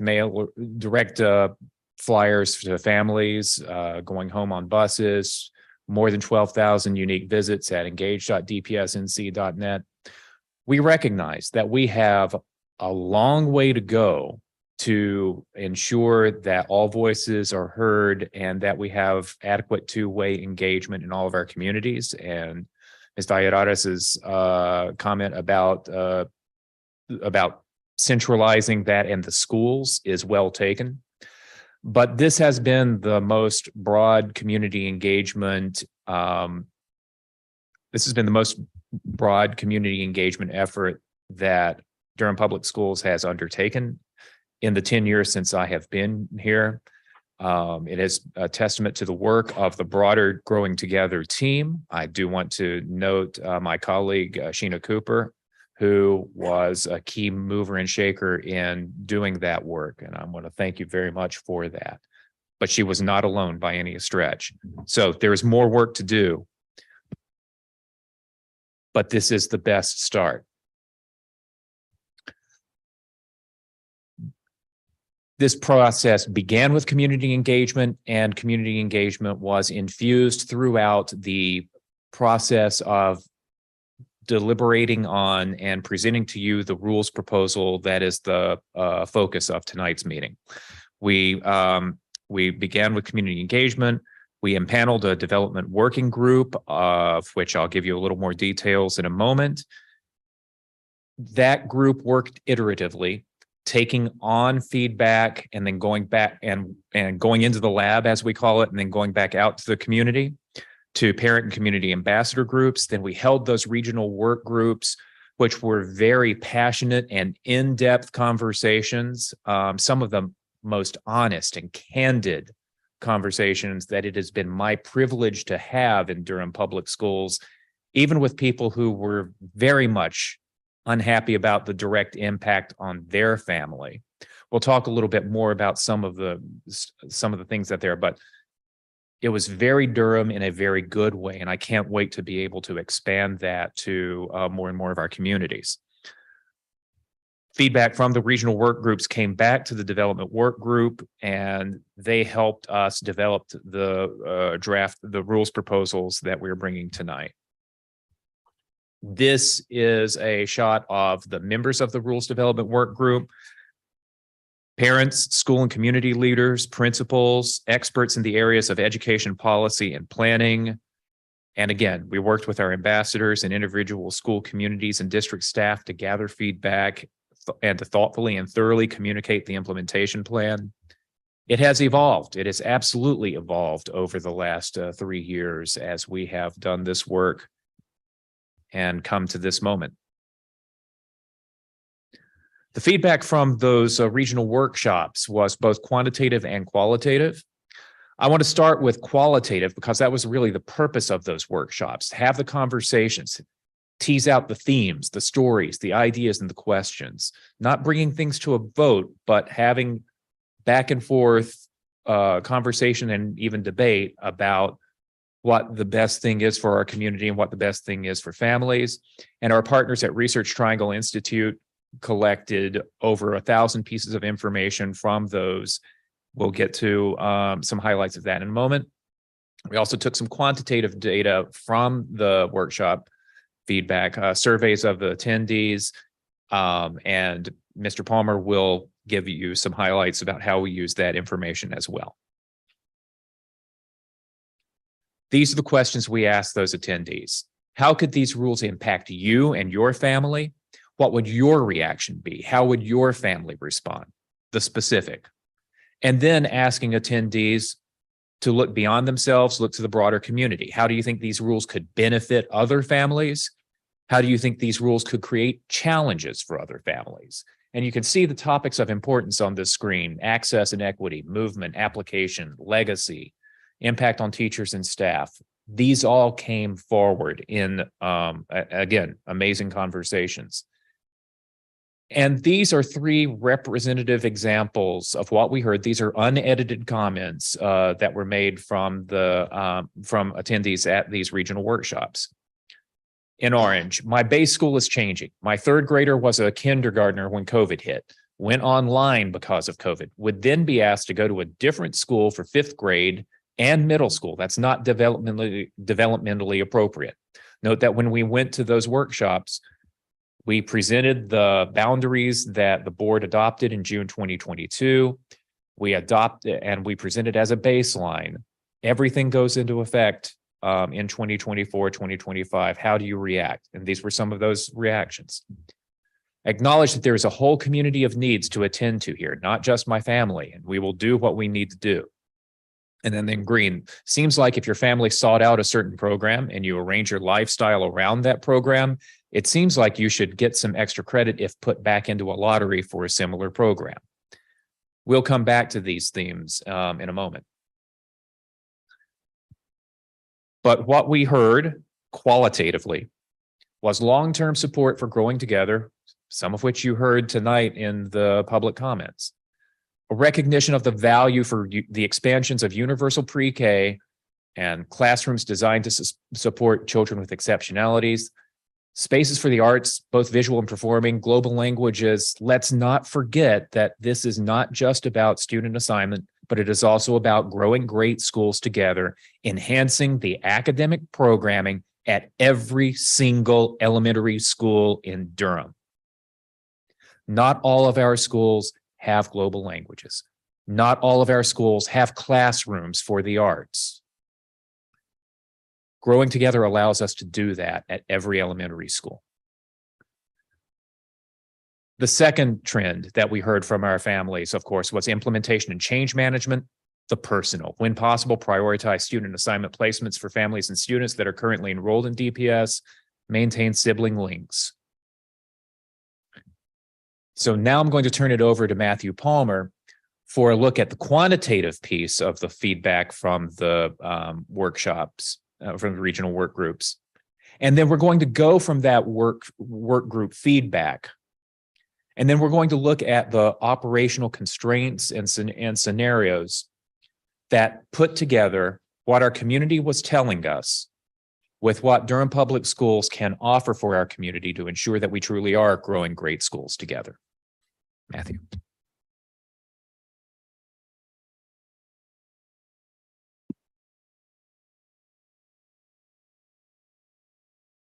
Chip is also taller than me. That's all right.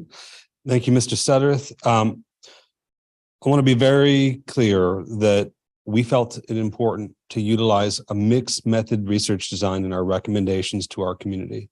Stories, ideas, concerns, creative possibilities. That's through qualitative data, as Chip has highlighted here. The quantitative data was important too. We went out on 6 in-person regional workshops to say, what if, ... And Chip's walked you through that. We wanted to capture, for those that had attended, the 281 parents who came and joined us at each of our in-person workshops across Durham. This is a meeting in cafeterias, libraries, classrooms, sitting down and having hard conversations. After you go through that, tell us what you think about the possibilities, not about a specific rule, but about the possibilities. Big picture. Overwhelmingly, of the responses that we got, they were clustered around certain schools. And those certain schools were represented overly in the survey itself. Out of 281 workshop attendees, we received 200 survey responses. So our team huddled. We have the good fortune having on our staff, our Assistant Director of School Nutrition Planning, Dr. Lyndon Thayer, who's been through the UNC Odom Institute's survey methodology program as a part of her dissertation. I also went through that program as a part of my dissertation, and we evaluated what could we do to bring you all a sense of where Durham sits with growing together, the possibilities. We were able to construct a weighted school sample to give you a sense of those that came and participated, of those that came and participated and took the survey, where are they at? 80 responses in the survey were from parents that attended one of the overrepresented schools, but did not come to the regional workshops. They were shared through email and other means. So they were responding to a survey that they had not attended. We had to remove those responses. We then had high response rates from certain schools, and we were able to normalize that or pull out a weighted sample and say, okay, if we can have school level representation, where do our parents sit? So Dr. Thayer is here with us this evening if you have any specific questions, but let me give you an overview of what we received through that analysis.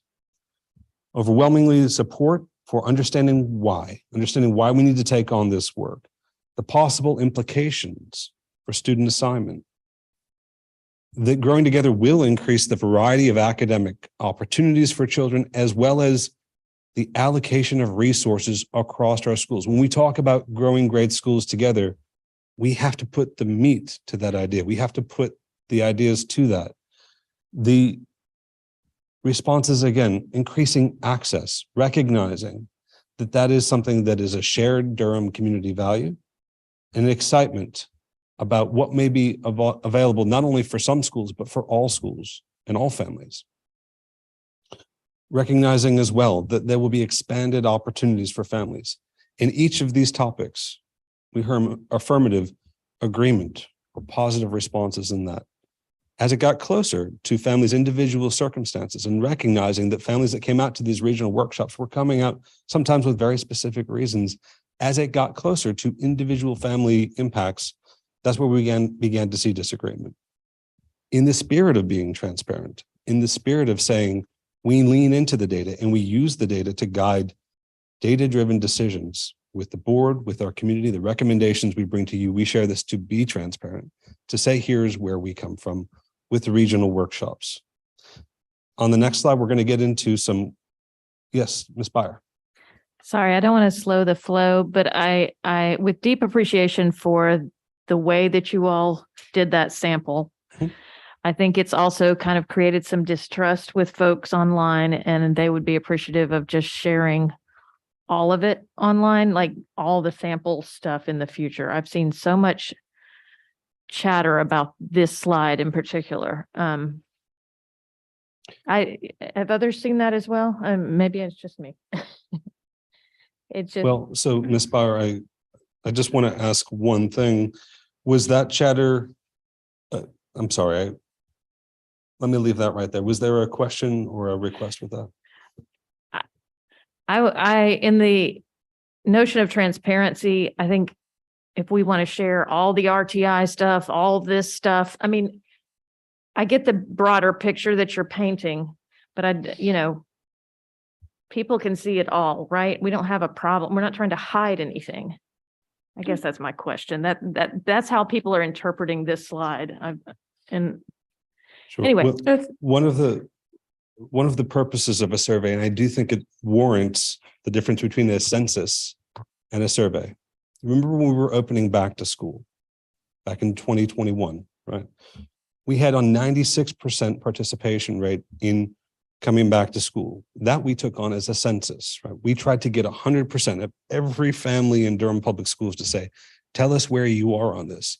A 96% survey participation rate is unheard of across the world, right?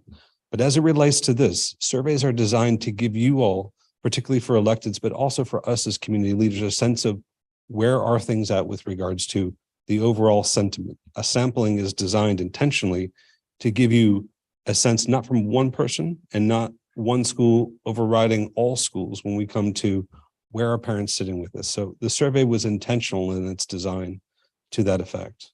Yep. I think just to jump in a little bit, I might worry because you talked about in using the method you did to get to the 30, that there was overrepresentation in the survey.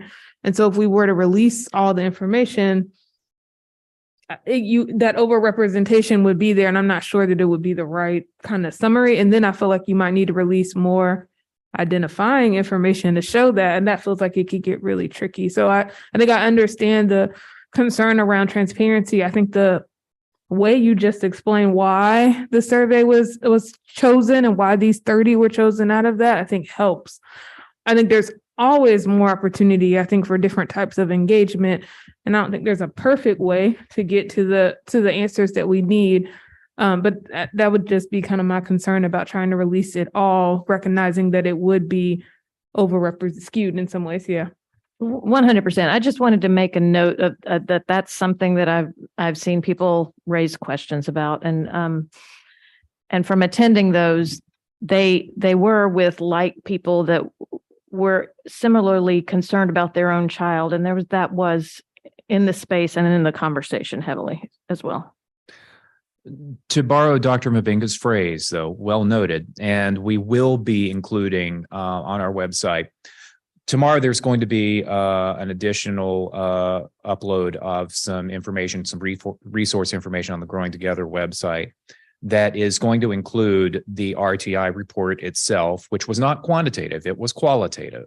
So it captures the stories and the themes, but not the numbers. I do want to be clear about that, but we will provide the RTI report.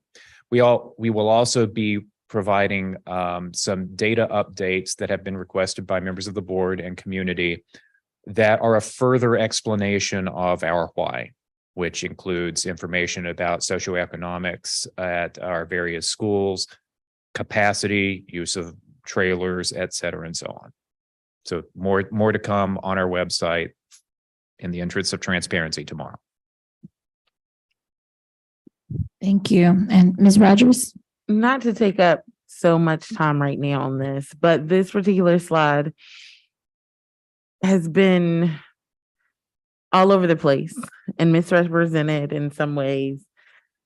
Is there, and I've asked some questions about the demographics across schools and across the district of folks that we collected this information from and who attended the sessions, both virtually and in person. Particularly like Arn Harris is losing their magnet program. and those schools in East Durham that Board Member Chavez was speaking of earlier, how much reflection of those folks do we see in this information? Are we certain that we have heard from them? So again, Ms. Rogers, I would point out, this survey was administered and sent out through our Office of Public Affairs to every regional workshop attendee. Right? So this survey has been shared with those that came to the workshops. This was early days when we were going through scenarios and the possibilities accompanying scenarios. This is not a survey that has been administered post-releasing of the rules, which was only Monday. I'd like to learn more about the circulation of other data sets, but as far as this here, this is in respect to the regional workshops in November of 2022. What we can say is that the participation in the regional workshops, and Ms. Byer just alluded to this, did skew towards wealthier and wider than the district level averages. That we know to be sure. And the survey participation rates do skew wider and wealthier than the majority of our Durham Public Schools families. That we can say as well. That's why a school level representative sample was our best effort here. Okay. I want to be clear about what this says and what it doesn't say. What I will also say is that our recommendations to the community and to the board do not hang on this survey result alone. We have been out there for 3 years. I have done this work for 10 years, and I have never seen a school system engage to this level of engagement with its community, with its schools, with its leaders, and yes, teachers as well, trying to work through the possibilities for the future. I'll just say again, this is one data point of hundreds, but we wanted to include it to be transparent, anticipating and knowing that there needs to be some trust building here. This is a big decision. I hope that's helpful. Any other questions before I proceed to the next slide? Okay. No, please continue. Okay. This needs to be said here with this slide, so I'll go ahead and lean into it. Growing together, well, it is certainly a comprehensive plan. And by comprehensive plan, we mean that impacts student assignment, our capital program, school boundaries, regions, even school nutrition. We do need transportation in order to implement it. The reasons for growing together were very much what aligns with the strategic plan from 2018. Overcrowded schools, under-enrolled schools, wide disparities in our demographics of our students, school by school, sometimes at adjacent schools, right? So growing together has always been about our students and modernizing our school facilities so there's room for those students, just as Mr. Sears said earlier, with taking away our mobile classrooms, retiring those. Those are temporary classrooms, not a long-term strategy. Transportation exists so that we can implement any student assignment plan that you all may envision. Through the implementation of growing together, what this slide represents is the value of that for our community, and we just spoke about our levels of service for our students. Reducing the home to school miles, not having to cross freeways to get to school when we can minimize that, being mindful of our neighborhoods, of our road speeds, where our schools in relationship to our children, and the legacies of our neighborhoods. We have a very complicated residential history in Durham. We are still dealing with the fallout of redlining from 100 years ago. Through growing together, we're able to reduce the distance from home to school for our children. I'm not talking about bus miles there. I'm talking about the distance from home to school, dropping it from 2 miles per student to 1.5. Secondly, with reduction in bus routes, what this also does through that closer distance is it allows us to have more students on the bus. We average 47.5 elementary students per bus in our current day. The capacity of a bus is 72 students. Right? We're averaging 47.5 routed students. Through growing together, we do anticipate, and we have modeled this out to show the reduction of bus routes by a total of 58 bus routes and reducing our need to hire additional drivers down to a manageable level. Our bus drivers are pushing near on an average of 55 years old. As was heard earlier tonight, it's very hard to recruit and retain bus drivers. I want to name that. This puts us into a manageable state. That said, we are not blind to the need to implement this and be thoughtful in our application of it. So as we walk through the next slides, what I take as my team's responsibility in school planning and operational services to make sure that not only is what we're doing reasonable, but is it responsible? When we make a commitment, can we do it? Can we make sure that kids are to school on time and there's room for them when they arrive? Through Growing Together, we have the reduction in the home to school mileage, the reduction in the number of bus routes that we need to carry, and the number of bus drivers we'll actually need. Currently today, and I don't know if Director Harris is still here, but we fill that gap, the 43 drivers that we're short that you see here, through running double and triple loads, through our central office staff, including Ms. Smith, going out and driving routes because there's no one else to drive them. And I hope everyone fully hears that reality that we deal with every day. So as we have been asked to evaluate scenarios, we've been bringing forward, what can we do? There's the universe of could and should, and then there's the question of what can we reasonably and responsibly do for our community and for our students in our schools. We've evaluated this across school capacity, looking at not only the opening of Murray-Massenburg in 24-25, that's 800 students right there in the heart of our community. We're so fortunate to have had that land bank, and we'll talk about that later. 6 elementary schools being renovated and modernizing those facilities. Many of those renovations are strategically located in the heart of the future growth of Durham. Classroom size, and I know, Ms. Byer, you referenced it earlier, HB 90 brought our classrooms down from 20 to 25 at a first grade level 16. Now that doesn't sound like a lot at surface, but scaling that over 2,200 classrooms, we're talking about thousands of seats. All of this is outside of our control, but we do bring it to you to show the depth, the nuance, I think, that was shared earlier. Transportation-wise, we've been looking at load capacity.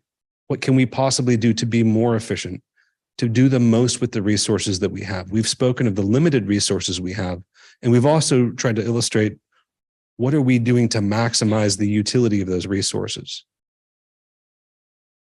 So the assignment scenarios that we have been asked to evaluate, I'm going to read them here. Can all students in 24-25, grades 1 through 5, stay at their current school? Can application students stay at their current school and boundary students move? Can DPS stagger this such that grades 3 through 5 in 24-25 would stay, and the younger grades, kindergarten through 2nd grade, would move? Scenario 4, could this coming 23-24 year kindergarten students, could they get a head start? Could they enroll early at the new schools for 24-25? Could the 5th graders stay? And is it even feasible with 1 year of legacy for 5th grades? Those are our current, just doing the interpretation, those are our current 3rd graders.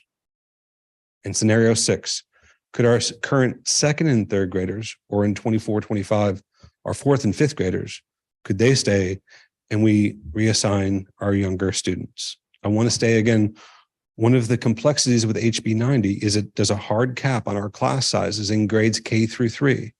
That is an important factor as you consider these scenarios. Scenario 1, can all currently enrolled students in the year 24-25, grades 1 through 5 stay? This is a scenario we come back to that we've revisited earlier, and it's going to take a minute for me to explain this, but I think it's vitally important for our community. I've heard a lot of math being thrown about the internet, and I want to be very clear. These numbers that you see here on the distance for boundary students in the current year and in 24-25, that delta, nearly 10,000 miles, that is not miles driven. That's not network miles. What that is the distance from home to school for our children for all 14,000 elementary school students. That is perhaps the key indicator for us when we think about what does it take. The number of riders may be the same in both scenarios, but the further the distance, you're talking about network coverage.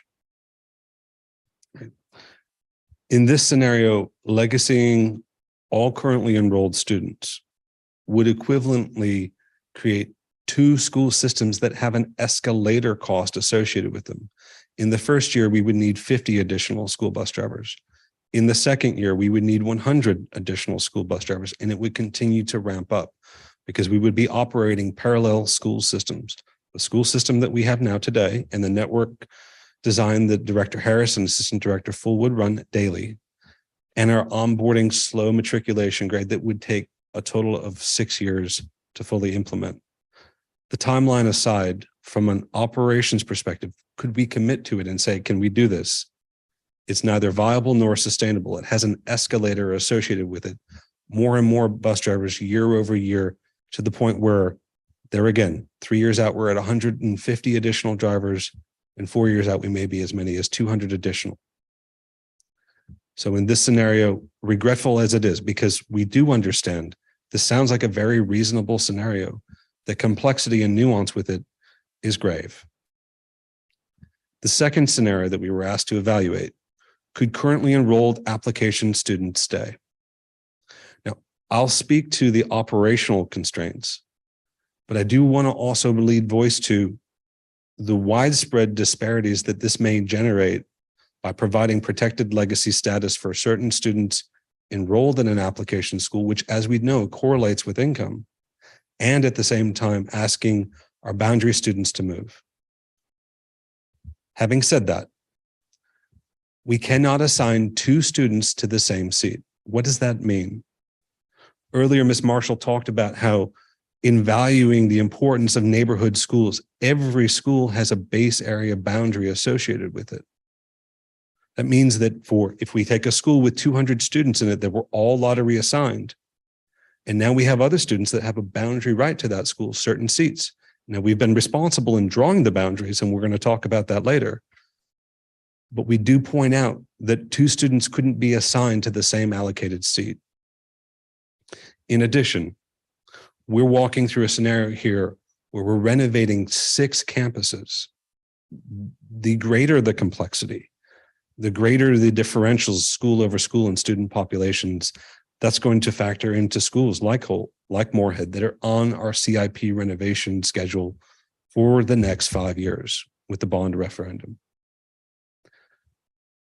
This also does not address the severe overcrowding, not just of our seats in schools and the mobile classrooms, but I'm going to go to a concept we call core capacity. How many students can the school support beyond just seats, but the lunch line? We can go back to a school like Creekside that's had to offer 5 lunch periods because of overcrowding instead of the traditional 3. That means students are eating from 10 to 2 in the day. That's what overcrowding looks like. It's more than just seats. It's running the school itself. Those car lanes that we talked about, the half-mile overflow at Forest View, that's exactly the type of scenarios that core capacity speaks to. On the seat capacity constraints, this is not a viable option. Again, as with the first scenario, in this scenario, we would be running parallel school systems for transportation. We would have a network design for the miles for our boundary students and a network design for our application magnet students. It's neither viable nor sustainable in that dimension as well. Our third scenario: could grades 3 through 5 stay or be legacied, and grades kindergarten through 2nd grade move? That's 3 grades on each side of it. As we were just discussing, that's running parallel school systems, in this instance, for at least 3 years. Factoring in again, we've heard about the importance of sibling linkages. We have hundreds of siblings that would fall under protection in this. It would draw it out quite literally, in some instances, for 10 years. We need to be very thoughtful about that and the implications of these nuances that will factor in with us over the decade ahead. As with the other scenarios, this does not address some of the core goals from the strategic plan, making sure we have seats and adequate seats for students and the core capacities that correlate. As with mentioned before, this transportation scenario would double our network coverage of the distances that we would have to travel. It is neither viable on a seat capacity perspective nor on a carrying capacity for transportation. Scenario 4, and we very much understand and receive this scenario request, Could the incoming 23-24 kindergartners attend their new school? Again, from a reasonable perspective, we understand where it emanates from. On the capacity side, we have students in that cohort for 24-25 that will be assigned to Murray-Massenburg, 800 students in the heart of the county, surrounded by 7 schools. But those 7 schools have schools surrounded by it. It is a game of musical chairs. If we try to accelerate it without seats for the students that would be assigned for Murray-Massenburg, it would put us in a tailspin from capacity and student assignment. We wouldn't have the seats for the students that we've assigned to the school until it opens. Transportation-wise, it would also accelerate our need to find 50 drivers as soon as possible. We have our stated goals to get us to a functional level today. This would add to that complexity by requiring an additional 50 drivers for those students that are that incoming kindergarten cohort class. That would be on an entirely different network design than our current students. We also do not have direct communication established with our incoming kindergartners. The enrollment process for 23-24 is open and it's underway. We're excited about that. But it also means pulling that plug out of the wall and rebooting our entire system of student assignment for 23-24, changing those rules on the fly for families that have already begun the process. And as I think we're talking about tonight, the subtle nuances of making sure we can do it. Lastly, and to that point, being prepared as Growing Together comes into full matriculation, it will take time to get our campuses ready. You heard from one school tonight about the lead up time they're going to need. We're going to need lead up time at each of our campuses. Trying to get this in place for 23-24 is a very high bar. Trying to get it in place for 24-25 is a bar as well. I'll say that. We have work to do. On a capacity level, incoming kindergartners for 23-24 accelerating their enrollment. We can continue to look at options where that might be possible through other mechanisms that are already existing. But from a planning perspective, we would not advise that from a school capacity level or from a transportation level.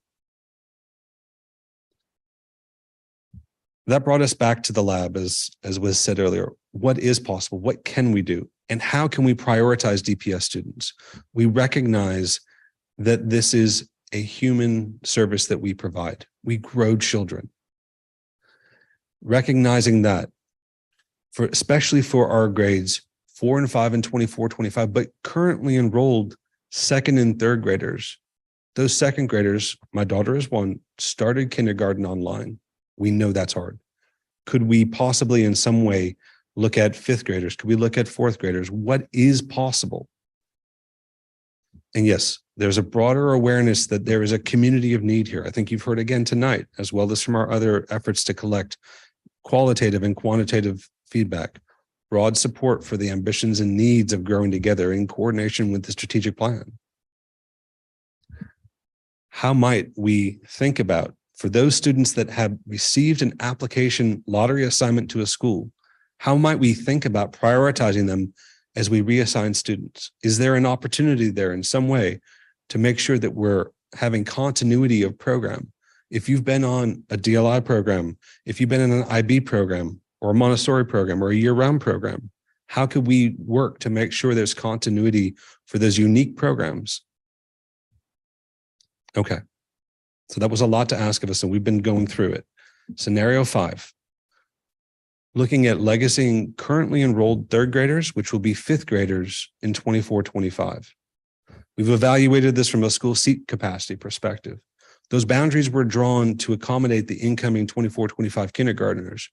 When Murray-Massenburg opens up, it's going to allow us to begin to retire those mobiles and otherwise. We would have the capacity to prioritize as well our current enrolled students as we look towards the application process of figuring out outside of the base area, who's eligible to go to that school. So from a seat capacity perspective, we do feel that this is a scenario we could support. For transportation, it's a high bar. We're going to need to find 50 additional drivers to support legacy for 5th graders in 24-25.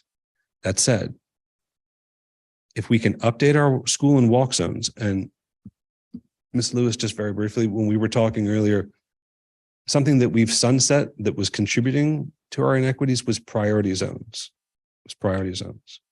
Those are now school boundaries. We've made those boundaries, but school and walk zones have much more to do with our bus service. Where are we able to afford bus service and where are we not? Because it might be across the street from the school, and that's very much happening today.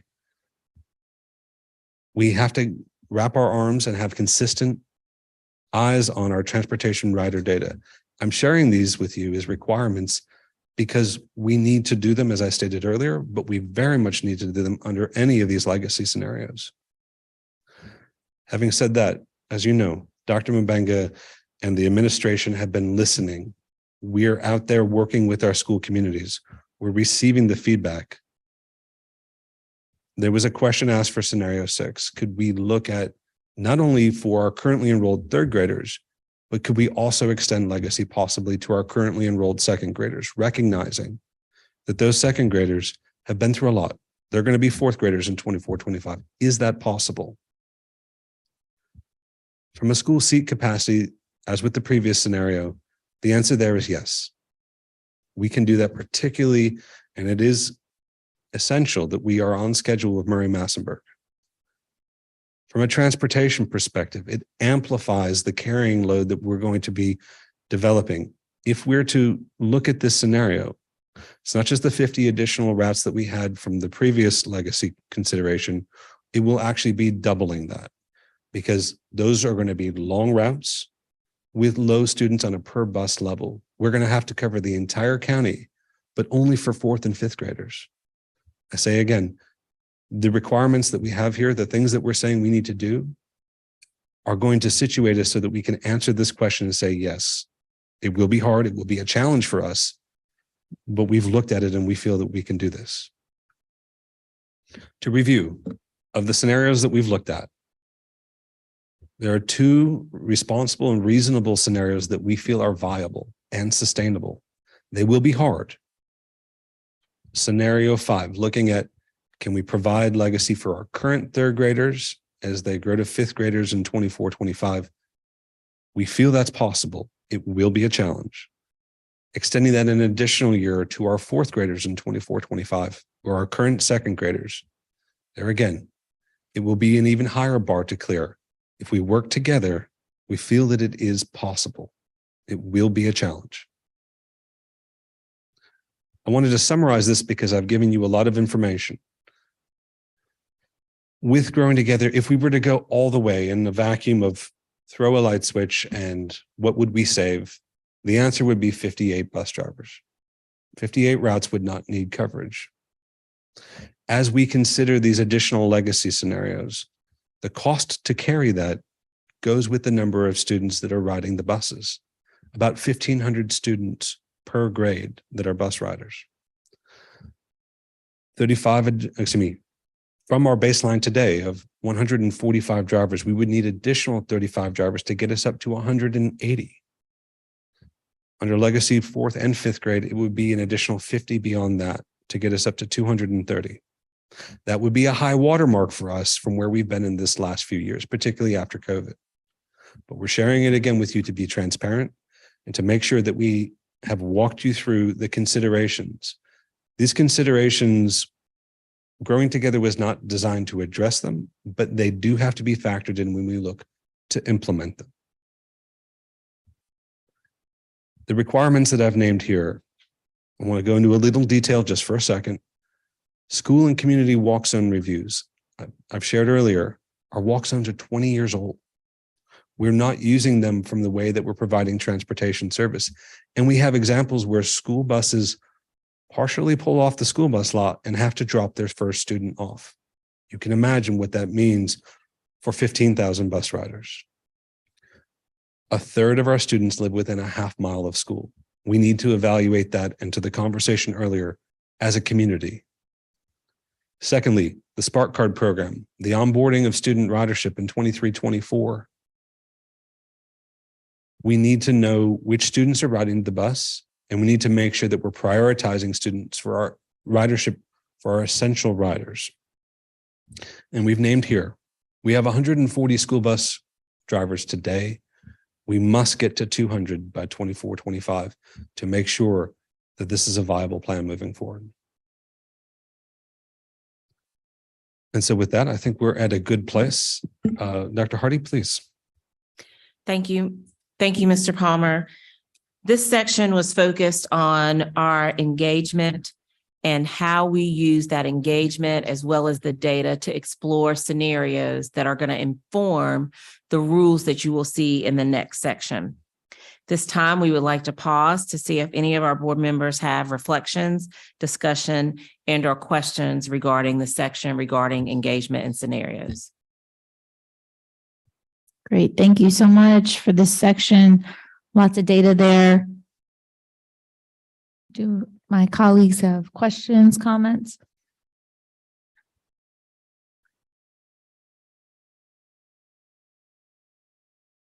Ms. Byer. Just, I think that's really important to walk through all those scenarios for folks to know that your team considered everything deeply and still is considering everything. And I just think there's just been misinformation about how transportation is driving this decision of scenarios. And it may be because those are some of the many hats you wear, Mr. Palmer, but I just want us to be explicit. That is not the driving factor. It is a reality, but it is not the driving factor of which scenario we choose. Is that fair? Yeah. Yeah.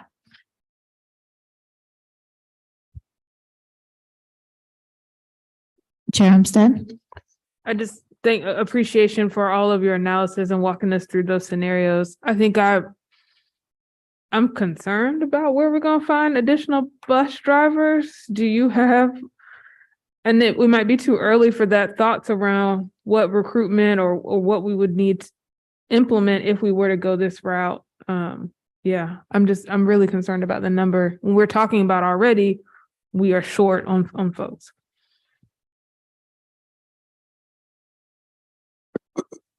So, Mr. Palmer looking at me, and I'm looking at that lesson as well. It's going to be very challenging. I just want to be honest. Be able to recruit 50 additional bus drivers in these areas is going to be a challenge. We're going to do everything possible. We're going to put all the funds possible on the table to recruit, but I just want us to be really transparent. It's going to be very challenging. That's Lisanne. I would add, yes, it's going to be challenging, but I also think we have to be very proactive in going where. I'll give you one example. You have probably seen in the news about Amazon. And so when Amazon goes to lay off drivers, we want to be there waiting to see if we can pick them up. And so we have to just look at what's going on in the market and make sure that we're as competitive with salary, our incentives. We've revamped some things with incentives that I think will definitely help. So it's challenging, but I have a lot of hope still for as the market changes for corporate, that may offer some opportunities for us. I think I'll be presenting to you the plan for $18 million probably next month. You're going to see at this point, we're putting probably about $1 million on the side for bonuses and things of that nature. So we're going to be aggressive to be able to meet the needs of our families, but we just really want it to be transparent.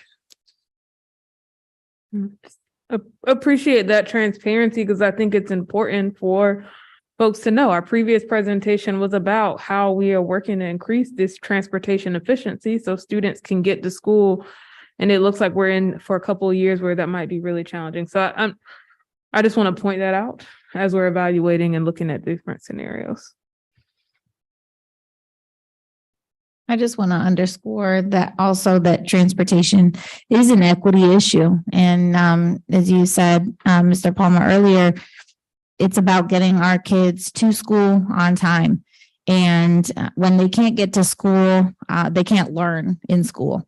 And so this is all about our students. I'm also concerned about the bus driver shortage as it exists currently and as we're looking at it in the future. And I think the reality that I can say after being on the board for 6 months is that I just see how under-resourced our public schools are in general. And so we are dealing with that larger context and trying to do the best that we can to meet the needs of our students equitably and fight to give them everything that they deserve.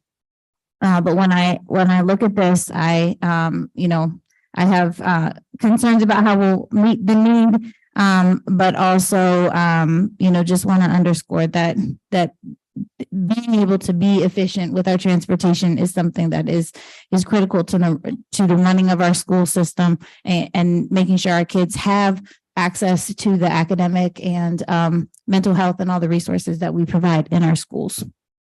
Ms. Lewis, did you have a comment? Okay. Ms. Valladares, did you have a question or comment? Yes, I do. To me, all of this runs together. So I just want to preface my comments that they're not particularly the growing together package. That's what I'm looking at, the full package with the engagement piece. There's so many lingering questions and the scenarios, legacy, students, that's a big piece, but a lot of what's driving that is just concern over the programs.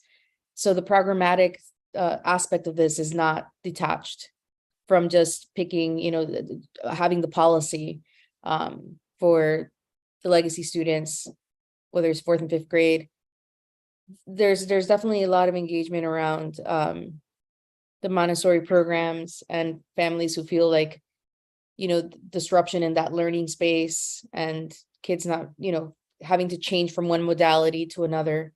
And I just want to lift those voices up in terms of the questions. And we heard today, we don't reply to public comments, but there's a lot of frenzy about Montessori training and unpaid training. I'm pretty sure we'll get to more details of what does it take to switch into our Montessori program and all that. But I just want to lift that because I know that the legacy policy itself is not just a legacy policy. It's a legacy policy that encompasses families who've made a choice for one modality, for one learning environment, who will have to, who will be affected by the policies. And we know that there's students, and we talked about a closed system in which, there are gains, and then there's definitely where you see the impact. And I just wanted to give a little bit of,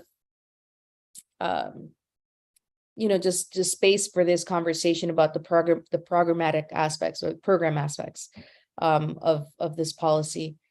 Can somebody just speak to that in terms of, we've been getting a lot of engagement, and I just wanted to lift that up as well.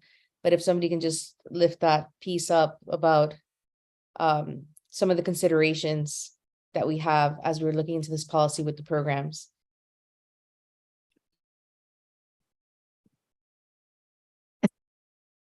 We do speak to some of that in the next step section. And so I'm wondering if we can address that. And it also comes up specific to each of the rules that is actually in the next few slides that we'll see, if that would be, if it would be appropriate to do that at that time. Is that Ms. Valladares, does that sound okay? Yeah, I know that we have segues into that, and unless anybody else has something, but that was just my comment and segue. Thank you, Dr. Hardy. Thank you. That's great. All right. Any other questions or comments right now? All right. I think we can move on to the next section. Thanks. Thank you so much, Mr. Palmer. At this time, I would like Ms. Marshall and Dr. Pack to come forward. Our next section is going to take us through really the culminating of the why, what we've learned from engagement and the data. And now here are the proposed rules for our elementary youngsters and the next steps, which include secondary programs as well as programmatic options for our children. Ms. Marshall. Thank you, Dr. Hardy, and good evening again. It gives me pleasure to share with you the recommendations of the Growing Together Elementary Implementation Rules. The feedback regarding potential rules fall into 5 categories that you see before you. The following slides will present the Growing Together team's recommended rules in each of these categories. The color-coded wedges correspond to the recommended rules. So let's begin with student assignment.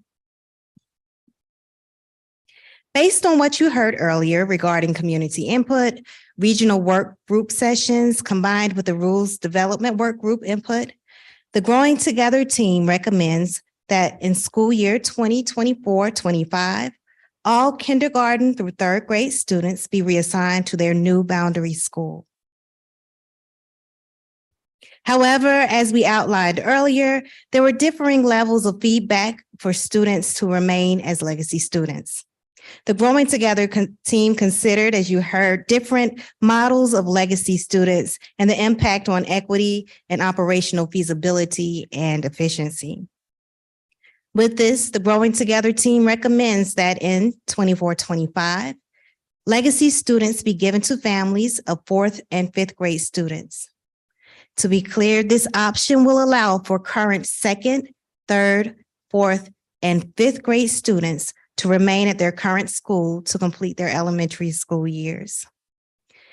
Further, siblings of 4th and 5th grade students will have the option to request to stay pending building and classroom K-3 class size capacity, and transportation will be provided to those students. As Mr. Palmer indicated, we recognize that 4th graders are the children who experienced kindergarten completely online due to the COVID-19 pandemic. And our 5th graders, we want to make sure that we're holding those students stable to avoid having to transition to another elementary school and then on to their 6th grade.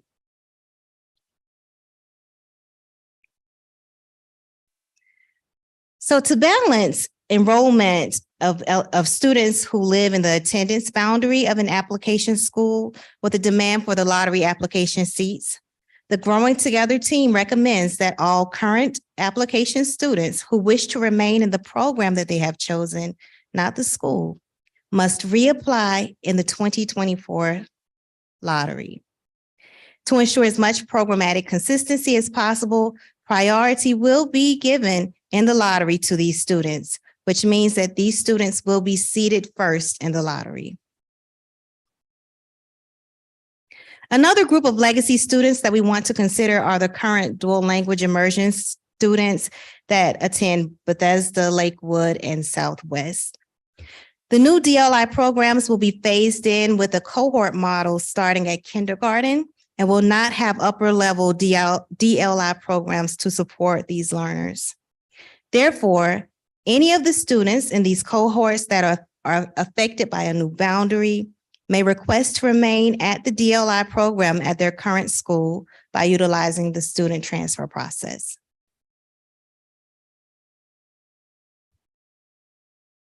With every school having a boundary, including our application and magnet schools, families who are zoned for year-round IB or Montessori schools, but find that those programs aren't a good fit for their families or their students' needs, will have the option to attend a traditional school within their region. An opt-out application process will be developed and opt-out school selection will be determined based on proximity and school capacity within that region. In the 24-25 school year, the Growing Together team recommendation for the pre-K Montessori seats to be allotted is for the pre-K Montessori seats to be allotted through the application lottery with priority for students who reside in that school's boundary. This rule is aligned with the district's current pre-K assignment process utilized by the Office of Early Education, which makes every effort to assign pre-K students to their base school to minimize transitions for those students. However, because the Montessori schools will now have boundaries beginning the 24-25 school year, any and all students not residing in that Montessori school boundary who wish to continue the program would apply in the application lottery for kindergarten, with a priority seating for students who have attended a Montessori pre-K program. It should be noted that while current Montessori students will be given first priority in the lottery, students residing in the base will be seated first. There are also some schools with unique circumstances, one being Little River, and you heard from them this evening. With Little River transitioning from a K-8 school to a K-5 Montessori program, there is a need to clarify where middle school students will attend. As a reminder, Little River does not currently have a middle school boundary. Rather, Little River students are granted a student transfer to remain in their middle grade programs. With this, students currently in the 5th grade at Little River will be the final cohort with the option to be granted a transfer to remain at Little River for 6th, 7th, and 8th grades. Another special circumstance that we've shared with you involves our year-round program. And as I mentioned earlier, W.G. Pearson will serve as an additional year-round option in every region. During the application lottery, families will be given the option to apply for the year-round calendar in their region as well as W.G. Pearson and may rank order those schools. And as a reminder, families have the option to rank order up to 3 schools in the lottery. And finally, we would like to propose an updated recommendation based on the review of community feedback, operational capacities, and academic program resources. It is our recommendation that Holt remains on the year-round calendar. This would apply to students residing in that school boundary beginning the 24-25 school year and beyond, and for students who apply for the dual language immersion program in the Northern region. As presented to you in June 2022, Holt will be the dual language immersion application program for the Northern region and easily will be the year-round application program option in that region, with W.G. Pearson being a second option for students. And with that, I will pass the presentation to Dr. Julie Pack to share with you our next steps with regards to growing together.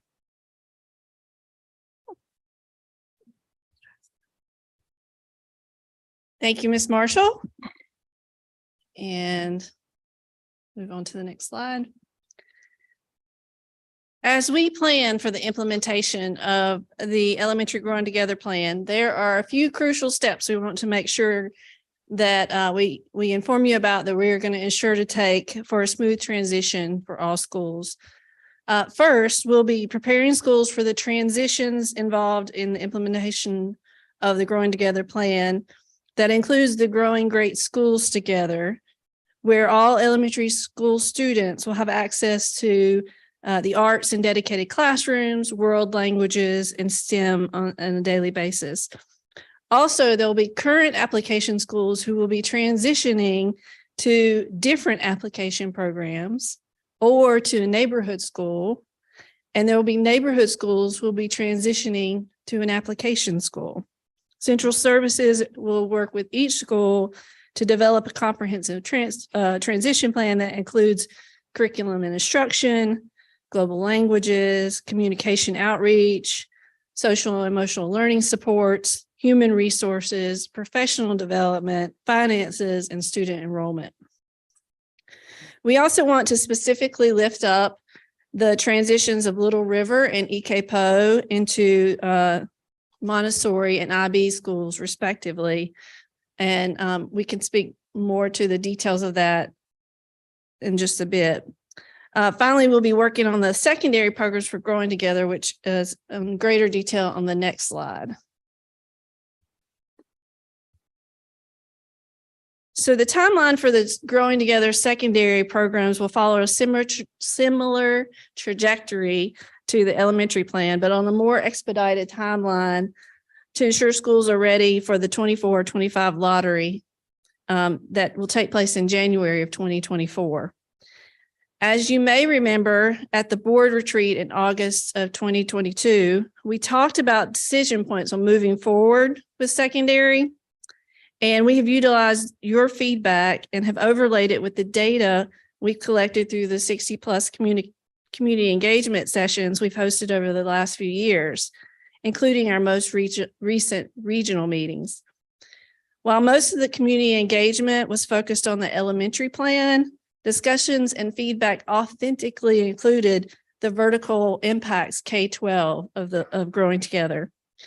Using this data collected in historical data, such as application trends, enrollment, et cetera, we are in the process of shaping a secondary program proposal to share with the community in the next few months. So as you can see on the slide, this is the proposed timeline for completing the secondary components of Growing Together, which includes identifying the secondary programs, where are those programs going to be placed, what are the boundaries for those secondary schools, what are the rules of access, and how are we going to communicate all of that out, all by November 2023, which is when we'll share all that in our showcase of schools. So a little plug for that. And finally, you have seen this slide many times. We want to bring it back as it provides a nice overview of the work that's to be done over the next few years, which includes those programmatic and operational pieces to the implementation of the Growing Together plan. So at this time, I'll pass it back to Dr. Hardy. Thank you, Dr. Pack. Before we wrap up, while you were at the podium, if you could speak a little to the transition in regards to the question regarding Little River and our Montessori programs. Absolutely. Thank you. So we did not have a slide prepared for you tonight, but just a few talking points. So we have been working with Little River's administration since the summer of, or since last summer, 2022, and provided an overview and a timeline for the transition of the school, which will include professional development. The professional development will be on site at Little River and will not be extended long summer necessities. And it will, the budget will include stipends for any time that's included outside of the school calendar. And the training it will be taking place over a 2-year period. So it's an extensive training. The teachers will learn, implement over time. And so it's not like everything at one time. And we have Dr. Rita Rathbone has been a large part of this work with Little River, and they have already visited, was it Watts or Moorhead? They visited Moorhead. Some of the staff went and visited Moorhead to see what Montessori looks like in the classrooms and in the specialized equipment. And we are working closely with Dr. Hogan's as he's working on this transition. So just a quick clarifying question, but that school will in 24-25 start as a K-5 Montessori in all grades, because we will have students that are potentially moving from other schools, correct? So there will be access to Montessori K-5. Yes. May not be all classrooms in the upper grades. So it may just be the amount of classrooms that we need to accommodate the students that would be coming. But kindergarten will be all pre-K and kindergarten. Right. We'll phase in 100% with the K1, pre-K, the primary. And then as we matriculate up, then all grades will be Montessori, but starting with the upper grades, just serving those students who need Montessori. Thank you. And that will balance the need for the staff too at those levels. Thank you, Dr. Pack, and to our board. Thank you to the Growing Together project team. This is a project that encompasses the goals and strategies that are included in our strategic plan. The goals of developing a comprehensive plan grounded in achieving equity, diversity, increasing access, and responding to the growth that we have here in Durham Public Schools. The new student assignment rules and new boundaries are slated to take effect for the 2024-25 academic school year. This evening, this item is before our board for discussion and information. At this time, the team, it's hard for me to see them. They're all there. for us to take any questions. And again, want to thank our Growing Together project team and thank our board for the opportunity to share this evening. Thank you. Thank you very much. So much work went into this presentation and it's a big team behind you, Dr. Hardy. So we appreciate all the work and now we will open it up for questions. Who would like to start us off? So I was just asking Dr. Mabenga on the online, I have 5 or 6 more slides on that's not in the board docs. Do you all have that as well? Are we going through those or is that another item? I can toggle to where you are. There were some additional data slides requested by some of our board members, and we did share those with our board members to make sure that you would have access to those based on the data.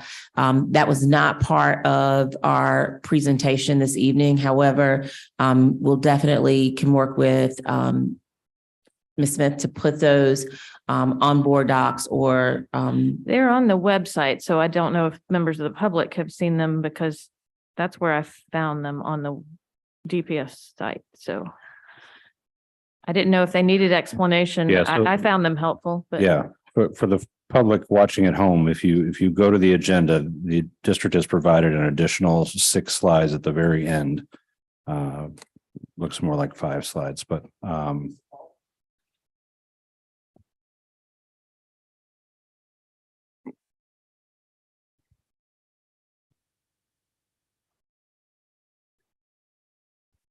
Okay, good evening again.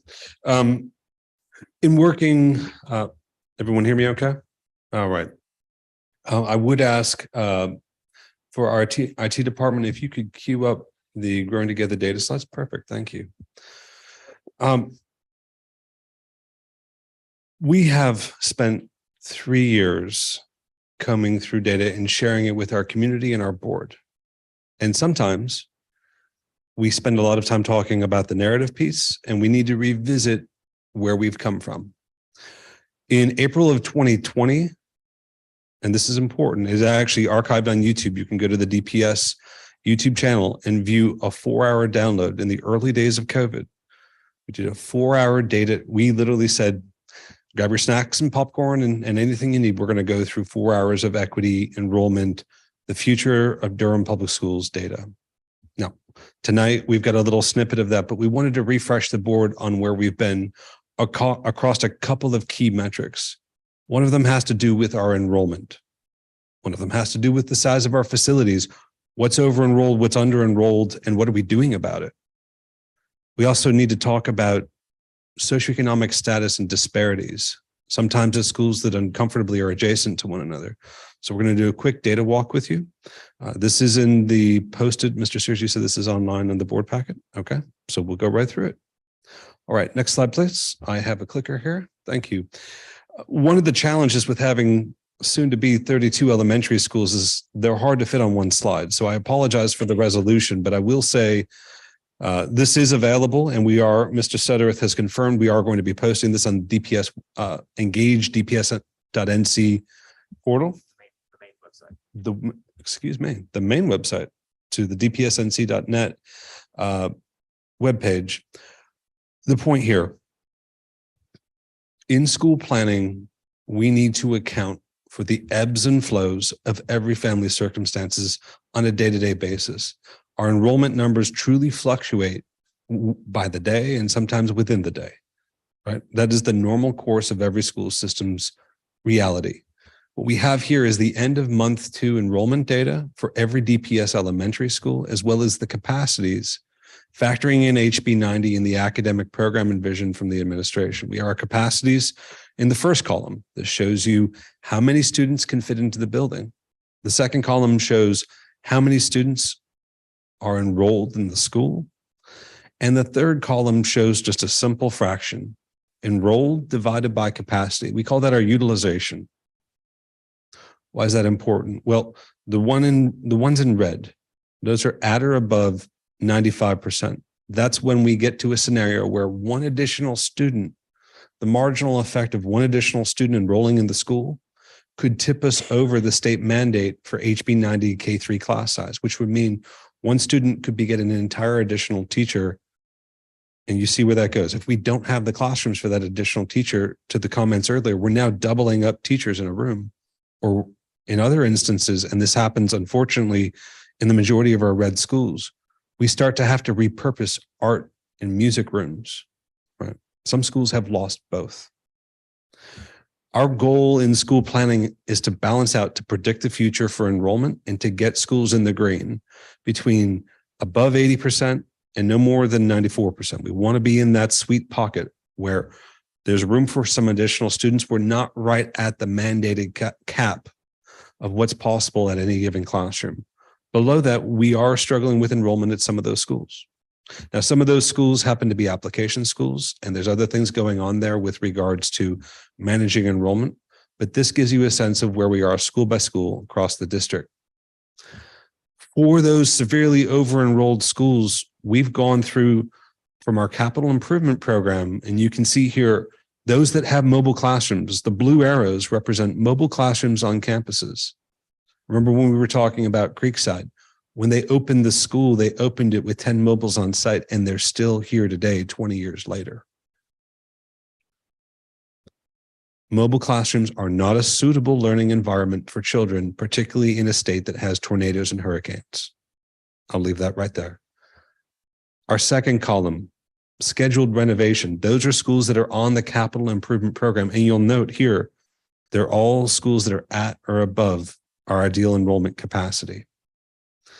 And lastly, the orange arrows, and for those watching, it's hard to see, those orange arrows are all schools that bracket and encompass Murray-Massenburg Elementary School. That's important. When we talk about the relevance, I want to thank those that came before us in land banking that land in Hope Valley Farms, because what it allows us to do is open a school on day one and relieve that severe overcrowding for the 7 schools that are around it. That's a big deal. Noting that many of those schools around it also have mobile classrooms. An additional data slide, and I know one that has been requested of us, by program type.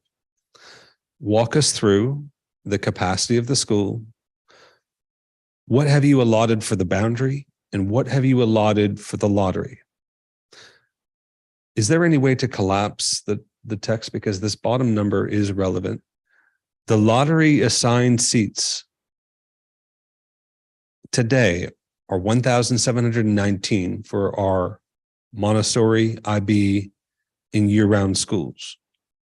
Factoring in the growth of our DLI programs and applications across the board, that number, when we talk about access, grows to 3,700. The benefit there is that we're bringing online 2,000 additional elementary school lottery seats for access to our high demand programs. And we're allocating those resources, going back to resource allocation. We're bringing that to areas of Durham that have never had access to those programs. Here's where we talk about every school being a base boundaried school, and it's reflected in this slide. Thank you.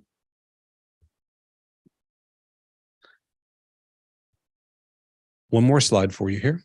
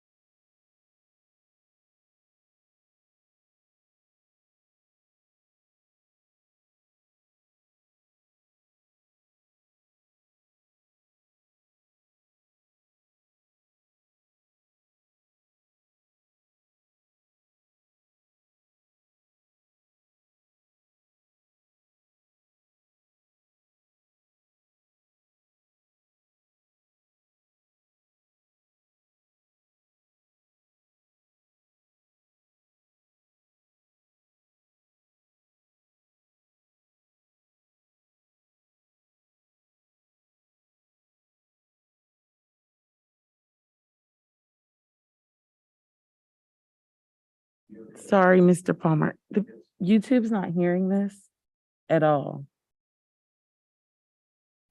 And yeah, thank you. They say they lost sound when we turned off the Yeah. captioning. Yes, and I also didn't get any transmission as well. Okay, Ms. Valladares, can you hear me? I can hear you now. Yes, it just kind of at the Growing Together access the slide that shows legacy, and that was the slide when everything just stopped. Okay. So if It's, let's just pause this now. Is it coming through on the YouTube live stream now? Okay, great.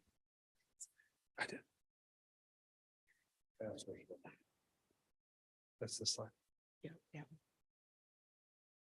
Okay, Ms. Valladares, we're checking to see, can you see the lottery and boundary seats for all schools? Yes, the up until this slide, it was everything was going well. The next slide, when you went to the next slide and you were like, let's take a moment to look at the slide following this one. That's when it froze. Okay, we'll walk through this one more time. I Thank think you so much. a refresh of the data would be good for us all. Thank you. The number of students impacted by growing assignment does depend on the scenario that we're evaluating and that we move forward with. When we look at the impacted or reassigned students for 24-25, recognizing those kindergartners in that year will never have been in a Durham public school for kindergarten, they would not be reassigned, right? So that's 1,020 students right there that will not be moved from one school to another. As we look at the scenarios that have been brought forth for consideration and recommendation, scenarios 5 and 6, and let me name those. 5, legacying our currently enrolled third graders who will be fifth graders in 24-25, or legacying our currently enrolled second and third graders who themselves will be grades 4 and 5 in the years 24-25. That significantly reduces the impact of the reassignment of students. In addition, our team is in the process right now of geocoding the January 2023 enrolled students. And geocoding, let me break that down, words matter. That is going through all 14,000 students, combing and cleaning addresses, placing them on maps, looking at where they live in relationship to their current school, and then all the nuances and complexities and considerations that we're giving consideration to here. We need to be able to answer not only the number of impacted students, but also as we bring on priority status for currently enrolled students in an application program, going back to Ms. Marshall's words earlier, after the boundary students, those would be the next students seated. So when she says priority student application, what we're talking about is having the boundary students, understanding who's coming, looking at the school capacity, and then understanding the additional seats that are available and giving first priority to students that are in that program type. And we use that word intentionally. Okay. Just a show of thumbs, board, does that cover the slide that we reviewed here? And I think we have one more slide, and then we'll be able to answer any questions you may have. Efforts to talk about socioeconomic status are complex.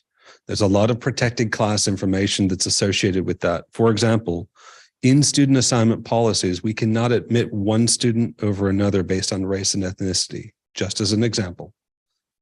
What we can begin to do is understand measures of family resources like food stamp eligibility and whether a student has what we would consider to be, are they homeless, right? That might be a McKinney-Vento student. You can see here, school by school, the levels of what is called direct certification. Again, that's from the 2004 Child Nutrition and WIC Reauthorization Act. Direct certification is our best measure of child poverty. At some of our schools, those numbers are 1 out of every 10 students. This is before growing together.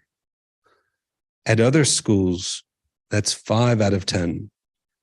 And at some schools, that's as high as 7 out of 10.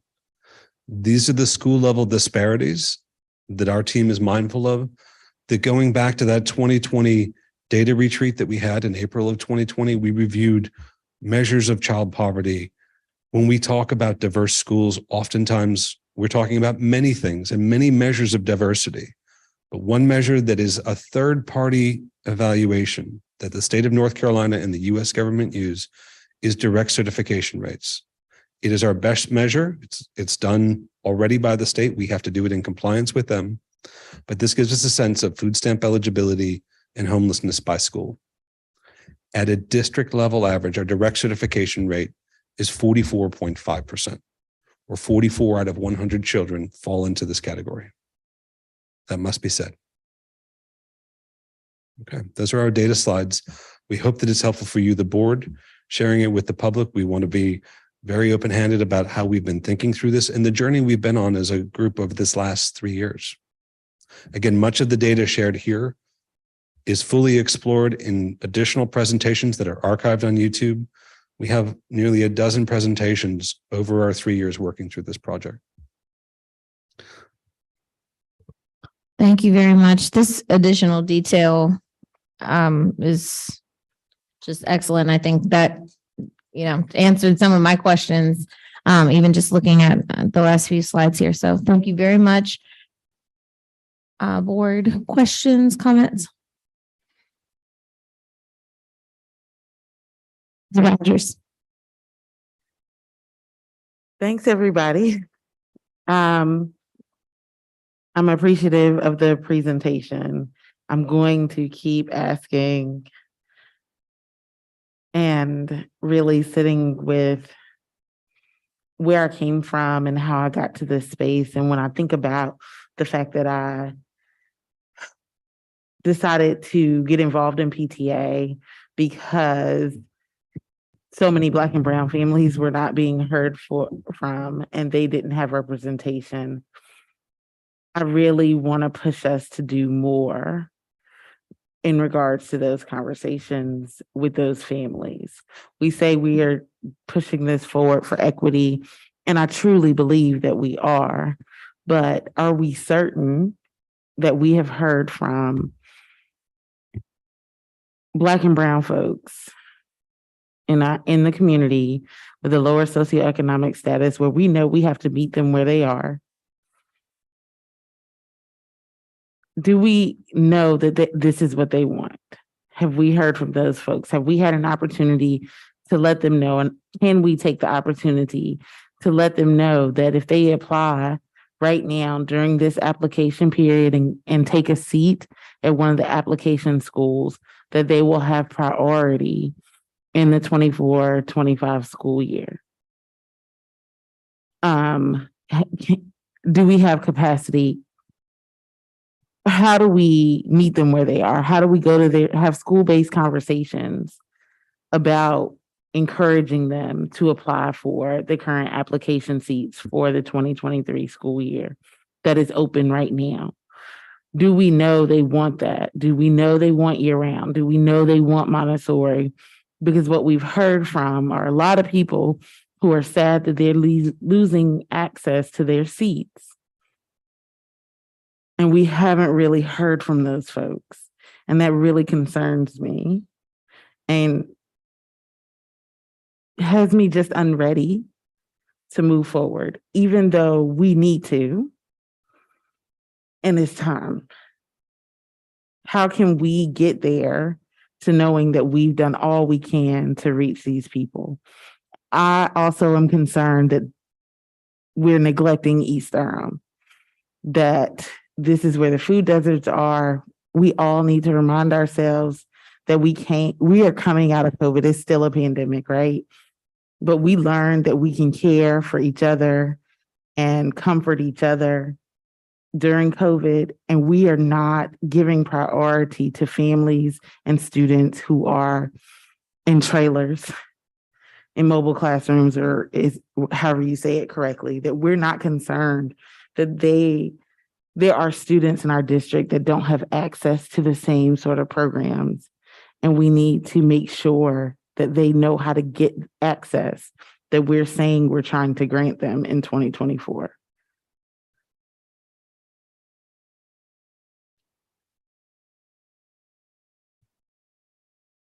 Okay, would you all like to respond to that or?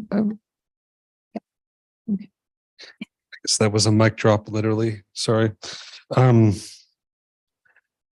Ms. Rogers, one of the things that our team has learned, and I'll only speak from the student assignment and operational lens, and then I know that there's components of what you're inquiring about that our public affairs leaders will speak to, but we do recognize after carefully looking at particularly our application-based schools, that having to apply to a school is often itself a barrier for some of our families.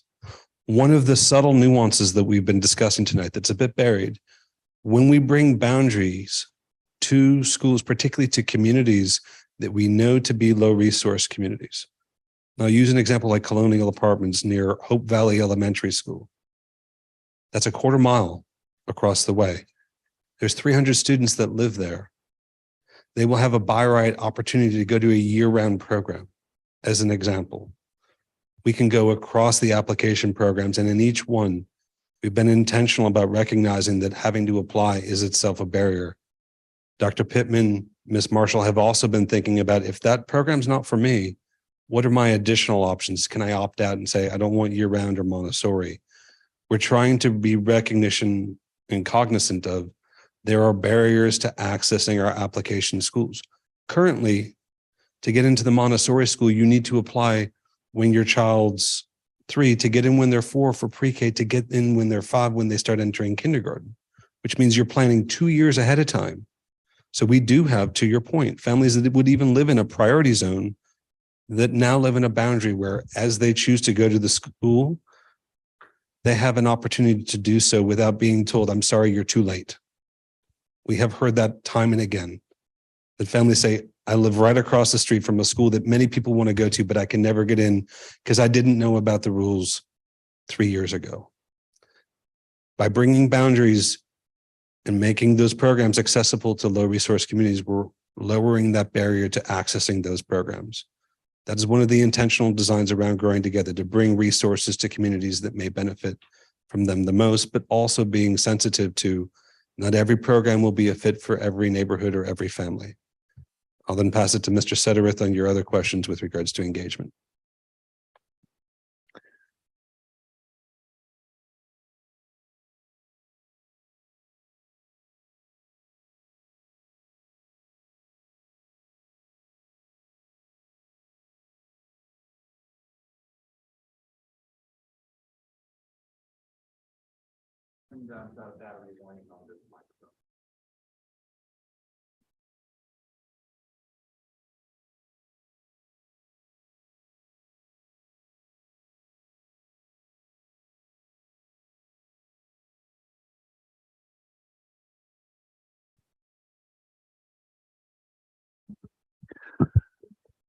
Matthew shared some important things about how the design of the Growing Together program will give families greater access to programs that they don't have to apply to get to.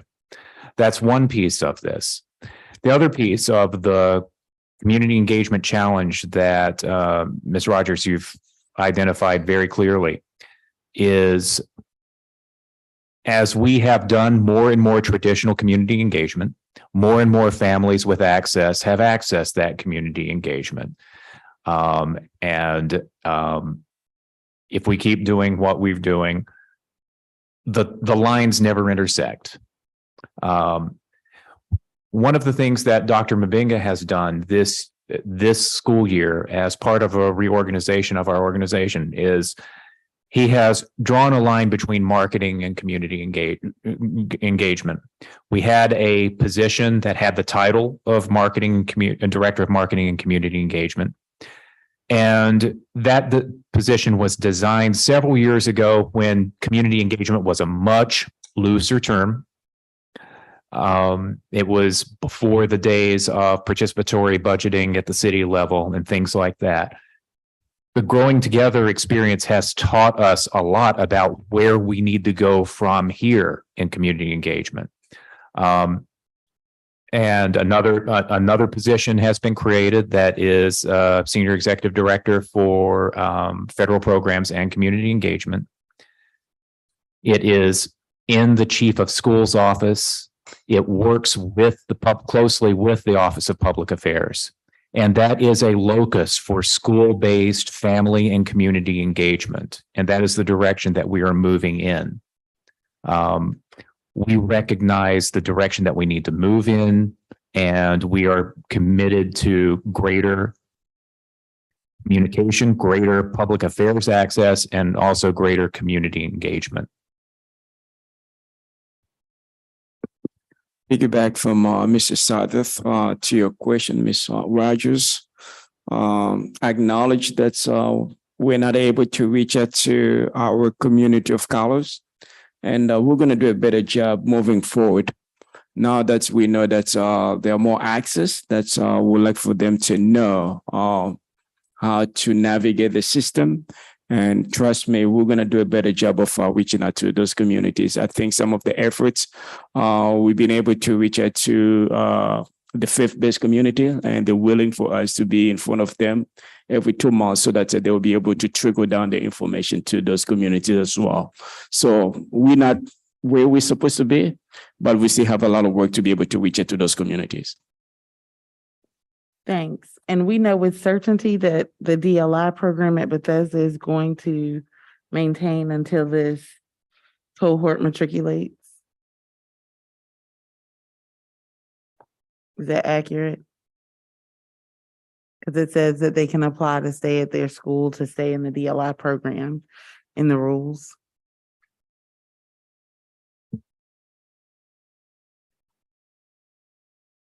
Yes, the DLI will have continuous stability at their current school. And then will be phased out since Bethesda is not that region's DLI. Not necessarily. The school may continue it. It just won't be an application program for other students outside of the Bethesda area. Thank you. Mhm. All right. Ms. Lewis, what did you have? Okay. Ms. Meyer.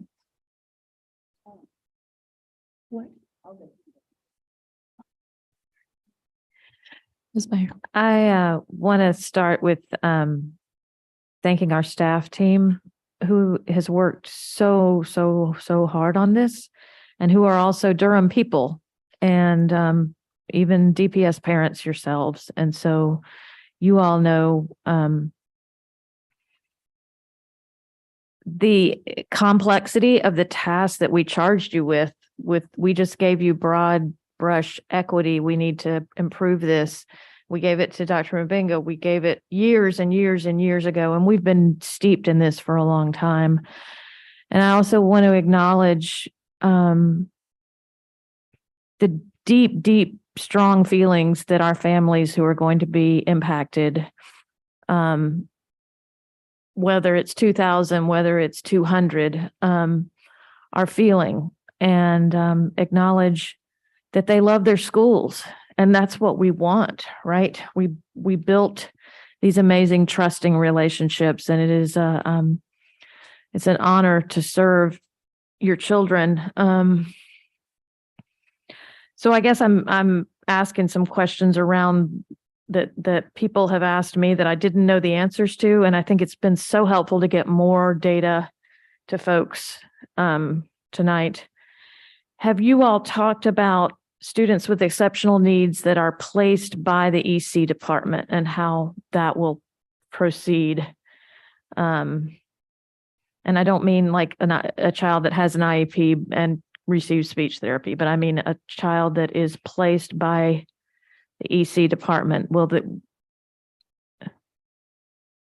Anybody? I don't know. So the children that are placed in EC separate settings through the EC department and IEP team, that is separate from the Growing Together redistricting. Thank you. That's good to get clarity on. I know EC equity is such an important part of this plan moving forward as y'all continue to build pieces of it. There's another one, Dr. Pack, it might be you. I don't know who it is. So hang on. We have a handful of employee, like teacher students that are in the same school. We have policy written to actually support that. I mean, it's Ms. Marshall. How's that gonna roll forward. Sure, thank you. Our transfer policy, policy 4132, offers provisions for teachers and honoring teachers to bring their children to Durham Public Schools. We tuition if they live in a different county, tuition free, and certainly for them to bring them to the school that they teach. We also make high considerations for schools that are close to the schools that they teach. Thank you. And I assume we'll be doing McKinney-Vento children the way we do McKinney-Vento children, because that is the most important federal law protecting our children that are dealing with homelessness. Yeah,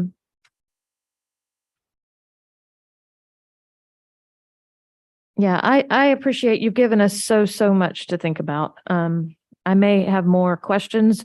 The biggest question I think that it's important for us to talk about, whether it's in my comments or y'all's, is people don't understand the urgency of the timeline for this, and they just received this information. It was all hypothetical before, and then on the 9th, it became very real to a lot of families. So who has the most wisdom to bring to the answer to why this is important to figure out the rules? I've been telling folks that I think a large part of it is magnet season, which is upon us, which we've already pushed the dates back a little bit, I think. Other answers, the urgency of the speed of this, does anybody? I will give it my best shot, and then oh, sorry, did you want to? So there is some urgency around getting the rules out now for our families who are applying in the lottery season for next year, especially those families with rising kindergartners. We heard from the community. We want to know going into the lottery, it will inform some of our decisions. So that was why we were pushing to get the draft rules out at this time.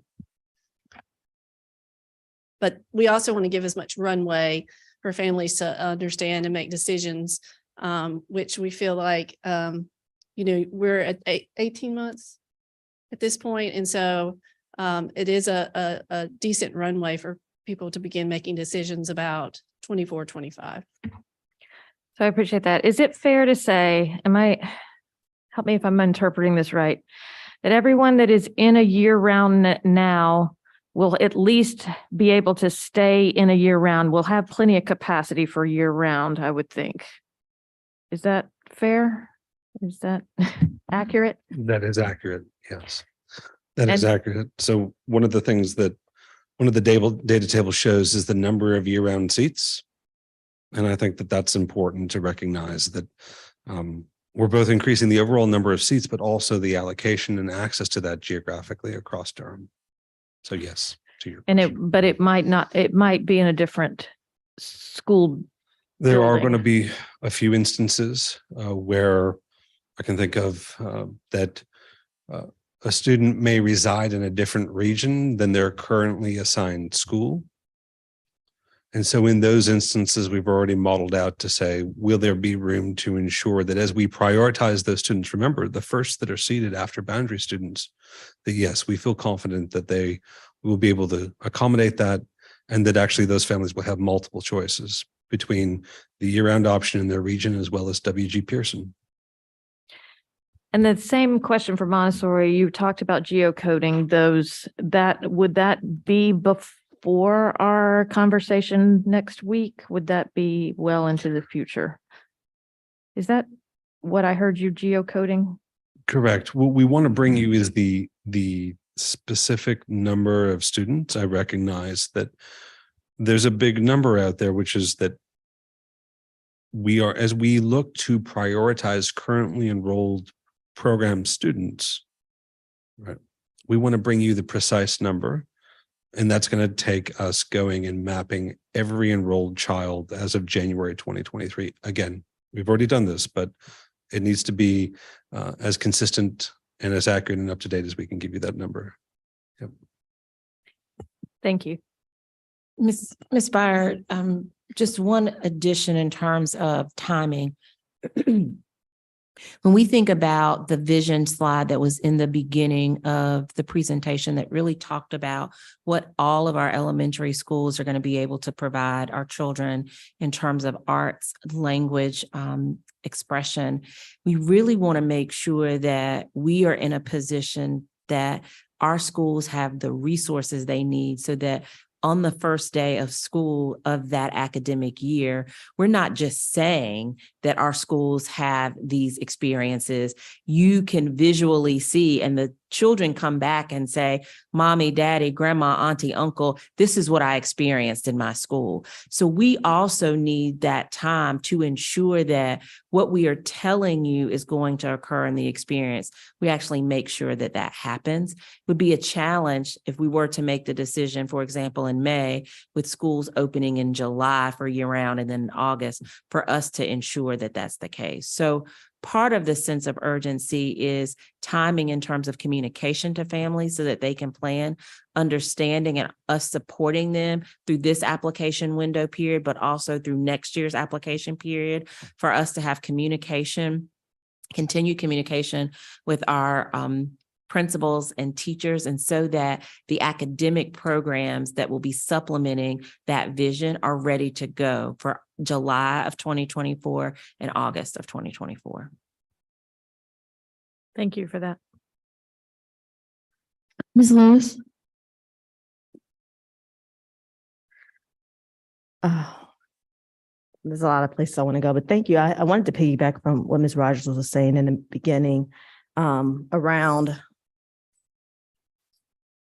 how this strikes her personally and the engagement and that importance. And that is so important, the priority to engage the communities that are less likely to engage. And I kept looking at Sheena just to say, you know, I know you've done some very specific outreach and wanted to bring those things out with specific special interests and communities. And we heard from the Education Committee, Durham Communal Affairs of Black People, their chair and the immediate past chair and the education chair, where those engagements have been and what those concerns have been. When we talk about the urgency of what this means and how long we've been doing this, this keeps coming up. And what sticks out to me, I was telling my husband earlier today, to know to apply to a pre-K program is 2 years in planning. I started understanding more, and thank you, Mr. Palmer. People keep moving around for just sharing too. But I knew I said it wrong after I said it. It's a priority zone. And that's when I really became aware of what the priority zone meant. And so it's been 9 years that we were able to access that. My son was in first grade and now he's in ninth grade. So when we talk about why now, what's the urgency? We've been talking for this for years. And when you are a family on the other side of a disparate situation, you don't have time to wait. One thing that Mr. Palmer said to me that really struck in these conversations and trying to look at, you know, how can we meet the needs of everybody? What's going to be the best, and how many grades can we grandfather? What does this mean? And he made a comment that if your one kid takes up 2 seats, that's an unintended consequence that's going to keep another kid from having that access who didn't have it before. And I was like, oh, I mean, this is really a hard decision and some hard things and pathways to think about. And I just want to commend our district. I heard someone saying, you know, I've never seen a district take this much time, this much, you know, engagement, this much conversation, because we really care. Durham does things different, right? Big picture, regional wide. How are we creating access? How are we living into our values? How are we going to be resilient and figure these things out and truly being in community with each other? So for me, the urgency around the communication piece where we are now is 18 months. For those that we're not reaching, for those who may not know these things are coming down the pipeline, first of all, there's not an application. This is your school. This is your school, this school within your boundary. That creates access automatically. And that's what we were trying to do. So I'm excited about that, but people still need to know. So I'm looking forward to the plan of what this impact of 18 months looks like of getting people the information to know every month, what's the community engagement look like, the things that y'all have already been doing, how is this going to be layered in the schools. When I look at this slide, going back to the very last slide that we pulled up, and I look at the direct certification rate. And I'm seeing, the schools that are in my districts, mostly here at the bottom, 99% free and reduced lunch. Those are the schools that I'm working within, that's within my district. And I'm talking to those principals and I'm talking to Dr. Stewart. So what are the needs? How are things going? How are we growing kids? What is the attention? I just want to know that we're having more conversations with these family. And that's all I hear these principals saying. Family engagement is important. So as we're coming through the spring semester, just every opportunity that we can build into things going on in the community already, things going into their school already, to make sure we're getting this information out on how this plan looks, because we've been waiting for this a long time. And obviously, again, these are the parents who are on the opposite of some of these disparity data points that we're looking at. And as quickly as we can get access available, I'm ready to support that and looking at what the next plan looks like in this next phase. So thank you. Thank you for this. Chair Umstead. I'm going to try to keep this brief because it's getting late. The level of analysis on this plan is top notch. So just kudos to the many, many folks who've been working on it. I will say I have seen Durham Public Schools growing together a little bit all over Durham, at El Centro Hispano, at outside of Poof and Wellens Village. Like I feel like I run into Chip and folks and Sheena all the time in the community. So I know y'all been out there. And I still know there's always more and more work we can do. I think what I'm hearing highlighted is sometimes a gap between what's happening in our boardroom and central office and what's trickling down to individual schools and families. And then when I think about the fact that we serve 32,000 families or students, not families, 32,000 students, that makes sense that sometimes that communication is missing. What I'm also hearing, though, is as we're getting ready to embark on this secondary portion, how do we take the lessons that we're learning and use that to inform our work moving forward, especially since it's on a truncated kind of timeline. And so I think that's going to be another vital piece to what we do moving forward.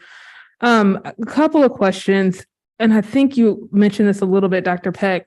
I know there are families who have rising kindergartners who are trying to figure out what to do in this magnet application lottery window. And so if you had kind of advice of what to say or do for those kind of kindergarten, first, second families, I think that just would be helpful so they will know. And I think that's a question for some of those applications will go to schools that will continue to have a program. And some of those applications might be at schools that don't continue to have a magnet program.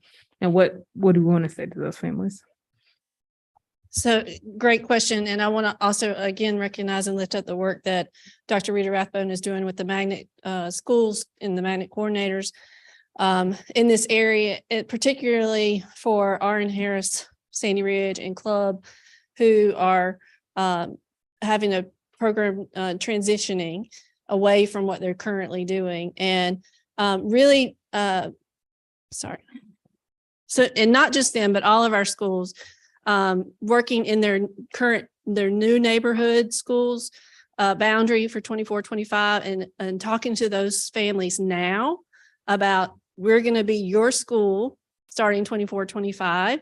And if they're an application school currently, they have the opportunity to apply to get into that school now. And so helping people connect the dots that they can use the lottery system currently to move into their school a little earlier if that's what they wanted to do. But we're working with our schools to empower them to have those conversations with their neighborhood surrounding their schools. That makes me think we might even need this is financial, but some more support for your office, for the MRC, for all the different offices that are supporting families in this decision-making process. The application process is already a little cumbersome. And so now we're trying to have more conversations with folks. I don't know what that looks like to have a little more part-time staff or support because it is so relational and one-to-one and family to family to have those types of conversations. So I hope that we can provide whatever necessary support is so that families have that information. I think two more questions. One of the goals of changing our rules was to help simplify the process. And it feels like even though we wanted to simplify, it still may get a little complicated.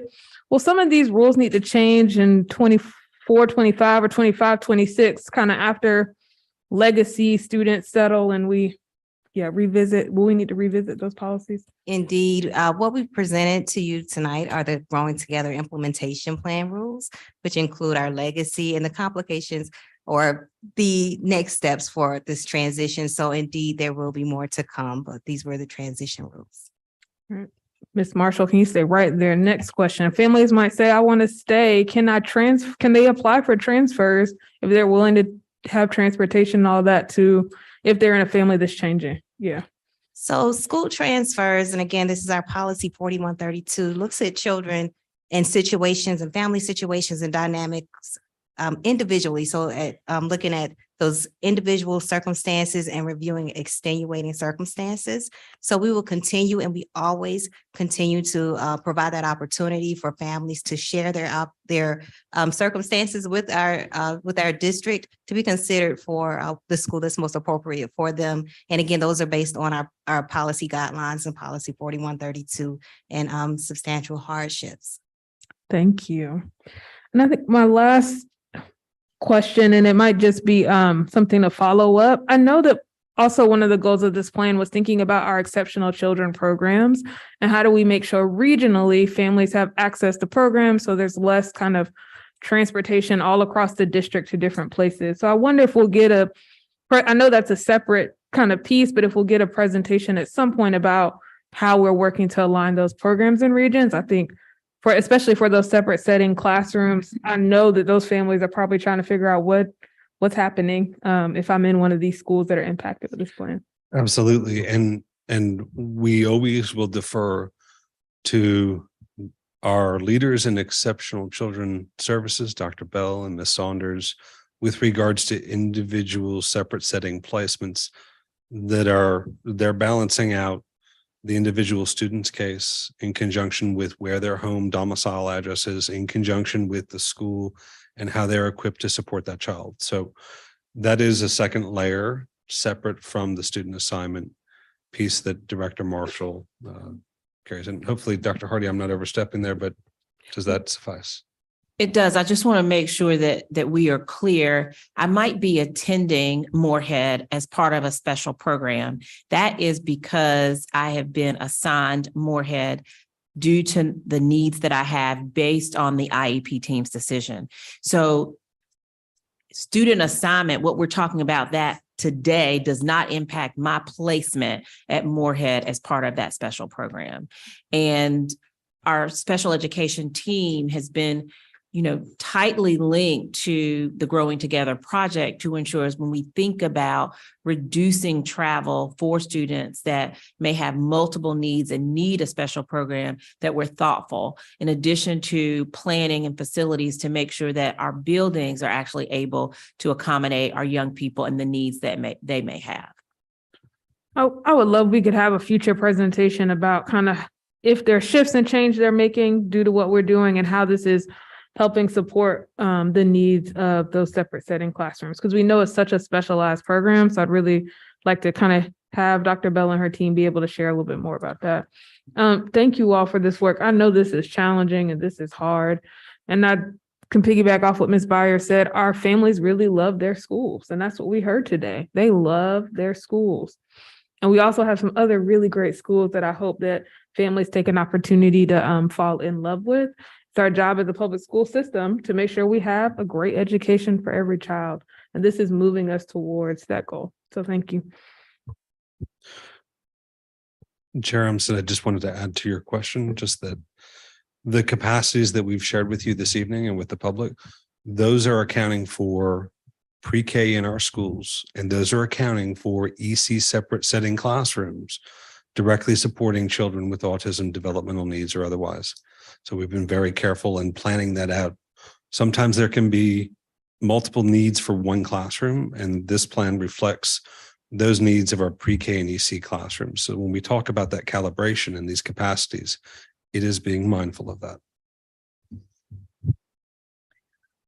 I want to check in with Ms. Valladares and see if you have any questions. Yes, I do. And this is very quick. Families have been trying the ArcGIS dashboard, like the www.arcgis.com/apps. and slash dashboards. So they've been putting their address, and I've been, working with a couple of families who are giving it a go. Some are getting results, some are not. And it's not a surprise. It's technology. It's also, there might be ways that you're inputting address, but we have to take into account that there's a technology piece, there's a digital divide that makes this process even more confusing. And so I just want us to continue to just keep working with our schools. I'm going to just, this is where I really want to see the schools actively having the conversations around growing together, actively sharing how does it impact every student, whether it has to go in their folders, and then also ways to use this app to get the information that every family needs. And so we don't have a triaging place. I don't have a place to send them to. They can open a ticket. It's not a DPS technology, right? I mean, it's leveraging ArcGIS, and which you can adapt to any system. Like you can integrate that. So it's an integration, but do we have any capabilities for support when it comes to families? Like, where is that going to live? Is it going to be in the MRC? Is it going to be in, which department is going to be able to help families as they are trying to understand what does it mean for them, and leveraging this app or this, technology to figure out what their boundaries are, getting information on the maps, and seeing it when sometimes their address doesn't work, or the ArcGIS is not giving them the information they need. Thank you.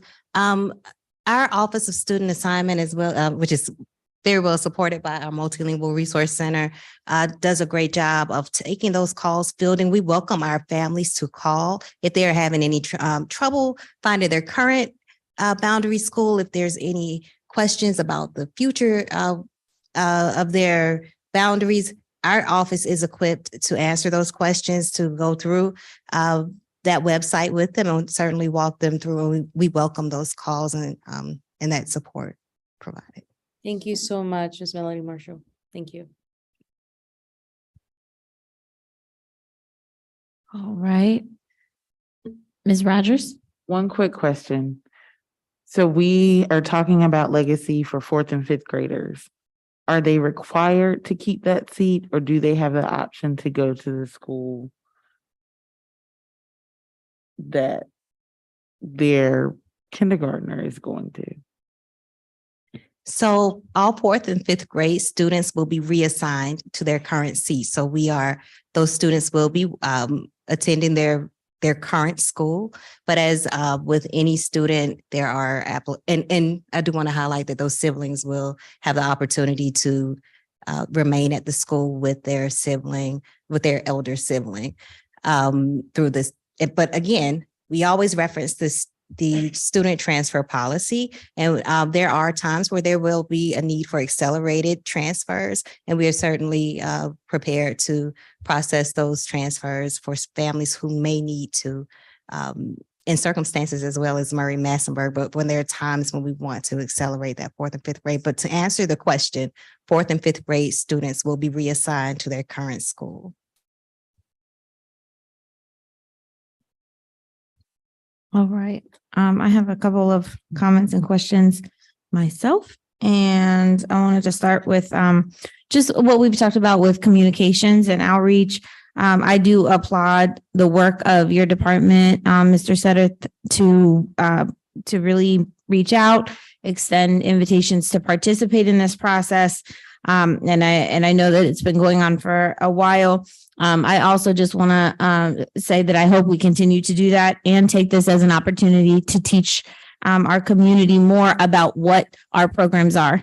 I'm really excited about that. I'm particularly excited about the extension of dual language instruction, immersion instruction, and letting our families know what they can get out of this program, what their kids can get out of this, out of these different magnet programs is really exciting. Telling our community about IB and a lot of people say that education is the great equalizer. So I want us to just keep that in mind as a, part of this process. And this really is about extending different opportunities to our students, including those programs that will be in all of the schools, such as global exposure to Spanish and global languages. I also wanted to say that I know we have precedents for schools where we have closed them over time. Tuning is one. Pearson Middle School is another that we were talking about. And so in the case of these programs, there is a precedent for having students move on and only keeping 1 or 2 grades in those cases to complete the rest of the time. I just wanted to see, I guess I wanted to see if you all had any other precedents that you were looking toward when crafting this, because I want there's a history here, and I want our community to know this is the first time in a long time that we've done a shift of this magnitude, but we have shifted our students in the past from one school to another and supported those transitions. So let me ask that question there. Thank you, Ms. Chavez. We have been both looking, we have all become students of Durham Public Schools. And by that, I mean our own institutional history. We must know where we've been to see where we can go. Right. And to that effect, I don't know if he's still with us this evening, but for example, one of our school planners, Mr. Vitaly Radsky, has gone all the way. Remember those books Mr. Jones was holding up? Vitaly has read all of them and more. There's 150 books in the North Carolina Durham collection at the Durham County Library about the history of Durham Public Schools. We've evaluated that, but more recently, here within 2019 to today, you can look through each of our adjustments that we made with Creekside to Parkwood, Brogdon and Githens. We've been very careful and judicious about understanding the question earlier with respect to why this thrust now, why this rush now to get these rules in the hands of our parents that are applying in the lottery for 23-24. One of the things our parents have said to us is that it's going to take me 6 months to kind of process all the information and then a year to plan. Right. And that has ranged across the socioeconomic spectrum. I say that to say, when you look at the precedent of what we've done with adjustments at Creekside, and then again at Githens, thinking through that in each of those instances, we were able to give folks at least 6 months, ideally 9 months advance notice. Here, given the complexity, we recognized and we're heeding the feedback from our parents, asking for time to plan for their new school, to meet with other parents that are going to be going with them. And for those that are also, there again, just recognizing that families had requested time. We've also looked outside of Durham Public Schools, of course, and there's a variety of approaches, as I'm sure you're aware of. There are what we would call light switch approaches, which they say the rules are posted online. You may comment for 1 month, and in 6 months, this will be your new school. We're trying, obviously, through our approaches through engagement, as well as this evening, to be more proactive, to give the community an opportunity to understand the complexity of what we're working through. And so, yes, to your point, there is some precedence here within Durham Public Schools to recognize that we need to give as much advance notice as possible. And also a recognition that light switch approaches can be problematic because it's a disruption all at once. We're talking about 2 scenarios here tonight that both have legacy accompanying them. And in both the Creekside and the Githens adjustments, we had legacy factors baked into those plan adjustments. Thank you very much for that background. And I think it's just important for us to continue to learn about your process and how you got to proposing this model. And I wanted to make another point around the particular concern around the Montessori spots.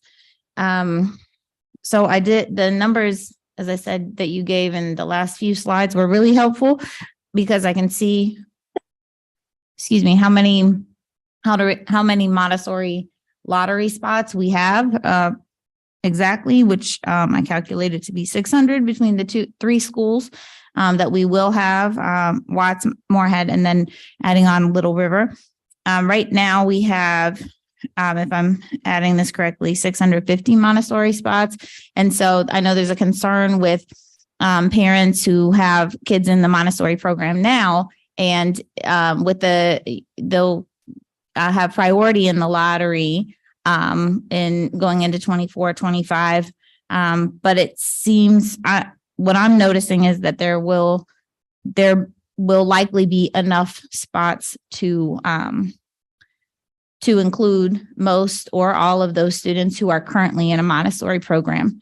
And again, I was comparing 600 in 2024-25 to 650 now, but keeping in mind that we'll legacy some students, which I'm sure is actually more than 50 students. It's late. I'm trying to speak as clearly as possible, but that was a question that I had coming in to this presentation. So would you want to comment on that at all? Sure. And I hope you can appreciate that we must be right in answering that question. And any question, we must be right, as correct as we can be. That's why we needed this time to geocode January 2023. Where are we today? And we're preparing to answer that question with an affirmation, but I must be 100% certain. So for the year-round question earlier, yes, in that respect, we feel confident. The numbers that you're evaluating there, remembering again, you have your base area that goes in conjunction with that, and the majority, if not all of our currently enrolled students that are, you can see where this goes with the boundary that many of them were in our prior priority zones. And so those are actually in the base area side of things. We feel confident that not only will we be able to accompany that, there will be additional seats as we look across Durham. There again, I think that is tonight's data review was a snapshot. I think that's a deeper dive that we could bring you additional data on. Okay.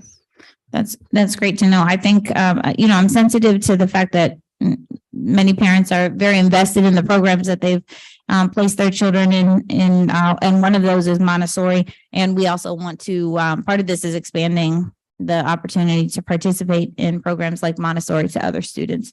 So, so thank you for that. I wanted to make one note about just the social emotional kind of element here. I know a lot of people have pointed that out, and that our students will need some care in the transition. And so I know that our teachers and staff will work to do that and make sure that there is that sensitivity to students who are transitioning schools.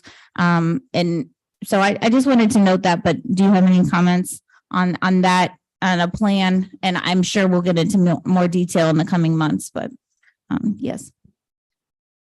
We definitely want to acknowledge any of the transitions that will be experienced, not only by our students, but also by our staff. So we'll be working very closely with our Student Support Services Department and really trying to continue to lift up some of the training that our schools have already had, recognizing that any transition, depending on the gravity of that, can be considered a trauma. We have many schools, because of our board support, that have received our trauma-informed training. We also have some mental health counselors at our schools, also partnering with our community and our co-located mental health. And we do have at least one vendor and are really working with another partner to make sure that we're able to provide that in Spanish as well. And so making sure that we have the tools to support our students and our staff in their own social and emotional support, but their mental health support during this transition. Thank you so much, Dr. Hardy. That's really good to know that all of that work is on the horizon. I wanted to lift up, I think, one more thing, and it's around Little River. I do have a concern around the resources that will go into maintaining our current fifth graders through the rest of middle school. They would be going into seventh grade in the 24-25 school year. And my understanding is that is around 26 students. I'm thinking about, the different subjects that we need for middle school. It's not one classroom teacher like elementary. And I'm kind of wondering about the resources that will be needed, the cost of that. And I do question whether it would be better to move our students on past sixth grade to their assigned middle school or seventh and eighth grade, where they would have 2 years to have that experience. I know that when tuning closed, rising seventh graders, tuning middle school was sixth, seventh, eighth. Rising seventh graders were moved on to their new middle schools. Lucas, Neal, and I think there was another one. And so then those students had 2 years in their new middle school. I'm wondering if the same might be applied here.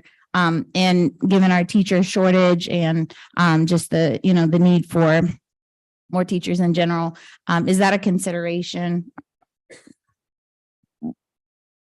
We definitely appreciate your feedback, and that is something that we can consider as part of the Growing Together team. Thank you. All right, I think that's all my questions. Anything else from my colleagues? Did we talk about kind of next steps? I know we have a hearing on the 19th. Is that right? Yes. And Dr. Mulenga, will you share with us? Yes, I don't want to call it hearing. I think it's going to be one item on the agenda for you guys to vote on it. But at the same time, we're going to open the floor for our families to be able to express themselves. And then we only have one item that we'll bring back to you for vote. So I think I expressed this to Chair Umstead. I have some unreadiness about voting at the same time we're listening to folks that are going to probably be in bigger numbers than tonight and more emotional. And I just wonder if that vote could be on the, and I am just one voice and it is very late, but on the following, at our work session, but I do really appreciate giving people the chance to hear their concerns and see if there's other things we haven't thought of.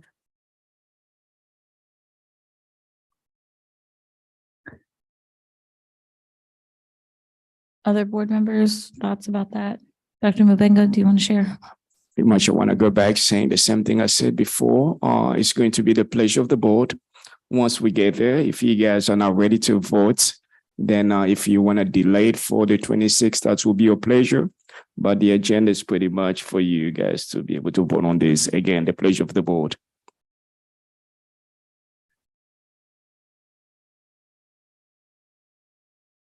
Okay, so I think we will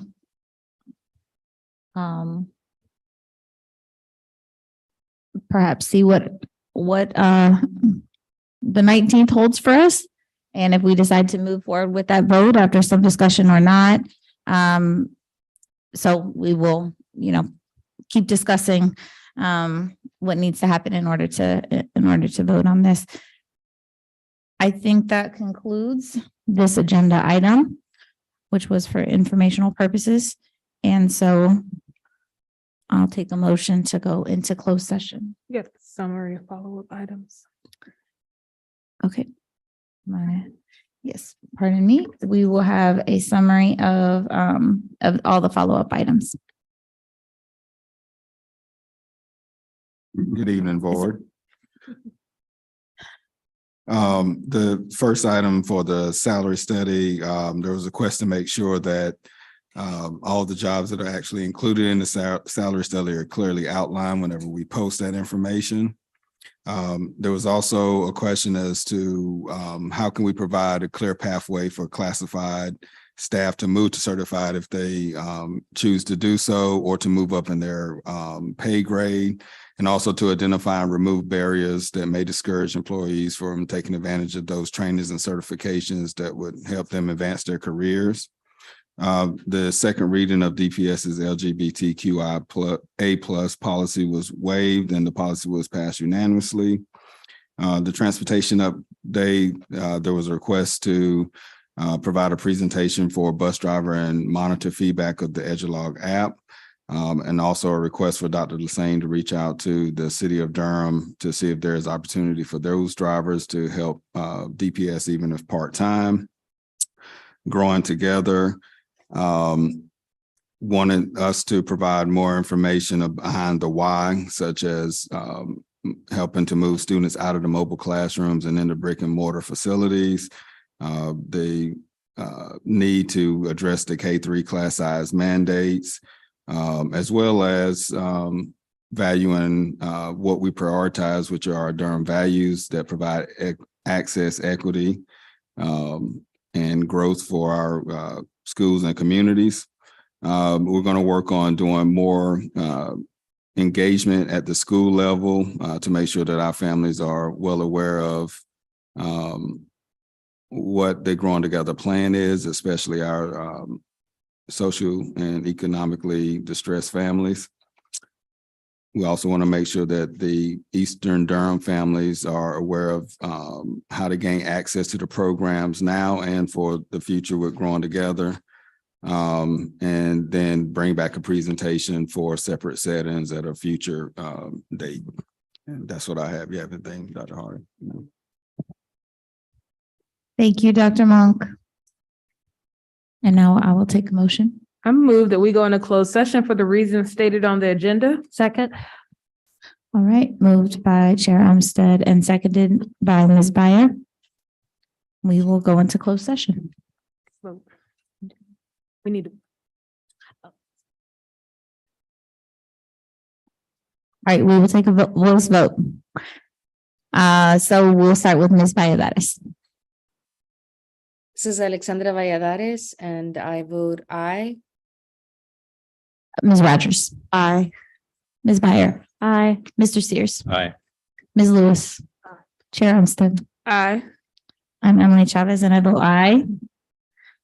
So Now we are closed session. now we will go to closed session.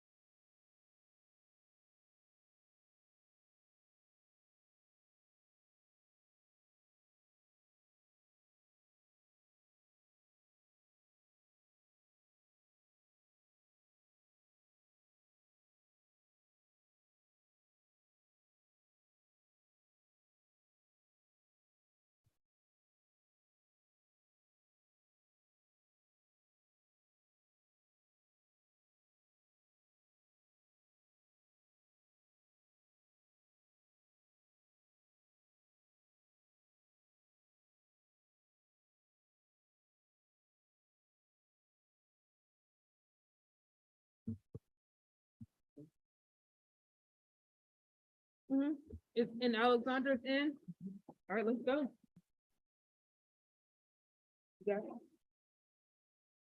All right, we are back. I will pass it to Dr. Mubenga. I'm here to seek your approval for the personnel report as discussed in the closed session. I move approval of the personnel report dated January 12th, 2023. Second. A second. All right, is there any discussion? We'll do a voice vote, starting with Ms. Valladares. This is Alexandra Valladares and I vote aye. Ms. Rogers? Aye. Ms. Byer? Aye. Mr. Sears? Aye. Ms. Lewis? Aye. Chair Umstead? Aye. I'm Emily Chavez and I vote aye. It passes unanimously. And with that, we are adjourned.